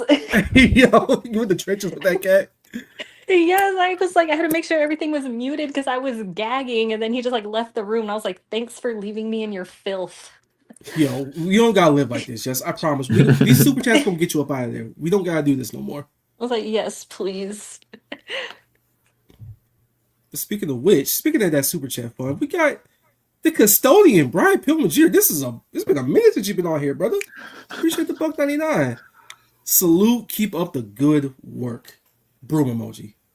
Appreciate you, gang. Oh, Thank you, custodian. Thank you. Again, man, keep leaving comments, keep leaving super chats. That'd be greatly appreciated. Gonna be here for a while. Just kick your feet up. We got y'all, man. Just talking up a little bit, just chatting a little bit. Nothing too major, but we're gonna get into the show in a little second here. So, I'm gonna save the main event for well, first, actually, for the real music poll, we got the 3 nominees as usual. Kay's gonna put it up in the comments for y'all to vote on. When we get the final destination, we'll reveal the winner. So, the 3 nominees are Swerve Strickland versus Andrade El Idolo in your main event, Chris Statlander versus Tekla for your AEW Women's World Championship, and El Clone versus Mark Briscoe for the TNT Championship. Those are your 3 nominees for the real music match of the week. Please vote on that in the comments, and we'll reveal the winner at the end of the show. So, a little housekeeping there for y'all. But anyway, we had 3 title matches, and it was also AEW Dynamite featuring the Dawes County family throughout the entire show. So there's that. Where do we start? WeeZee, what say you? Just the fact we had 3 title matches and none of the titles changed hands. It's like, okay. It felt like a very Battle of the Belts-esque, where it's like nothing's gonna happen. And it's just hold that thought, WeeZee. Hold that thought. Ladies and gentlemen, she survived 17 car crashes and she was weaving through the city about 115 miles an hour. Joining the stage. Welcome, Jana. How you doing, girl? Hello, everyone. I made it. Y'all. You made it. How you doing? I'm freezing. We're in Florida, but we're freezing, if y'all can believe. No, seriously, it's really cold, and I just got out of work. So I was like, it's Destination Dynamite. So I'm happy to be here. Thank you for joining us this Thursday. Absolutely. So we get into the nitty-gritty of the show. Right now, we're talking about the fact that there were 3 championships on the line last night, and a grand total of 0 of them changed hands. So, Jana, we were talking to WeeZee about it for a little bit. So y'all can throw the ball around about it. What you thinking? In general, I felt like Dynamite had a very fresh feeling. To me, it felt renewed. You know, like when it was back in its early stages and it was like they were just doing random debuts and like random returns. That's how it felt to me. And also seeing the new lay of the land, like you have Brody King in the title picture. Like that's so serious to me. It means something to me, man. Like I love him. Like I loved the exchange with him and MJF. I feel like in a way it indirectly addressed some of like the political stuff that's going on. But I had so much fun watching it. I loved it. I loved the match with Tekla. She's the one for me. I'm sorry, like she has really climbed up my totem pole in terms of favorite women's wrestlers in general, not even just in AEW, but in general. She did her thing. I felt like if they would have had her win for shock value, I would not have been mad. I would have been happy. Like I was on that same wavelength too, because I love Chris Taylor down. But damn, bro. Y'all hear that crowd? Boy, y'all heard that crowd was going crazy with Tekla, man. I gotta say, it seemed like her star was shining a lot brighter in that match than Statlander's was, like weirdly enough. Hey man, we'll talk about when we get there, but yeah. It just comes to her. I love her. Like she's really done her thing. At first, I wasn't a big fan of the whole like Sisters of Sin, but I feel like having her be at the forefront was such a smart move to whoever in the writer's room thought that that would be the way to do it. Kudos, chef's kiss to you, because that was great. FTR. Tomatoes. Everyone throw tomatoes to FTR. And throw them to WeeZee too. Yeah, I know you ain't got that shirt on. That's like you did last week. Well, what changed, my boy? What changed? Unsafe workers. That's crazy. Correct. Man, injuring my boy, man. It's crazy. Hey, man. Get well soon, Jake Doyle. We'll get into that when we get into it. But I would just like to say hashtag FTR. But anyway, we'll get into some super chats here real quick. Yeah. So, John, since you're here, would you like to read this super chat for us real quick? Yes, thank you at Zane.977. Really strong episode from top to bottom. Every title match, especially the women. Mox/Ace was really good, and that main event #wow. That's all I had to say. Amen. Honestly, Andrade, the resurgence, the rebirth of El Idolo. Are you kidding me? Real Latino man. Hey man, it's cold in Florida. It's cold throughout the South right now. Andrade warming that bitch up for me, boy. I was like running the oven in that motherfucker. I was so locked in. That was just. I needed that. I like that they're tapping into him being like Rico Suave with the ladies. Is making it fun. The fans want to interact more. I loved it. And then I really stand out for me was Mox versus Ace. That was tea. I wasn't really sold on Ace. I wasn't. I thought that it was gonna be like another Austin Theory situation, but I was that's kind of wild. I ain't gonna lie. That's crazy. That's crazy. I thought it was gonna be that kind of situation, but I was pleasantly surprised. And he's kind of fun. It's the thighs. Hey, man, he can crush some damn watermelons with them thighs. I ain't gonna hold you. Wardlow. He crushed somebody with them things. I'm just saying. He got some big ones. Pause. But shout out Ace. Always thought it was good. TNA, this is all your fault. I'm just gonna throw it out there. But let's get into this show real quick. So we'll start with the TNT Championship match because 1, good match. 2, one of many titles that didn't change hands, which I thought should have. And 3, something happened at the end of that, but we'll get into it. El Clone versus Mark Briscoe. I thought 1, the crowd was really good. Shout out Austin, Texas. 2, we throwing it up. That's so hard. That's so hard. Aura plus 1,000 QM. Yo, shout out Big Arez, man. Been a big fan of the former Arez since he's been in MLW and all throughout the Indies for years. Glad he's getting an opportunity to really do his thing on national television. He looked great last night. He really did. Like his athleticism was on point. Like his striking was really good. He had Mark Briscoe in a tizzy for like 10 minutes in that match. I'm wanted Mark to drop that shit so bad. Oh, I did too.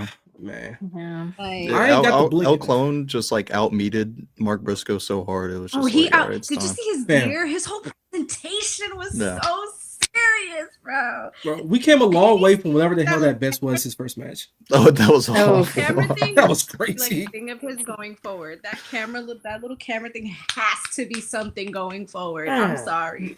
Like, And the I screen need that. glitching when he's coming out too. I don't shit's know. That hard. so sick. They ate so bad last night. It was crazy. For sure. Like, he looked great. Mark Briscoe, that was one of his best matches in a couple of months for me personally. Him as TNT champion is okay. What you said? His hair grew back hella fast. All right, like he shaved that motherfucker ball. He had the little mohawk for the MJF feud, and all of a He sudden, went boom. to Turkey or something. He went to Turkey real quick. He went to MJF's doctor. Hey man, it's that good 74 Delaware mud. There ain't no turkey. But anyway, I've enjoyed him for the most part in AW. The TNT title stuff isn't really doing a lot. Mostly because it's kind of the problem. I'm not like a hashtag too many belts guy, like some people are.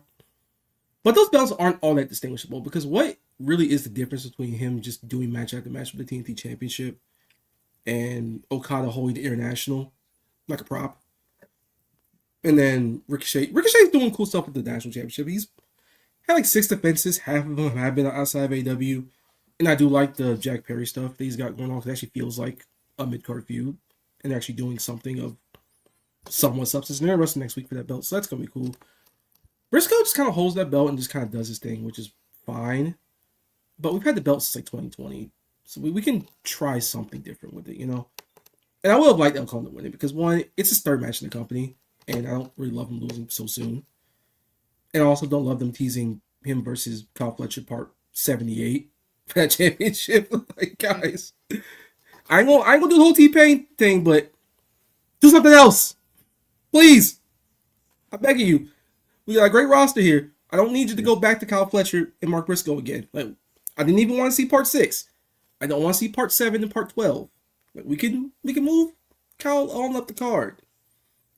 It's okay. Been seen already. Like, Stop. Give Kyle a break. He's about to go on a divorce. He's about to get served divorce papers, bro. Like, stop. Hey, man, you can have those divorce papers. We can also move them up doing something else. I'm just saying. You don't believe in love. You don't believe in real love. No, I don't. It's wrestling. There is no love. Oh, stop it. Now, Jess, don't start barking on me now. Anyway. Don't piss me off. Yeah. Everybody was looking so good last night. Like, I don't know. There was just something different about They're a very good-looking roster. Yeah, the Valentine's cards coming through, too. But El Clone, even with the mask, keep the mask on. Because, girl. Yo. What you want to keep the mask on for? What you want to do? We can use a different camera angle. Wow! Oh my god. Oh my god. See, y'all see what we dealing with over here? This is the type of shit you get nowhere else when it comes to Dynamite I'm just reviews. the girl. Who likes Johnny, mask. you were 20 something. You were not just a girl. Anyway, yo, you got me all fucked up. I had you flustered there. Right? I'm all the damn tizzy and shit. But nah, it was a good match. Don't love him getting rolled up, but that's whatever. Anyway, flipping out at the J Driller had me for a second. I'm like, oh shit, they're actually gonna do this title switch, and then they just shut up. I love Mark. Switch it up. Switch it up. See, Tony, you got me looking crazy because I made a tweet last week when they put the whole show graphics up.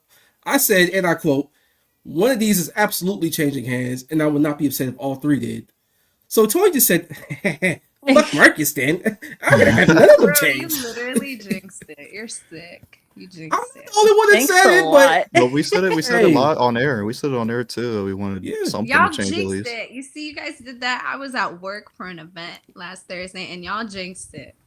Yo, Tony Khan saw your tweet. Guys' fault. I was at work. I wasn't on last I'm week. an innocent man. I'm just a fan making tweets, and Tony Khan for some reason decided to say, "Actually, fuck you. No, we're not gonna change this." He decided your Marcus moistometer was going to be dry. Hey man, ain't that dry? Because Kenny Omega's doing shit. In the chat. Yo, it's not my fault, y'all. I didn't do it. I did nothing wrong. I just want to see something cool happen. Fuck me, I guess. least we got the main event finished, but we'll get to it.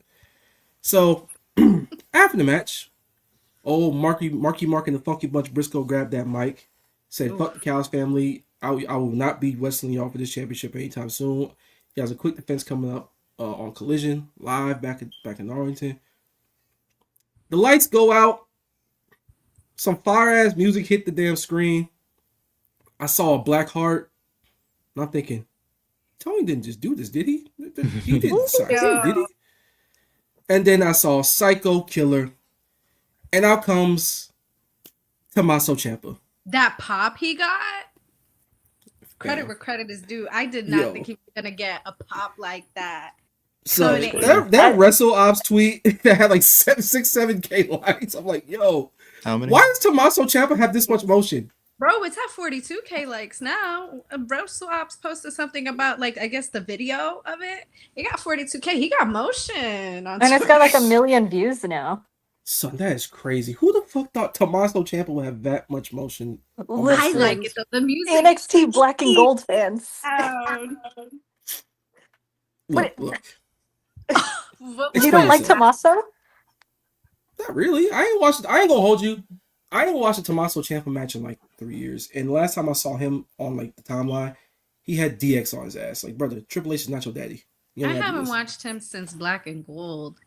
Same. So like when he came out, I texted like 3 people who only watch WWE, and I was like, "Is he washed?" I was like, "Is he still good?" But they're like, "Yeah, no, he's good." Victim of bad booking, but I was like, "Yes, I can be excited about this one." Oh yeah, he's a major victim of I saw clips. I saw clips with him and Dragunov, I think, and I was like, "Ooh." I was like, "That looks spicy." He's really good. I think he's the better. I was more interested in his stuff than when it was him and Gargano. Mm-hmm. I was never that much into Gargano. I always thought that Ciampa was pretty cool. Like when he returned, did he return to Black and Gold the same day that Finn came out with his hair shaved, or was that a separate time? I don't remember actually, but I remember when he returned to Black and Gold when they tried to run Black and Gold back, and it was I was sold, but then I never watched again. Yeah, I was like, I think he's a good wrestler. I like him as a wrestler. I just don't care. But I will say, crowd popped like crazy. He's got a lot of motion going on right now, and people were genuinely excited to see that graphic pop up, him versus Briscoe for Saturday night. So I'm gonna give it a shot. It'll be a good match. It'll be a 3.5, 3 3/4, like he's been doing on SmackDown for like 2 years now. Oof, and he'll cut, and he cut that one like promo he does all the time where he's just backstage on a chair. The Psycho Killer is alive. I'm like, okay. No, I loved that shit. When he would get up and he would throw the chair. Done right. Cringe is good. Hey, it was cool. I'll say the presentation was gas. I will give him that theme is fire. That theme is incredible. Mm-hmm. That shit is hard. I'll you know say. what that means? When Royce Keys, he's gonna get murked by Def Rebel. Oh no! Yo, we will not be calling him Royce Keys. It's gonna start something like this. It's gonna start like this. It's gonna be like Royce Keys. Boom, boom, boom. Oh no, it's gonna have like the car engine going. No, you're gonna hear keys jangling.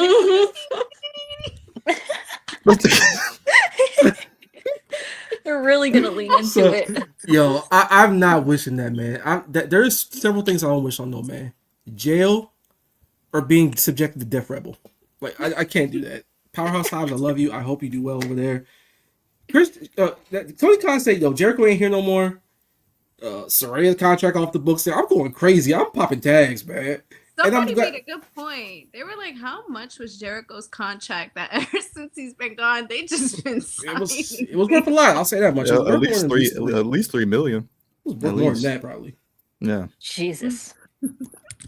Nah.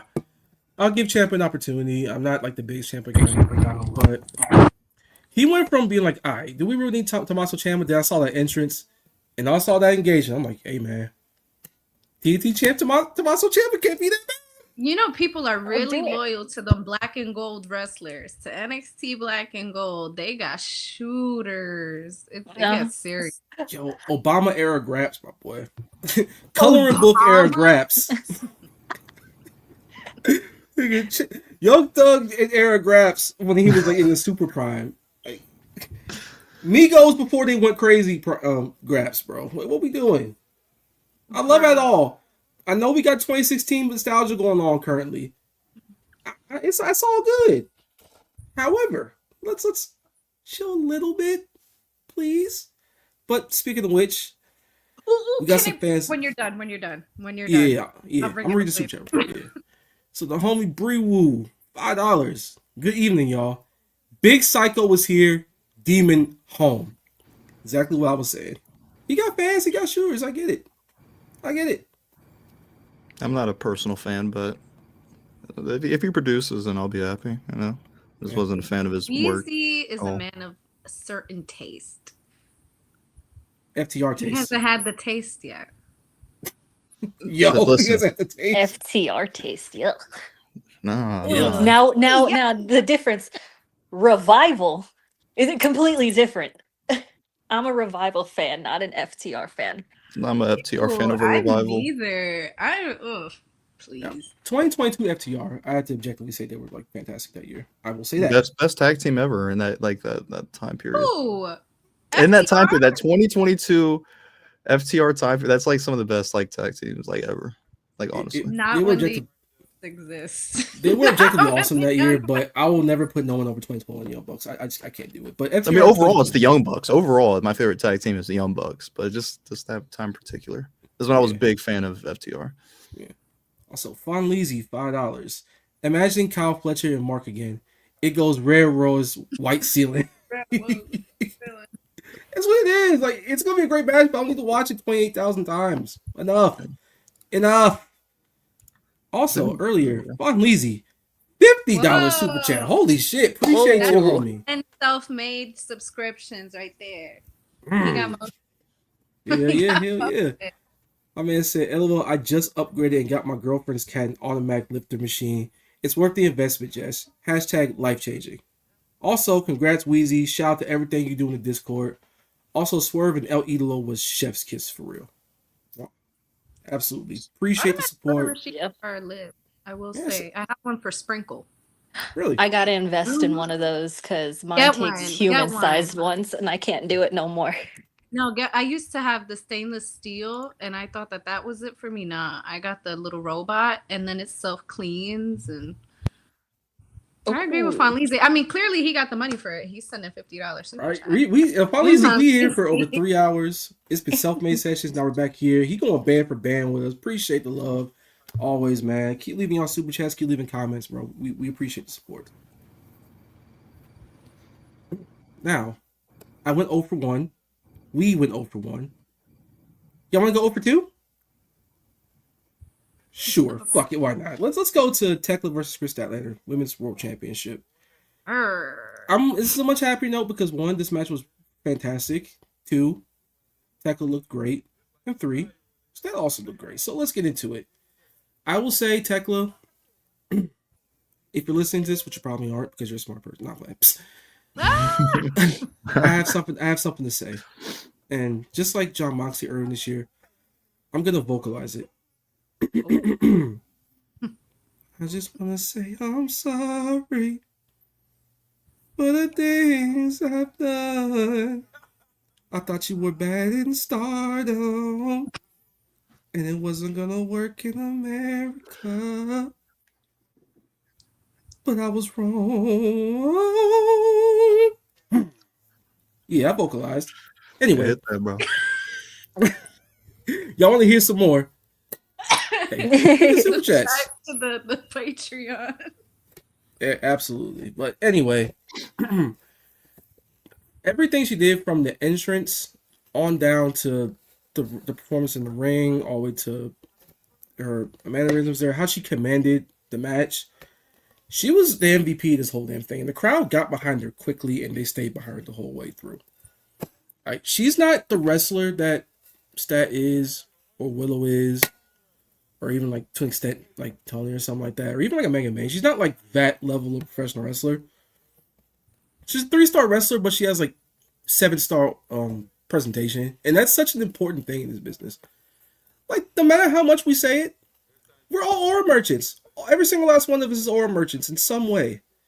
And she comes in cool. I thought I was going to have a seizure when I saw her entrance and all the lights and the camera angles going from this to that. But then she does the whole like flexibility stuff, and then The spear is just like a funny move for someone who's like 2 apples tall, but for some reason it works. It works well for her. I didn't think this was going to be a situation where she was just going to come over here and just, jump off the page. But I'll be damned, she did. Even with the Charm Sisters behind her doing the whole "Sisters of Sin, we go for the win" deal. Yeah. Everything about it just works. And look, Chris Statlander, I love you. I will never say a bad word about you ever in life. You will never hear me saying anything to besmirch your name. And this isn't going to besmirch your name here. I ain't gonna lie, man. Tekla won that shit in 5 games when it came to the presentation. It is what it is. Mm-hmm. I don't know what the fix is. I don't know if it's an easy answer. But there is something missing with that right now. Matches are great, though. And she's a boss in that ring. It's just everything else is a little undercooked to me. I don't know how you fix it, but it just kind of is what it is right now. I guess it's the it factor. I think when you go from someone like Toni Storm, who is such not even she's a great wrestler and we all know that, but her character is like larger than life, that people it just connect. She has gotten this character work down to a science to where not everybody could pull it off. When you go from such a big personality like Toni to someone like Chris, who she has the persona, but it's just not clicking as magnetic as Toni's, if you know what I'm trying to say. Like, we know Chris is great and we root for Chris, but she doesn't have that it factor, I would say, that you would see in a Megan Bayne, that you would see in a Tekla, that sometimes when you know you don't have it in ring 1000%, you do have to depend on character work. So she doesn't have the, in my opinion, the aura like Megan, like Tekla, like Mercedes, like Toni. She doesn't have that just yet. But I don't know. She doesn't have it like Willow. Willow has her character work to a science that everybody knows. She's the light. She's the light in the AEW women's division. I don't know, though. I agree, though. I feel like there's just something with Chris that, because she's gorgeous, she has the moveset. It's just something that's like you're almost there, but you just can't put your finger on like why it's not going to the next level. I don't know. Because I think she cuts good promos. I think her vignettes are good. I think when she has moments where she's supposed to look like the dominant wrestler, she does well in it. But for me, I think it's the character. I don't know. It's just difficult. It's just difficult because it's not like they haven't tried like 70 different presentations where like they have. And the Galaxy's Greatest Alien stuff, I get why they dropped it because and at times it was a little too indie, but Toni Storm is basically a giant cartoon character that's just horny all the time. It's like one of the most over things in wrestling right now. Yeah. So like being over the top of Zayn is good. Now, granted, Toni Storm has the outright charisma and just like throws everything she has into like the silly shit that she does. Chris just comes off as just she's a regular woman. She's a very humble woman. She's cool. She's awesome. I just don't know how you translate her personality into wrestling. I'm not sure. Right? I don't really know the answer. I think the Stoke stuff was probably the best presentation she's had. But again, she's not a heel no more, so they can't redo it. And I do believe that the Galaxy's Greatest Alien stuff is probably something that you can go back to at some point. But I will say the more human she's become as a wrestling character, the less interesting she is as a wrestling character. Yeah, because I think the last time she felt like I was like interested in her like personality wise was when like Moxley showed an interest in her, because I thought she was gonna like add a bit more of an edge to her character. But then after that just got dropped, she just went back to the same thing. You know what I mean? Yeah. Exactly. Because they did the best friends thing. Was she in the conglomeration at a point? No, I don't think so. No, I think she might have been adjacent. Yeah, like she had her little like moments with them. And then, then you have her as the alien, the cosmic killer. But to me, it's like, okay, you have the makeup, And I'm not even trying to throw shade or be mean because I love Chris. But you can have all these presentations, but you have to find a way to make it stick. I feel like when you have people like Harley Cameron, she used her strengths when her character was a little shaky, and people love the puppet thing. They got freaking puppet CEO Monet. They made that a thing. When you have to lean into it 1,000%. And I feel like that's something that she doesn't know how to do. She never leans into a persona 100%. And I think that's why it doesn't link with the crowd at all. Yeah.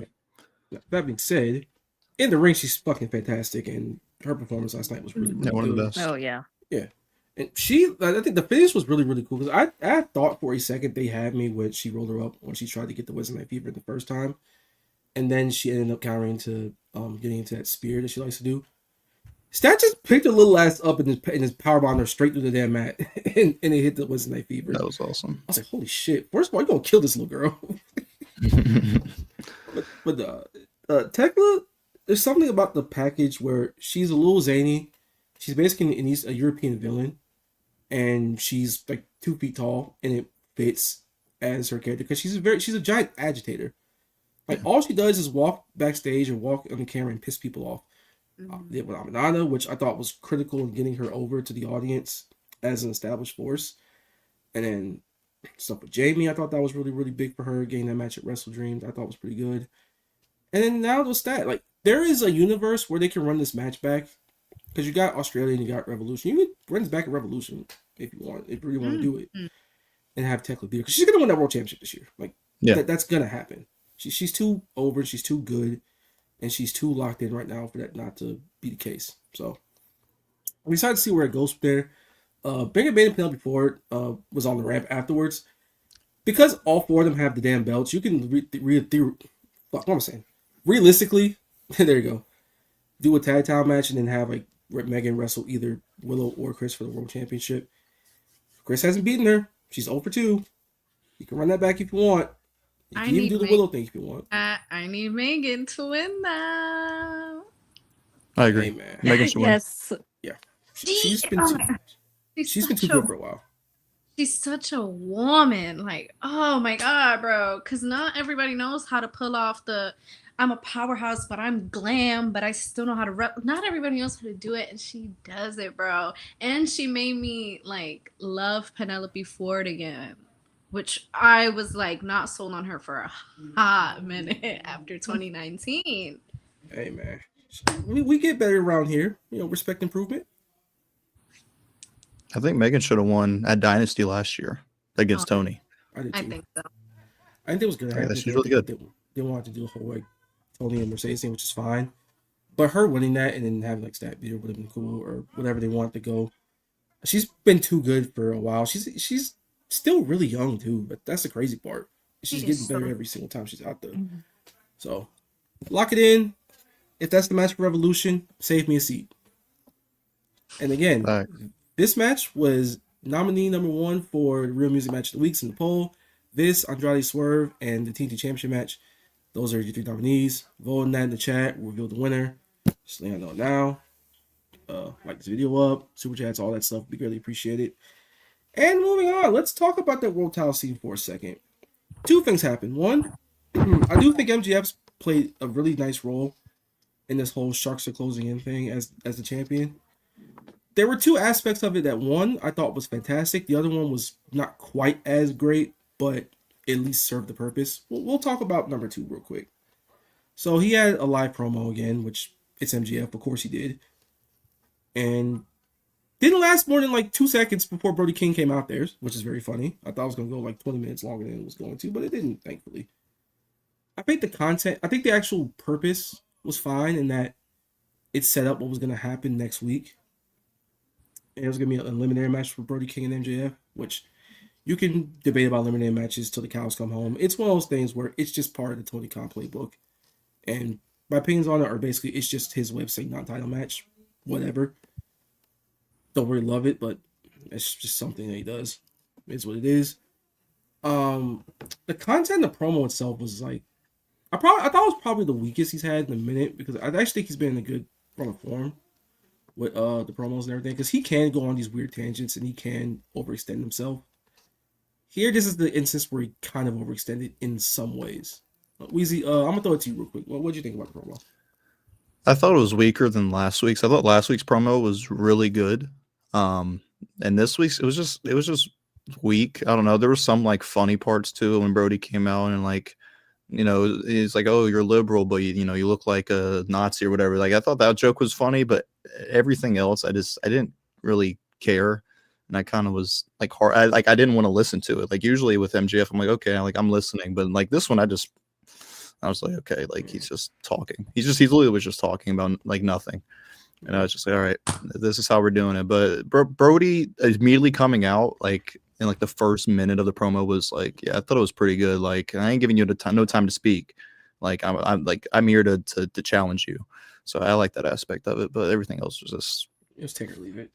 Yeah, it's just like whatever. It's like okay. Yeah, fine, whatever. You see, like he's not putting him over, so that's the good thing.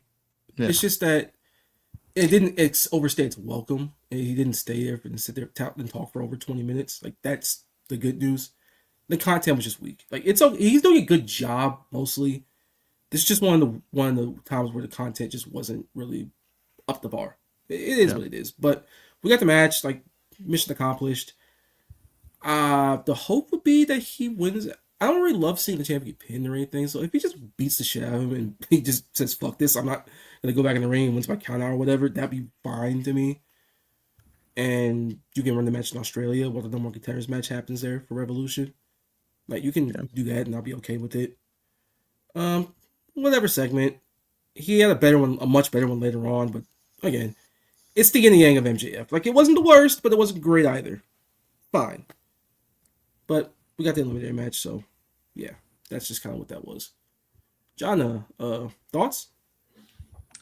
You know, I agree with WeeZee, honestly. Like, I feel like MJF, he's gotten too comfortable with just saying things just to say it. Like WeeZee said, like he was just talking just to talk. And you could tell it felt more like not a promo, but just filling space. Like just letting the time pass. Because I wasn't sold on it. And listen, I always been an MJF fan. Like, has he frustrated me at times? Yes. But I always look forward to him speaking. And it just didn't move me. It felt like background noise to me. It didn't want to get invested in the show. Luckily, all the other aspects of the show, I was really like, oh my God, like it kept me locked in. But this promo to me just wasn't it. I don't know. I feel like he needs a fire under his butt a little bit. Because I don't want it to be that he's just like in every reign, just that the glamour of it is just his promos and that he's talking, just saying. And where he has like 2 weeks in a row where he's good and then he has like a stinker. And I need consistency. If there's something that I need to see from MJF this year, it's consistency, because it was too often that I found myself on Twitter during like a pay-per-view just saying, oh, well, he's having a shit match today. Like everybody's like, oh, he's putting in effort today. Oh, he's not. And when you're a champion, when you're the face, when you're the top dog, you can't do that. I want to see consistency. I want to see passion. I don't know. So hopefully it's better. I mean, I also kind of felt that same way about the Kenny and Swerve promo, but it was better. But like the structure of it was kind of weird, just because it was like promo training. But I liked it because everyone was out there. But yeah, just make sure you don't get too comfortable. He's doing a good job of playing like the coward, knowing the walls are closing in on him and everyone's gunning for him. And this wasn't the greatest instance of him showing that, but later on he did have a better aspect of it. But yeah, this thing, he does kind of resort into the cheap heat. But yes, cheap heat works, but it comes to a point where you start spamming it and it gets really, really frustrating. And that is the thing about him that I've always kind of kept at arm's length. I know he's talented. I know he's done a good job so far, but there's that play where I'm just thinking, is the shoe going to drop this week? Fortunately, we haven't had too many instances of it, but this was one of the weaker promos he's had in a minute. But, you know, you live and you learn. Anymore. And I don't want this little promo train he likes to go on to mess up Brody's title defense scene, like his moment in the title scene, because I'm gonna get irritated. But I don't know. I wasn't gagging. It was very much background noise for me. I was playing Fortnite in the. This kid playing Fortnite. I was. I got the Ed and Eddie skin. Hell yeah. I completed 2 sets on the battle pass, so I have Marty McFly now, and then I have my Kim Kardashian skin. I was on Blitz Royale, honey. I was getting all them W's. There you go. Atta girl. That's how you know I wasn't into it. When I'm watching wrestling, I like to watch wrestling so that I know what I'm talking about when I'm on here. But yeah, I wasn't. Yeah, it wasn't good. It's one of those things. But yeah. We had another promo also. First of all, Kenny Omega wrestled on my program for the second week in a row in a singles match. I'm happy. You're happy. Your mothers are happy. Your fathers are happy. Friends and family are all happy that Kenny Omega's doing something cool. And the best part about it is he wrestled that match and won in like 5 minutes. He got Rocky Romero the fuck out of there. He was a little competitive for a second. Then he calls us with the meanest V-trigger I've seen in a minute in the back of his head. It is one-wing nature him straight to hell. 1, 2, 3. We made good on that Don Callis family shit. Y'all ain't fucking with Kenny when he's in his flow state right now. So thank the Lord. Shout out to Rock for that spot, because still a good wrestler. He's not like what he used to be, but he's still good. Oh, Jess, you gotta leave in a second, right? Yes, I do. All right, so appreciate you stopping on with us. Gangs was all here for a total of an hour or so. Appreciate every single last one of y'all tuning in here. Jess, what you got for the people? Well, thank y'all for tuning in and having me again. And I love talking to y'all about this. And I'm not sure if I'll be here next week, but the week after that, I'm for sure going to be back. So yeah, thank y'all again for having me. WeeZee, it was fun being on this for the first time with you too. And looking forward to doing it more. So For sure. mwah. I gotta go, you guys. I'll talk to y'all next time. Bye. Bye. All right. Appreciate you, Jess. There we go. Now it's 3-way. And honey. We all surround sound here. We all tight to the screen, but yeah. K Omega. So up close. Right? I ain't been this close to y'all in damn. Hold on. But nah, not social distancing, honey. No. If it was cold, we'd be in trouble. But nah. Kenny Omega's back on screen. He wrestled, beat Shao Rocky. Had a promo talking about, and we announced that he was gonna face the winner of Andrade Swerve next week. And the winner of that's gonna go to Australia and wrestle the #1 contenders match. So we got the whole map of the world title scene going on here. So that's a good thing. He's talking this shit. Hangman comes out, talks his shit like, yo, I love you. But you're not gonna be the next world champion, brother. It is me. That belt is on the line. It's go time. And Kane was like, even if I hate you, even if you're a friend, nothing's standing in my way. Well, that's the shit you should be talking. Like, yo, it's just business, amigo. I know we have our history. We patched things up. We wouldn't been in beef and in swerve. I ain't never wrestled you before. All that. But in Darkhouse family, fuck y'all. But the world championship is on the line. The biggest prize in our sport is on the line. I'm Kenny goddamn Omega. I'm doing whatever I gotta do. I'm stepping through whoever I gotta step through to get back to that spot again. And that's the type of time a god like him should be on. Like, could you imagine Zeus coming down here and saying, you know what? I don't want to be the god amongst all gods anymore. I think I'm done. Can you imagine Jesus being like, you know what? I don't want to die for you people's sins. Christianity bad. Can you imagine that? Can you imagine Kenny Omega as healthy and glowing and radiant as he is, saying, you know what? I don't want to wrestle the world championship. No. That's not what we do around here in Omega FC. That's not the games we play around here. He's healthy. He's ready to go. The light's back in his eyes. We're going for that championship, and we're going to win it. And this word comes out for the third person in this whole thing. Talks his shit, blah, blah, blah. There's tension with him and Kenny, obviously. And then you got Hangman in the background, look in the Hangman chair. Like, hey, man, I share blood with this man. This other guy brought me in. I want championship off of him. Like, what do I do here? Where do I fit into all this? I like the little camera shot where he kind of had him like blurry and while they're like swerving him and swerving Kenny all close up. I did enjoy that. It was a cool production choice they did there. And then came out the human penis Don Callis saying, actually, Andrade's going to beat Swerve tonight. And then Kenny just ran up on him and just ended the segment there, which is funny. It was kind of Tom and Jerry-ish, I'm not going to lie to y'all.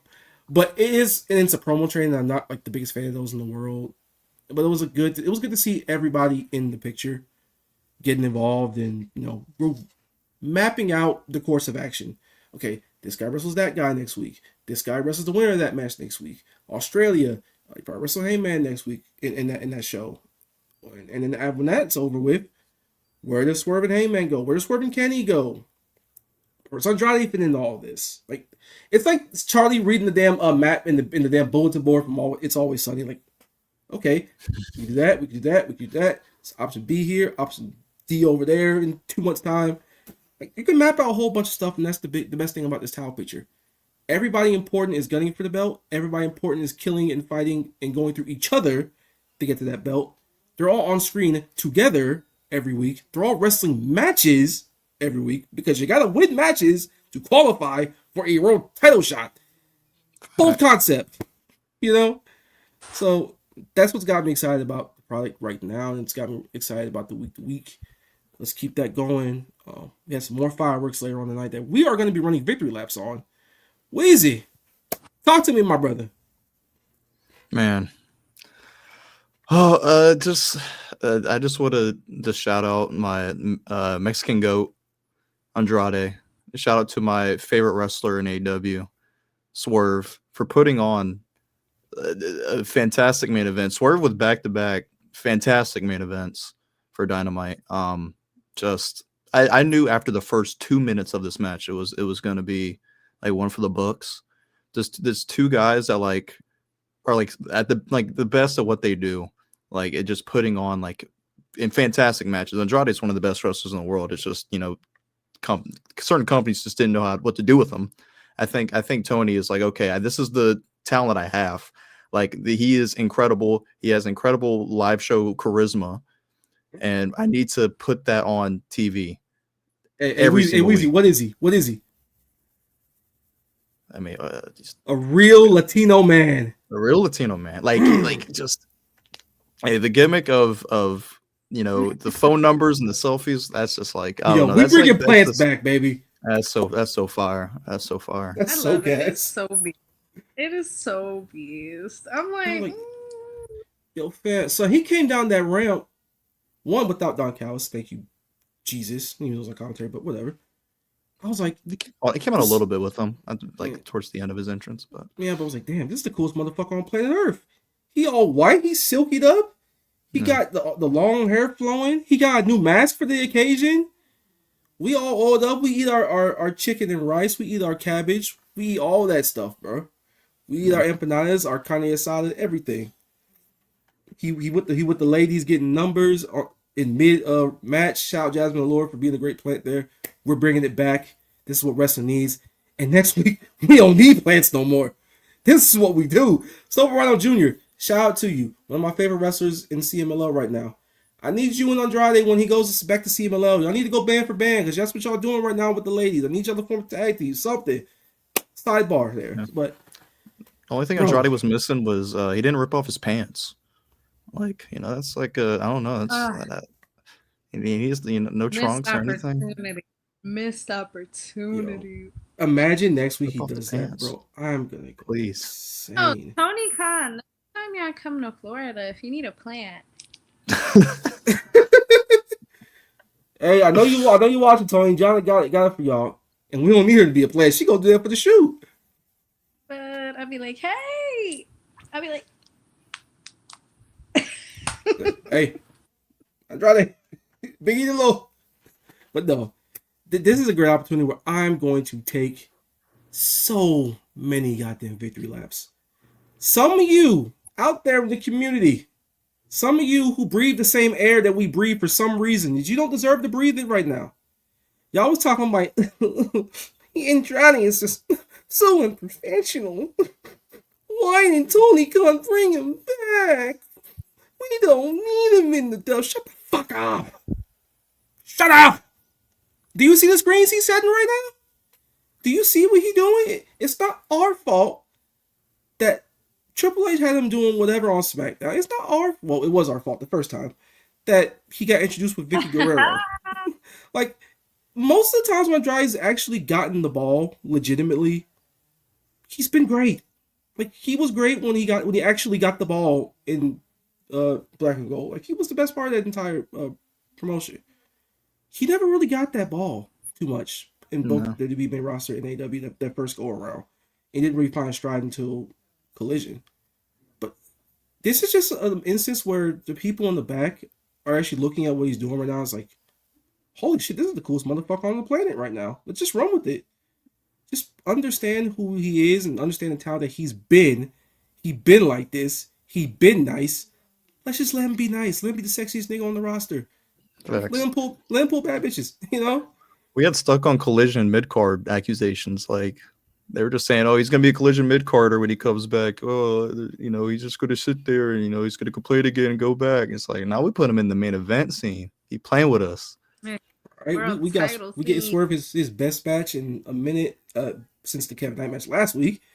We got the whole damn city of Austin, Texas chanting. What they chanting? Idolo. Idolo. Idolo. Let's go. Locked in, but you know, Andrade Blaze. Who the hell needs Zelina Vega? That make me clap. We speaking in our own English. We doing what we do. Yeah. Hey, that Bandito. That bootleg Sasha Banks 2020 cosplaying ass girl who stuck on Twitch. The CEO. I'm sorry. They try to talk about reuniting her, and look, now she's stuck, not even doing stuff with her husband anymore. Hey, that Bandito Andrade main event on a pay-per-view is gonna hit. I'm telling you, it's gonna hit. I'm giving it 5 stars off rip. But you already know. Let's get to the match real quick. In all seriousness, I'm just gonna say it right now. This is our Real Music nominee. Like, it is what it is, y'all. This is what we're doing. We're rigging the poll. I don't care. But anyway, the match was just really fucking fantastic. Swerve at 240 pounds, 250 pounds, however big he is, we still doing flips. We still doing Ranas. Both of them. Just huge dudes, just like, I don't know, just like flex on each other with like this, like, I don't know, it was crazy flips and everything. I was like, this is awesome. But they was just pulling meat out every chance they could. Yo, just straight out, like, reaching in their trucks and pulling meat and say, do this. Let's go. I'm flipping out of this. I'm flipping out of that. Ooh, no house call for you. No. You almost had it. Springboard Rana from Swerve. Like, that double moonsault Andrade likes to do is so fucking sick. It's gorgeous. It's straight, like, I need that every week. It's just so good. The motherfucker did a springboard tornado on the outside and then got Jasmine Allure's number. Like, who doing it like that? That was so fire. I was so beast. It was so gas. I would tear my ACL trying to do that shit. He needs to take off his pants again. That's what I'm saying. This is kind of take it. Take it. He needs to do it right before he gets the number. They would have never done this in the Fed, bro. Like, I feel like he's able to be the character that he wanted to be. They need to strap him up. Maybe if he doesn't win the world title, they have somebody like him winning the TNT title. I wouldn't be mad. We're a world champion and world champion only around these parts. If he's getting any championship, I want to get the Continental. No, low-key, that'd be fire.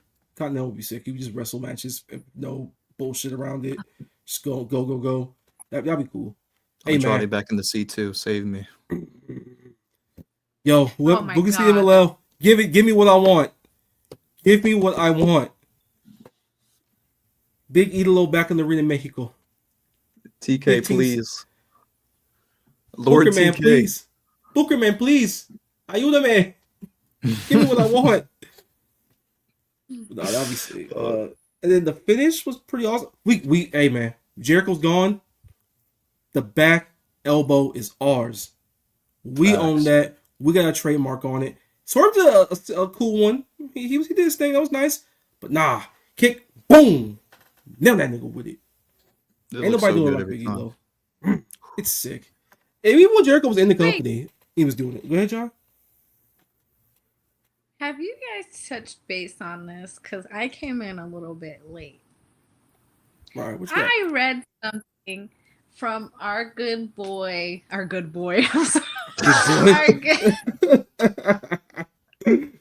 sir Drain Maker. And I don't know, this is all speculation, but who would I be if I wasn't speculatory, if that's even a word? The Phenomenal One has filed for 2 trademarks upon his retirement from WWE, and he has stated in a promo that, you know, the end of his WWE career it's coming up. Emphasis on his WWE career. At first it was that he wanted to retire, but now I'm seeing trademarks being filed. I'm seeing, you know, semantics, just a battle of semantics. If that happened, I would not be upset if I saw Andrade versus the Phenomenal One. There's so many matches, man. This is awesome.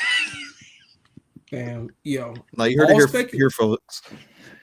It's coming. We're getting AJ Andrade. We're rolling it into existence. We're gonna get it. Man, he says end of his WWE career now. His president's WWE. I need AJ and Ospreay when they both try to go for the style. That's absolutely happening. That's happening. Oh man, I'm coming to get one. Peak. I'm horny now. Please, AJ. But this is speculation. This is all speculation. Yo, we've come close a couple of times with him in the dub. At the beginning, he was supposed to be there. Considering the last time his contract was up, Uncle Allen, my big bro, come home. I'm just thinking AJ versus Ospreay. You could do AJ and Ospreay versus the Bucks in just like a one-time only type match, like not even a feud or anything. Just hey, this is happening on pay-per-view. Like you can you can do so much. You do a whole lot of stuff. I want to see AJ. I want to see AJ Fletcher would be sick. That would be sick. I need to see AJ versus Takeshita. I'm telling you, there's so many dream matches that you can have with AJ. Just get, just every week. Just I know he's older, but like, man, he can go out there and wrestle every week, man. He still got it. Give us a couple big matches here, then send it on the right way, Uncle Allen. Bad, bro. I need that bad. Oh my god. I'm sick. Dude, could you imagine the pop he would get? They would have to keep that debut for like one of the big pay-per-views. I'm sorry. Yo, we gotta say that, Uncle Allen. Come home. I know I've fallen for the pump fake a couple times. Right now, I'm not gonna fall for the pump fake as it stands. But hey, bro. I'm saying, hey, Revolution. Keep an eye out, man. Oh my god. Yo. Listen. He's on his way out anyhow. Let's just get a couple of big matches and just send him on his merry way. That's a proper retirement thing, you know?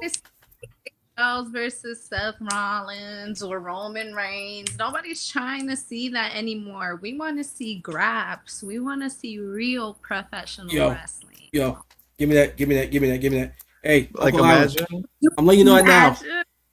Kenny Omega slimed you out 10 years ago. He kicked you out of New Japan. He kicked you out of the Lyra Bullet Club and used that to catapult his career to the next level. You still got the game unlocked. You were still a phenomenal one. What are you prepared to do about it? Are you a man or are you a mouse?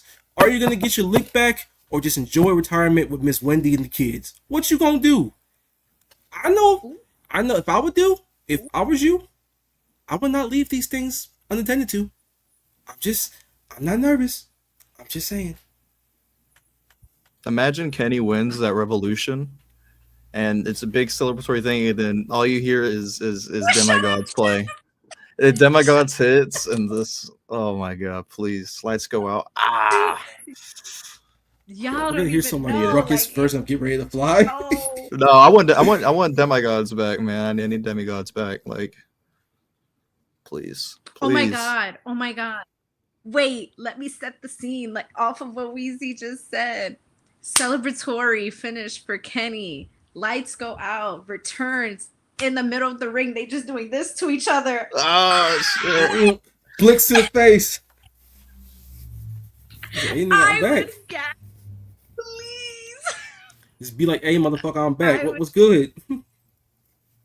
Tony You struggled? You said you struggled? You said you hear- starved? What's good? I'm back. What's happening? Let's get to it. Need it. Uncle Yo, Al, if you I listen. would. Peep game. Peep game. Please. Alan, if you're listening, please. The kids miss you. Please show them what the Phenomenal One's all about. I'm begging you. But nah. But we'll see how that goes. That's us touching on that. Andrade, funny enough, his fucking finish is the DM, which is pretty sick because he's a real nigga like that. He's kick swerving the nut. Also, like Andrade almost like decocked himself earlier in that match. Oh, on the barricade, yeah. Yeah, I was like, damn, y'all really trying to kill yourself in this barricade, but that's what we do in the world title scene. Just like my good homie Chi-Town Spurs says, $5. A good main event scene can cover a lot of flaws, especially once as vast as AEW's is right now. Yes, it's vast. There's a bunch of connecting dots here. We ended up letting Andrade come back into the scene. Brody King's getting his opportunity next week. Bandito had an opportunity a couple weeks prior. And then all the other top dogs like Swerve, hey man, Kenny's back in the mix. Everyone is gunning for each other. Everyone's killing each other for it, like Andrade and Swerve did last night. I saw that top rope poison Rana. Oh my god, yeah, so sick. Nasty. I thought he killed Swerve. Dude, that was dirty. Yo, that was sick, dirty, nasty, bro. Cross his legs with it. Yeah. Come here.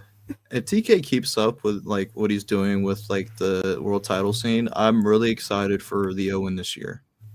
Yep. I think the Owen could be insane. I know it's a few months away, so a lot could change, but like I just imagine that Owen, man, build up to Double or Nothing. Last year's Owen was fantastic. Man, I'm coming. This is gonna be the best Owen ever. He's my go. He's my go, bro. He really is. Need it. Shout out Andrade. Really glad he's getting this opportunity right now. I'm really glad he's found himself, and then the people behind and powers that be have realized this is a super talent that needs to be doing important things. I'm locked in. He's doubly locked in. Everyone that said that he shouldn't come back, and everyone that said Andrade will never be a top guy in America can go fuck themselves. And I'll fuck their mama.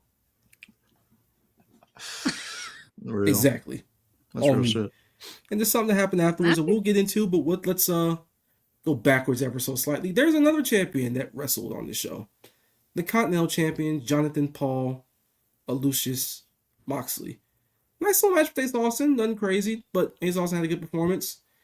Konosuke Takeshita, after the match, came up and, stuck his hat in the ring. I, for one, I enjoy Mox. I think he's doing good stuff.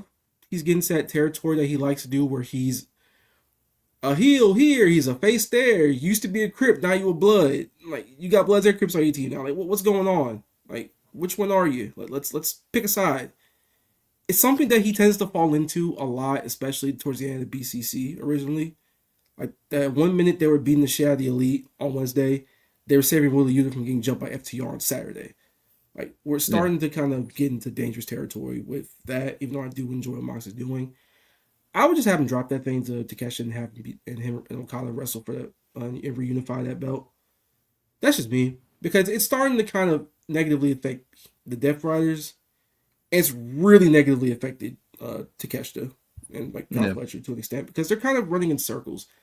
And this is the part about AW right now where the top stuff is great.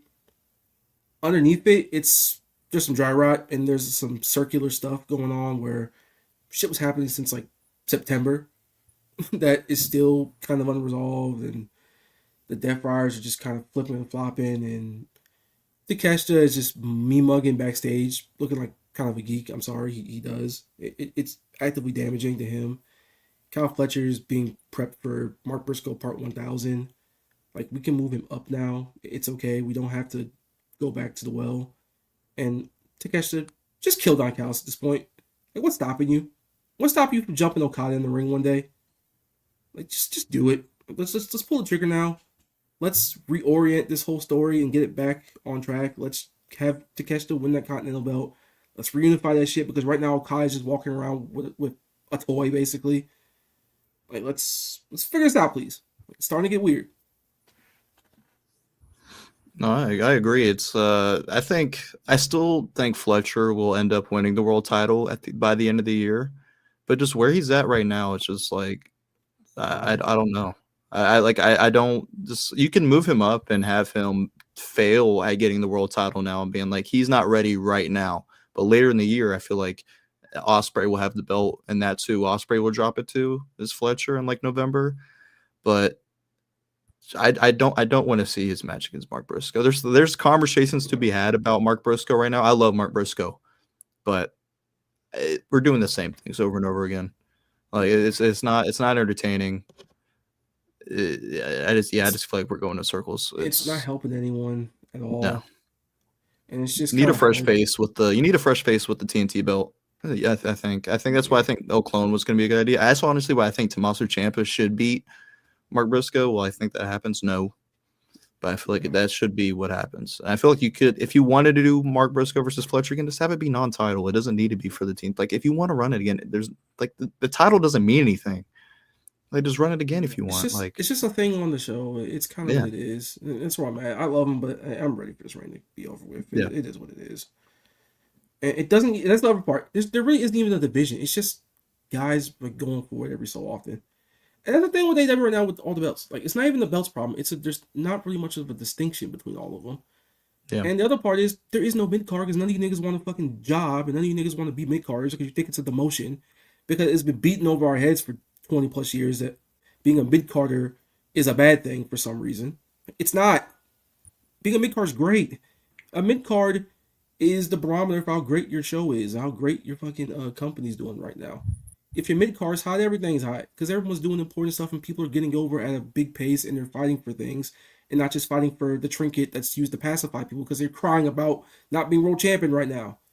Like, guys, none of you niggas need to be moping and ashamed of being a mid card. It's a great thing. Just make a mid card, sit down with X amount of names, and be like, yo, this is the mid card. This is what we're doing. This is where you're gonna be. You're gonna cry, but this is what's happening. This is where you're needed right now, and this is where you need it. Instead, we have world champion caliber guys just jumping from belt to belt. Yeah. For the time being, that's just not productive, and it doesn't really help anyone. It doesn't help why you're going for the belt because, like, you see a vignette of Kill's Get to Catch the one day saying, "I want the national championship." Hypothetically, cool. I guess I don't know. Like, sure. Let's get distinguishable with these things, please. And it's actively hurting guys who you want to push that next level at this moment. So that's my one gripe with the show currently. Really, let's just do something else, please. It's January. Yeah, I hate the argument of like there's too many belts on the like in AEW because then it's you either on the side there's too many belts in AEW or every single person in AEW needs to win a title because you like everybody. It's like it's hard to find a balance between those two types of fans. Or like when we have less belts, you're like, oh, these 20 people need world title runs. Well, it's hard. Do you want people to have lengthy reigns, or you want people to be like how it was in like 2010 on Raw, where everybody's dropping the belt after a week or 2 weeks or every pay-per-view cycle? It's hard to disparage like that type of thing of like, oh no, it's like I lost my train of thought, but like you need those belts so you have ball players that have something important. You have to make those belts important though. Like you can make the belts all you want, like the national championship, and you have to do something with it. Like I actually like the Ricochet and Jack Perry story. It's something, but this TNT title thing, it's just all like open challenge. It's like I don't like that. I literally don't. It's like whatever because then you leave the roster. There's too many guys that have challenged for that belt to the point where they challenge for another one. It's like, didn't you just lose for that one? Yeah, like you're just jumping back and forth. It just doesn't look cohesive all the time.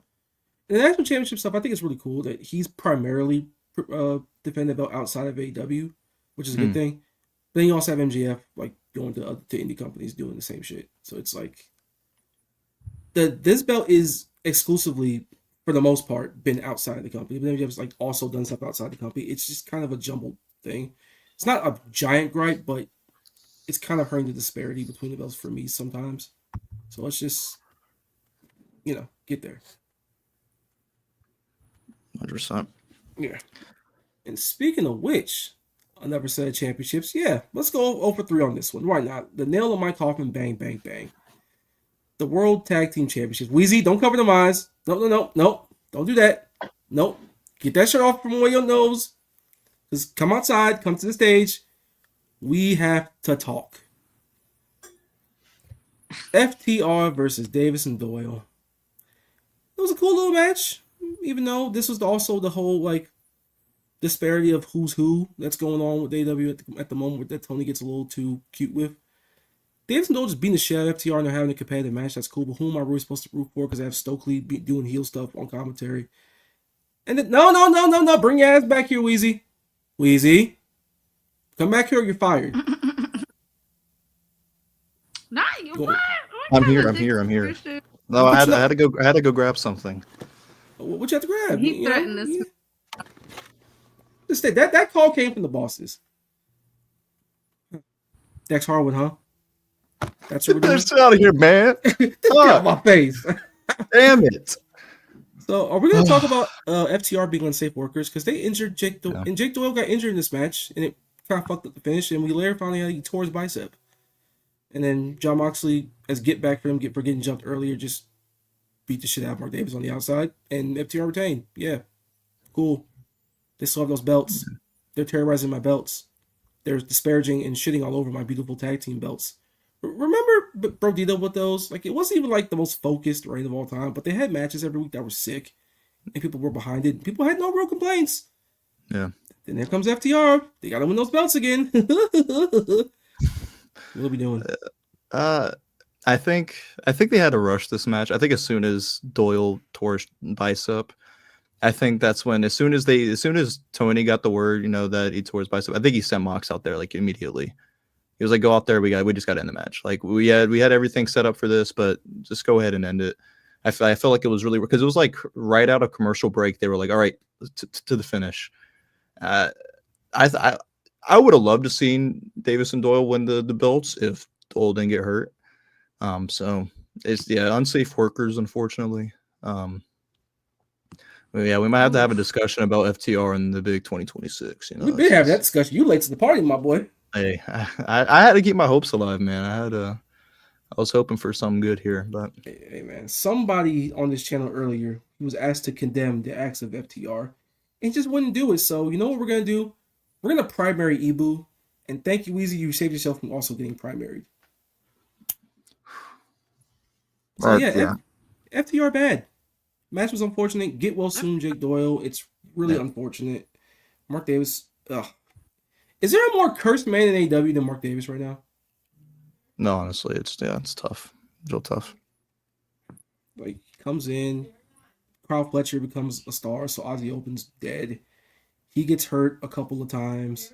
He finally gets a spot with the Cows family as a grunt, and then they give him a tag partner. And then he gets hurt in their first big match together. What are you going to do? I thought they had real plans for him in this tag division. Now they're fucked. So, I don't even know what you do right now. Cope and Christian, please stay home. I'm begging you. If you know what's right for you, if you know what's right for this company, stay home. What is it? Leave Christian alone. No. Leave Christian. Yes. No. Cope can, he can cope. But Christian, don't. Because Christian has become the superior one over the two since his arrival in AEW. Always has been. However, it's the year of our Lord 2026. Okay. Christian, stop. Christian is the peep. He's the main peep. And he's so good. He was honestly really entertaining. I loved the stuff with Nick Wayne, and even though Shayna Wayne didn't need to be there every week. But I enjoyed all of that stuff with the patriarchy. I thought it was fun. I think Cope is the one that, I'm not gonna lie, Christian was putting some stinkers up there for a minute. I can't talk too much about my man Captain Charisma. I can't do it, man. I can't Right. talk bad about him. I can't. Cope. I ain't talking bad, I'm just- I've never liked him, so I was never a big Cope guy at all. But Christian started to step down for me. I did not like Edge growing up. I didn't like Cope, so Yeah, but Yeah. you know, you're gonna come back and play with Wrestle for those tag championships, and further put my glorious division in the dirt.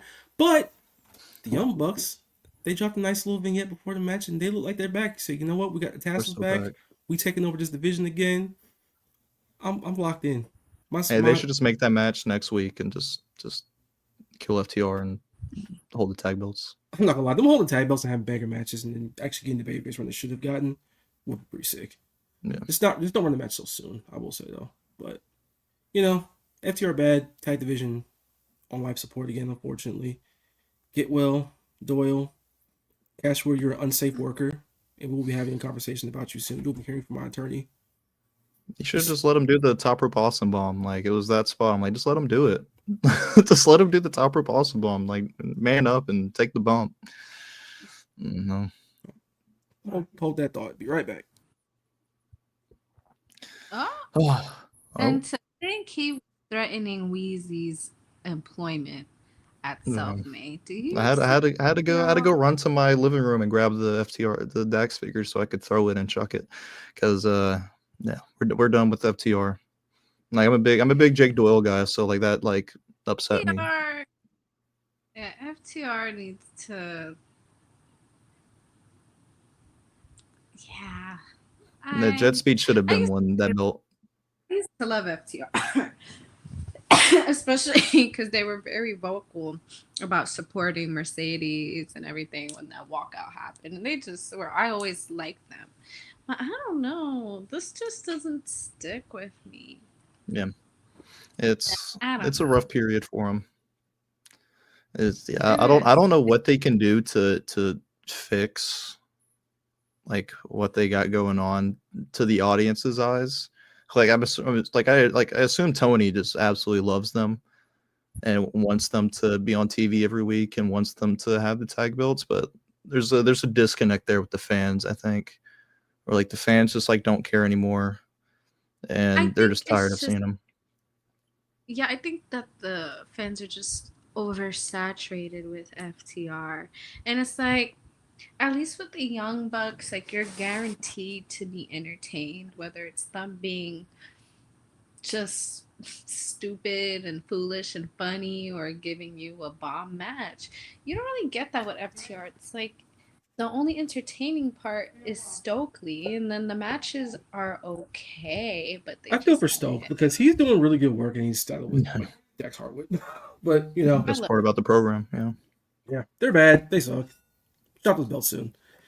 And in the meantime, we got a couple super chats here from the homie the wrong for $5. It's a two-parter. Why was Stat Tekla not the main event? It was a world title match. There's such a disparity in how the men's and women's world titles are presented, and they've done Stat no favors with this reign, from the way she won it to them not even advertising for the show. She doesn't feel important at all. I'll say she doesn't not feel important, but there are real legitimate flaws in how she's presented because she just kind of is out there and she feels just like big, strong lady. Yeah. She kind of overcomes it when the bell rings. So that's like good news, but you kind of have to figure out, like both her and both they gotta sit down and be like, okay, how do we properly present Chris Statlander in a way where she's just not coming off it? It's allowing to accentuate her strengths as a personality, which she's kind of laid back and she's kind of like subtly funny. And she's very subtle in a lot of things she does, the way she dresses, the way she kind of acts. To where you kind of have to be able to present that in a wrestling way. And you just came off of like Toni Storm holding the belt. And she's like one of the most bombastic characters out there. And it's kind of a weird contrast. It's like going from Muhammad Ali to Larry Holmes for my boxing fans out there. Charismatic champion to a guy who's really lunch pail. And just a really good wrestler who just happens to be the women's world champion. And it kind of reflects in how she comes off. Yeah, I think you go into the strong lady aspect of it. You know what I mean? Like you see it in ring, like she can, do these delayed suplexes. Like have her, like there was a period for a little bit where I liked, where she was backstage. I don't know if you remember, like Renee would interview her, but like she's like squatting Renee. And like there's those little like segments backstage are funny. Like you just like have Renee go up to her and she's just like bench pressing a barricade or something crazy. Like just have her do something back, like build like into that, like strong, like she's like the strongest woman on your women's roster. Like build into that.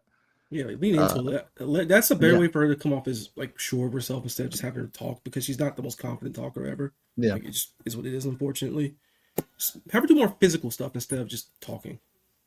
Yeah, show her strengths. When her strength is her strength. Yeah, and I would have probably had a main event to be honest, but the match we got was Andrade and Swerve. So I just feel like some people work better as chasers for titles, than actual champs, and that's all I'll say. Yeah, I think she can win that belt back again. I would have had some where Tekla just won it, and then you had her chase her back for it, and have Stat really like figure out who she is along the way, and then you go back to it, and she wins it back, and then you can continue from there. Like it's okay to break up title reigns and then just kind of go back to the drawing board and reassess some stuff, and keep them in the picture, and then you have them chase it back. That's fine. And Tekla doesn't need to be a long-running world champion or champion, period. She's an agitator. She doesn't need to have it long. Just she pisses you off, she catches you slipping, holds it for like 3 months, and then someone else gets it off of her, or you win it back from her. That's fine. And that's a lost art in wrestling. It's a lost art in AEW. Or Big CEO comes back. That too.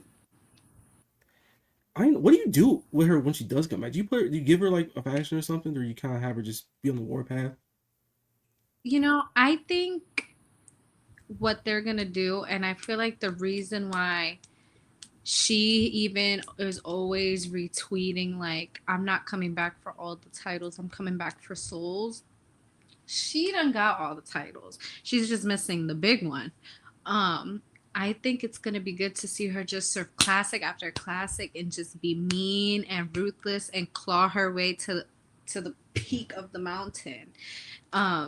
Because one thing you're guaranteed with a Mercedes storyline, not even with the championship reign, but with the storyline, anything Mercedes, the loser is also a winner in some capacity, because she will put you through the ringer of you showing off your moveset against her, and she will sell it and she will make it look good to the point where the crowd is rooting for you, but you lose still coming out with some new star power, new exposure. As you can see with Kanji, when she had that match with her, people, casual wrestling watchers, they now know who she is because of that match. So you do some stuff off lost that match. She's in an indie promotion that not a lot of people knew about.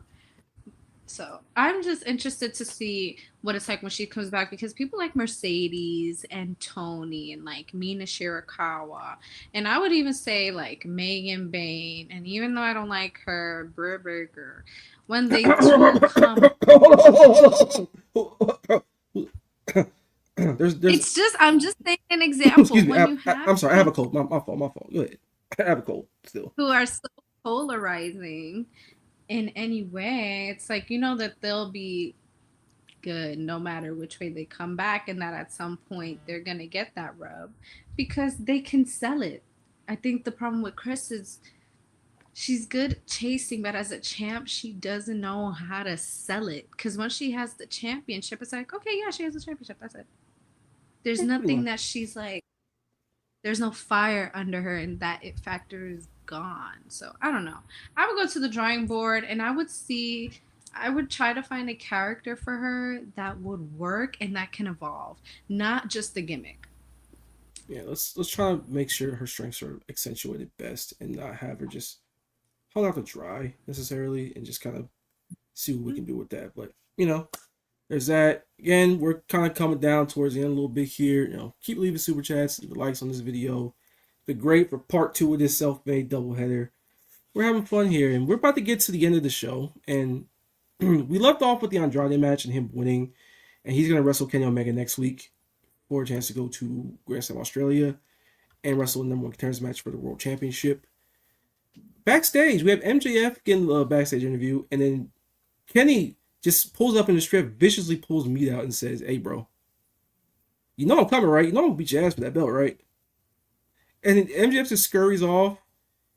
Big L Low pulls up on him and just say, "Yeah, hey, bro, all that shit you was talking, I should beat the shit out of you right now, but I can't do it without that belt, big bro. I got a chance to contend for that belt, and you better hold on."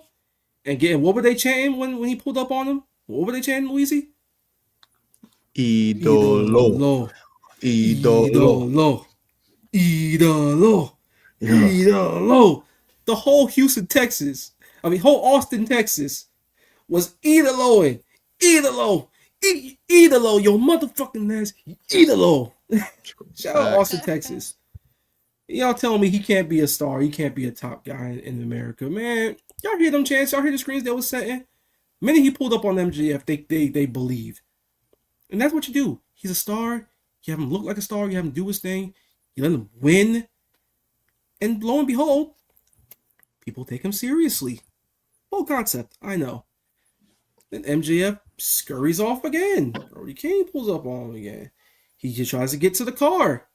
He trying to open it, that bitch. And Hangman Page just says, no, motherfucker, you listen to me. I'm coming for that belt too. And then he just put his head down like a hoe and drove off. And that was Dynamite. And when I said earlier, I was setting up this was the yin and yang of MJF as a champion so far. The in-ring promo wasn't great. But the segment at the end of Dynamite was. Like, this was really, really cool. And it really reflected how vast and how electric the world housing is right now.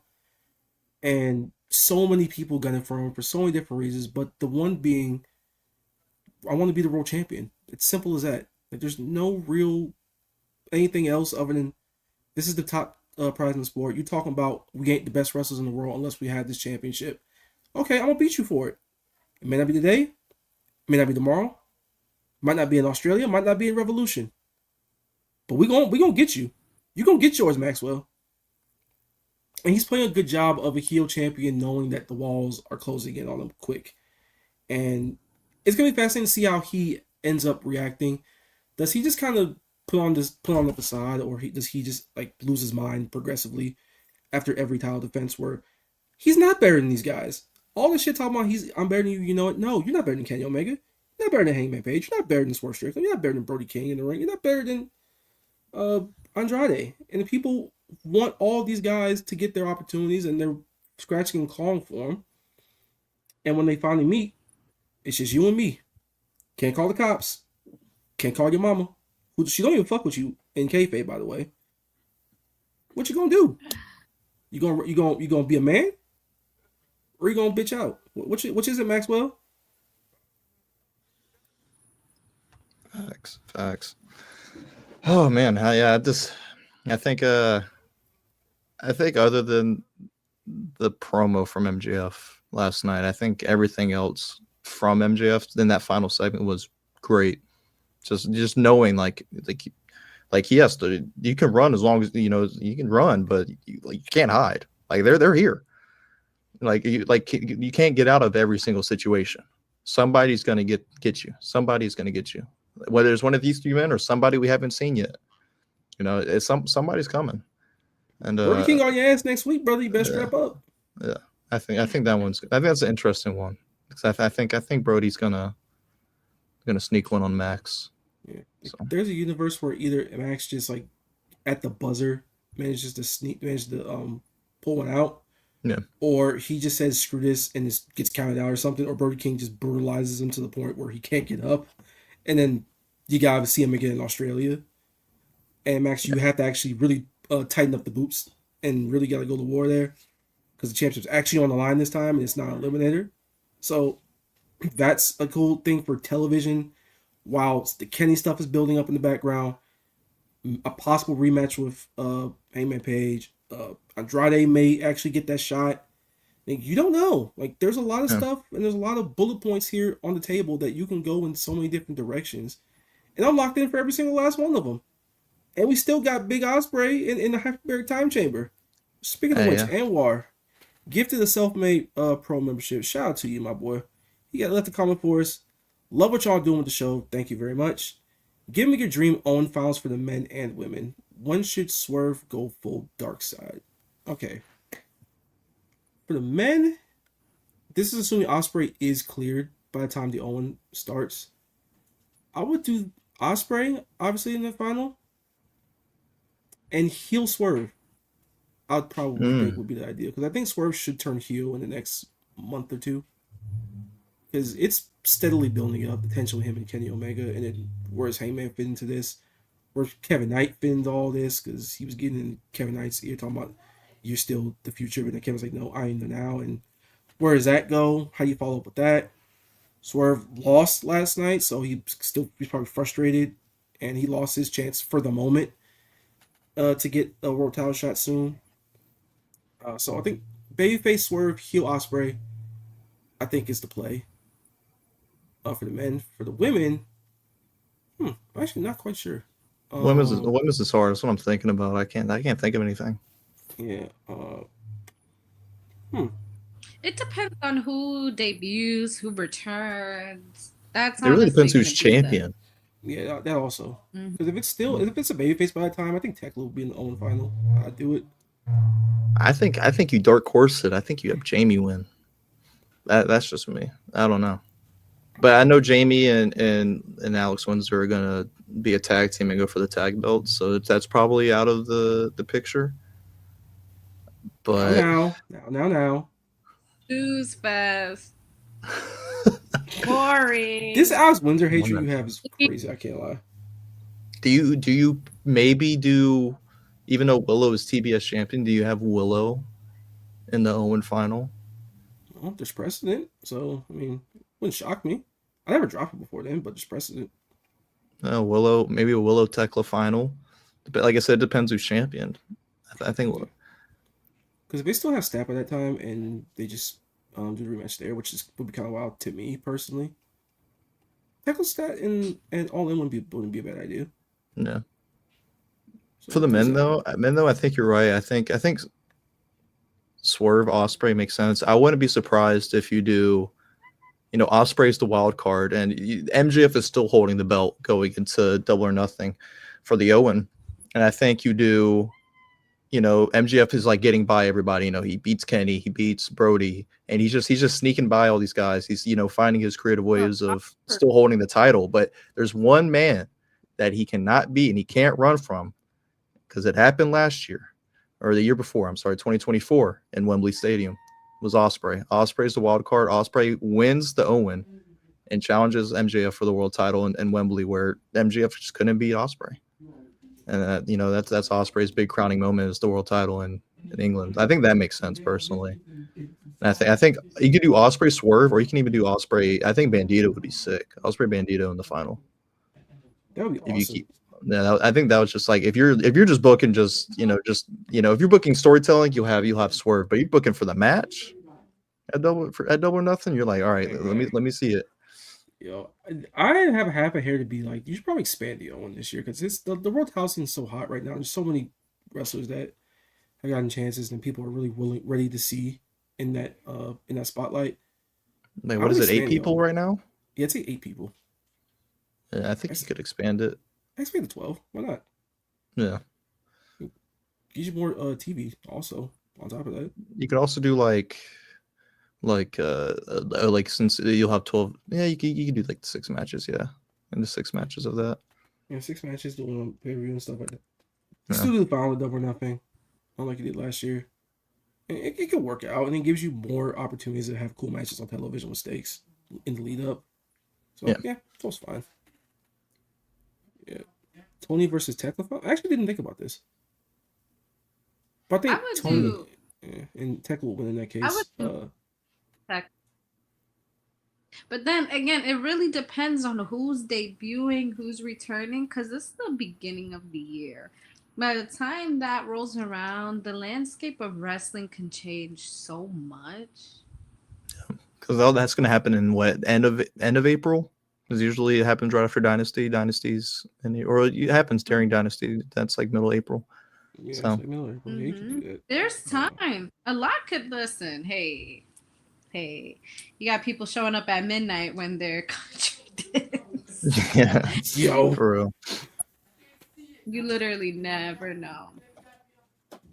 Yeah. This is a good point though. The difference between Hangman and Max's tolerance right now is kind of crazy because Hangman just kind of was like a peacetime champion, and like people kind of came after him in their own leisure, where it's set up off the rip for MJF to have like 12 people already for defense number one. But it's easier to do that with heel champions though, because everyone's chasing them and everyone is like on the edge of their seat to see if they'll drop it. Yeah. Babyface, it's just a little more difficult, but you can do a better job of setting guys up on knowing that he's going to win that belt again. So that's a pet peeve, but you know.